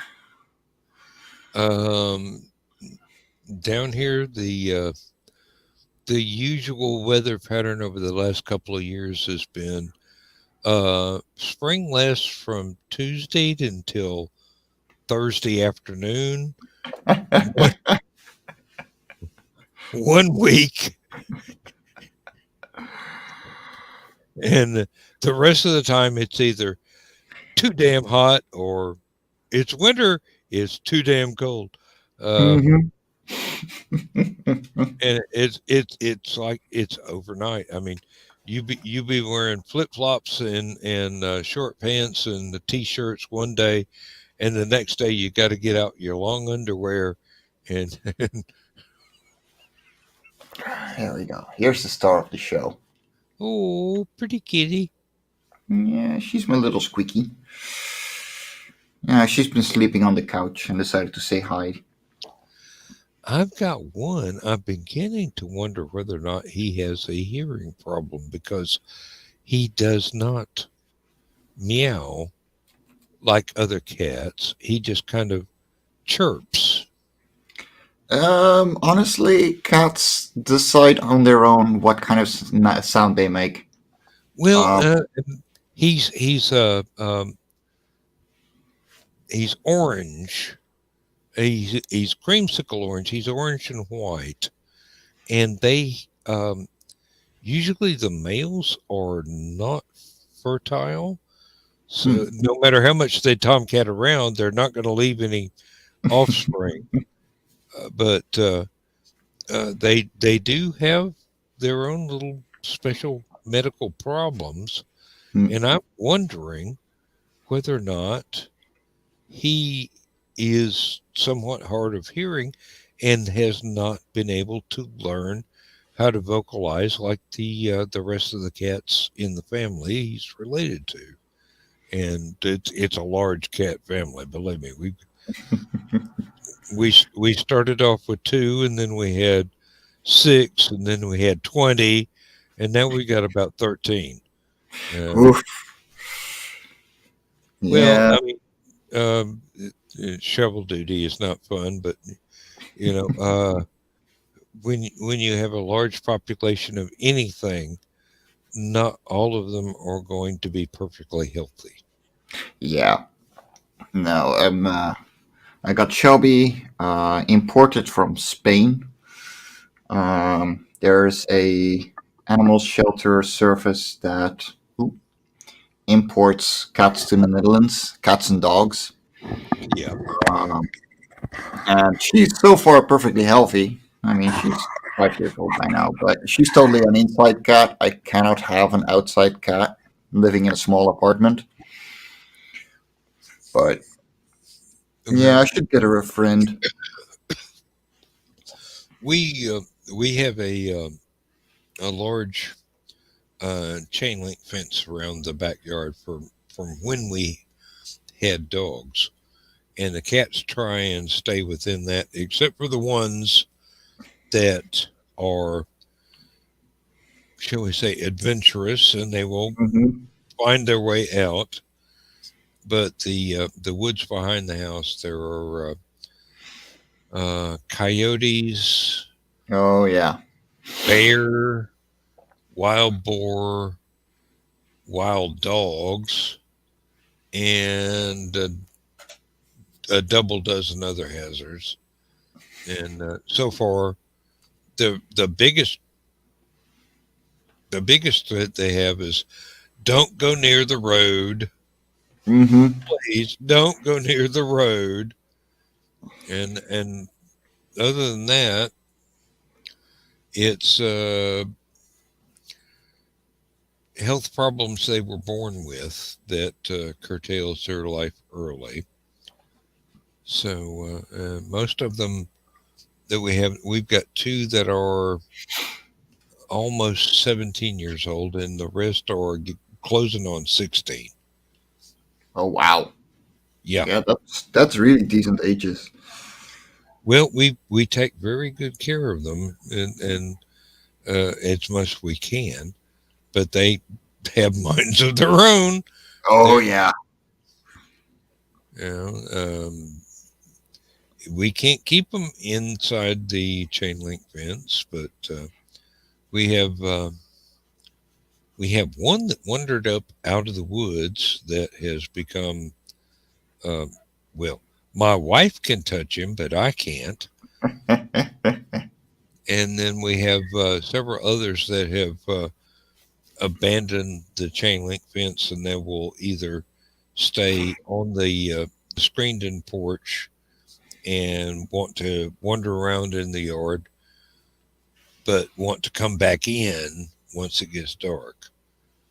Or just there's raccoons and possums and armadillos out there, and they just go, okay, well, um, let me have some cat food here, and you can have the rest. And they coexist. They really do. Yeah. It's just the larger animals that apparently are predatory, but we're out in the middle of nowhere, but it's not quite wilderness, but it's sort of semi uh, civilized wilderness. Hmm. There are roads, there are cars, there are um, uh, what passes for villages, I guess, within about 7 miles. There's a minor city about 15 miles away, which is where I work, and then there's the major city, which is about 90 miles away. And it's like, I don't care how many million people live there. Do they all have to be on the road at the same time? Yeah, they usually do. Yeah. No, in Um, the Netherlands, like there's very little actual nature left. We do have, wildlife reserves, but pretty much everything is made by hand, and they just leave it be to grow and sustain itself as it is. Um, but yeah, living in a small town, 20 minutes away from Amsterdam, and living in yeah. an apartment, I needed an inside cat. So I'm really glad that, like, she is even afraid to go on the balcony. which is a That's good thing. probably a good thing. Yeah. Yeah, I know. Like if I open the balcony door or have a window open, she will sit next to it, put her head on the windowsill to sleep, and that's about it. Like that's the furthest she will go. Um, Yeah. and That I keeps need her more of that. alive. That's great. Yeah. Yeah. You get on the other side of the windowsill, out on the porch. The world is out there waiting to get you. hmm And well, I mean, cats are a big problem when it comes to wildlife. They will kill everything that they find because they are apex predators. It may look cute, but they know how to kill. Yep. Ours, we've got one that deer are afraid of. And Yeah. we're talking about 5 pounds of female cat and 150 to 180 pounds of deer will not get close to the yard because she's looking out through the chain link fence and going, "Oh, you'd be great with some barbecue sauce." Oh yeah. Oh yeah. No, this little hero on socks will literally meow at me until I take away a moth that flew in. Yeah, Oh, she's a scaredy cat, and I love her that way because it means that she doesn't get into trouble. yes, yes. It means she will be safe for a long time. Yep. Um, oh heavens.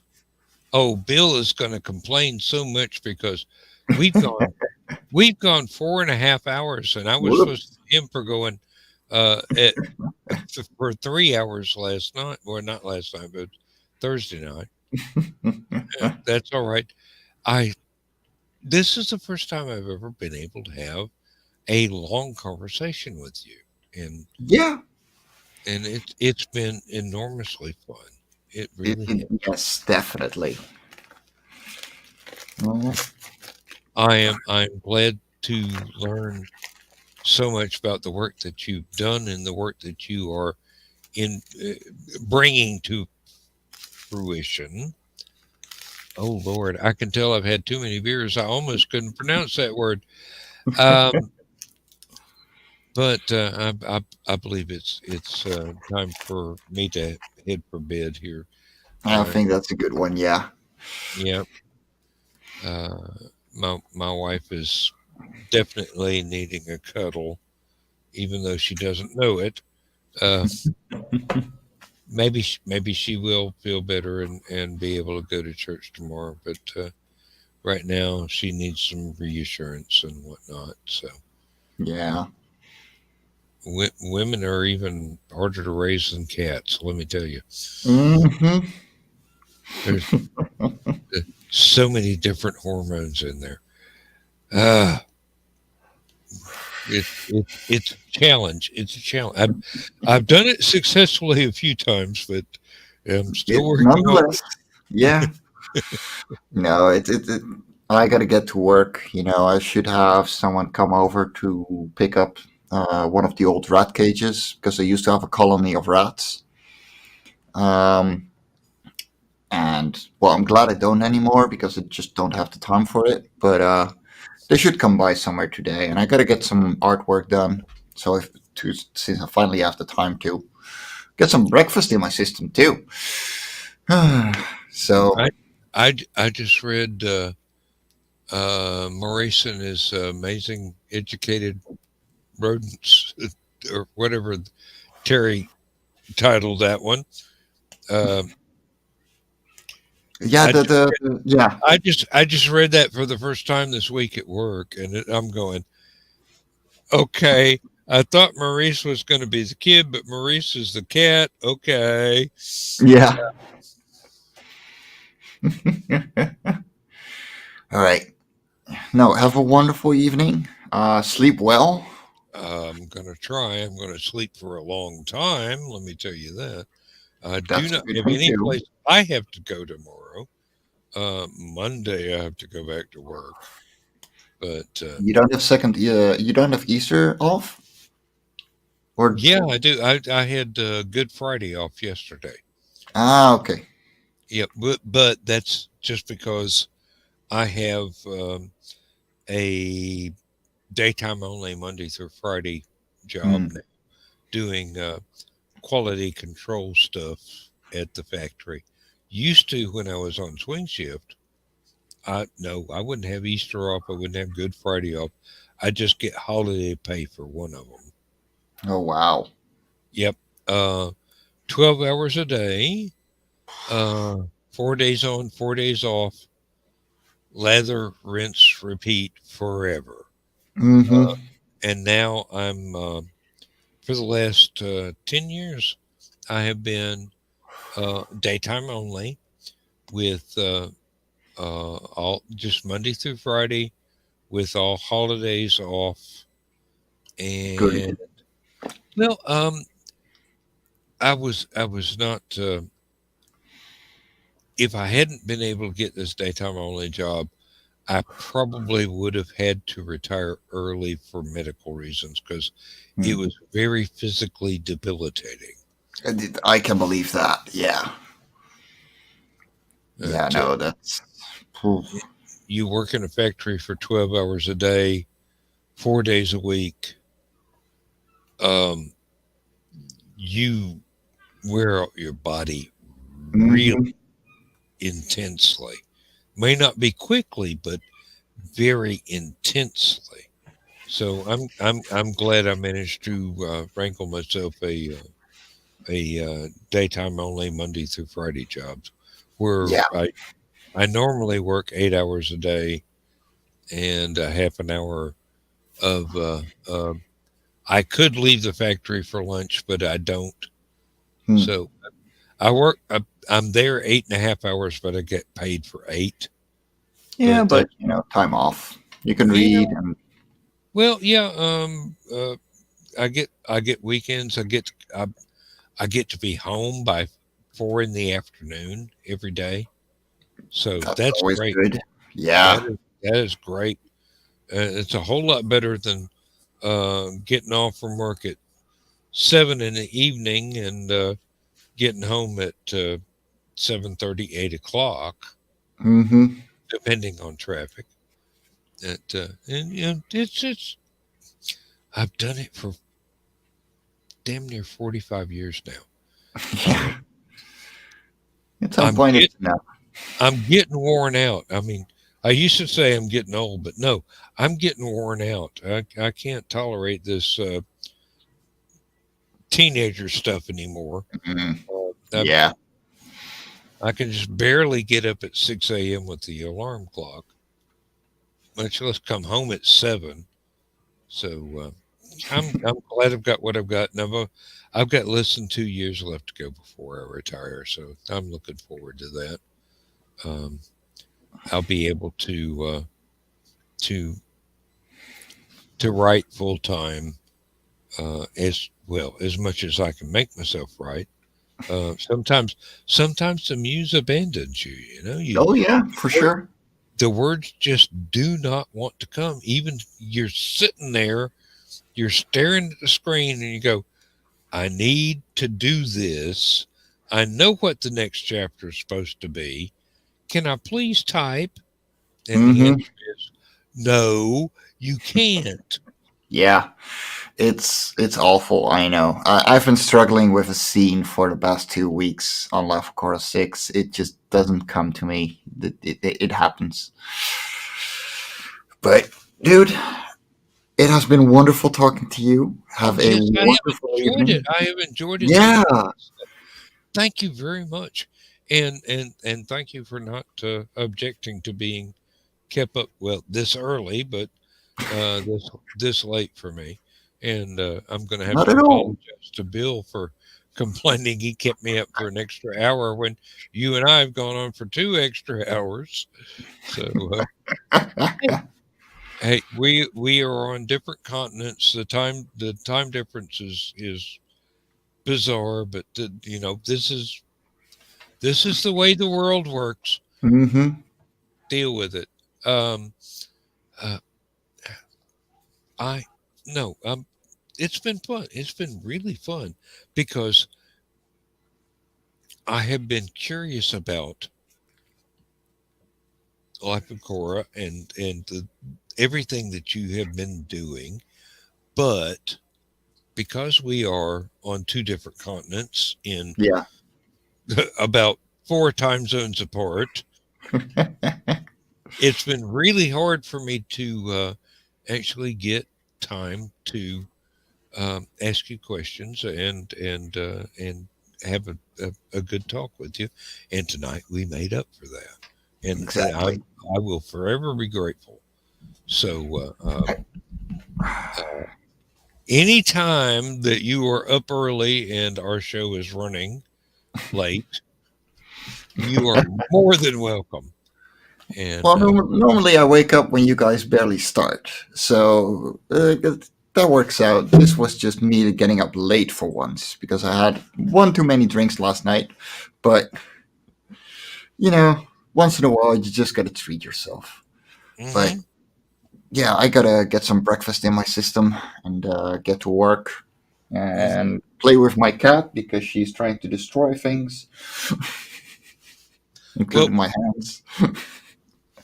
go ahead and listen to that song and see whether or not you think anything Yeah, is worth your while there. And I am going to go ahead and exit stage left, as the cartoon mountain lion said, and we we we will meet tomorrow on its own terms. there we go. That's a good one. Yep. Thank you very much, and see you later. I'll catch you next time.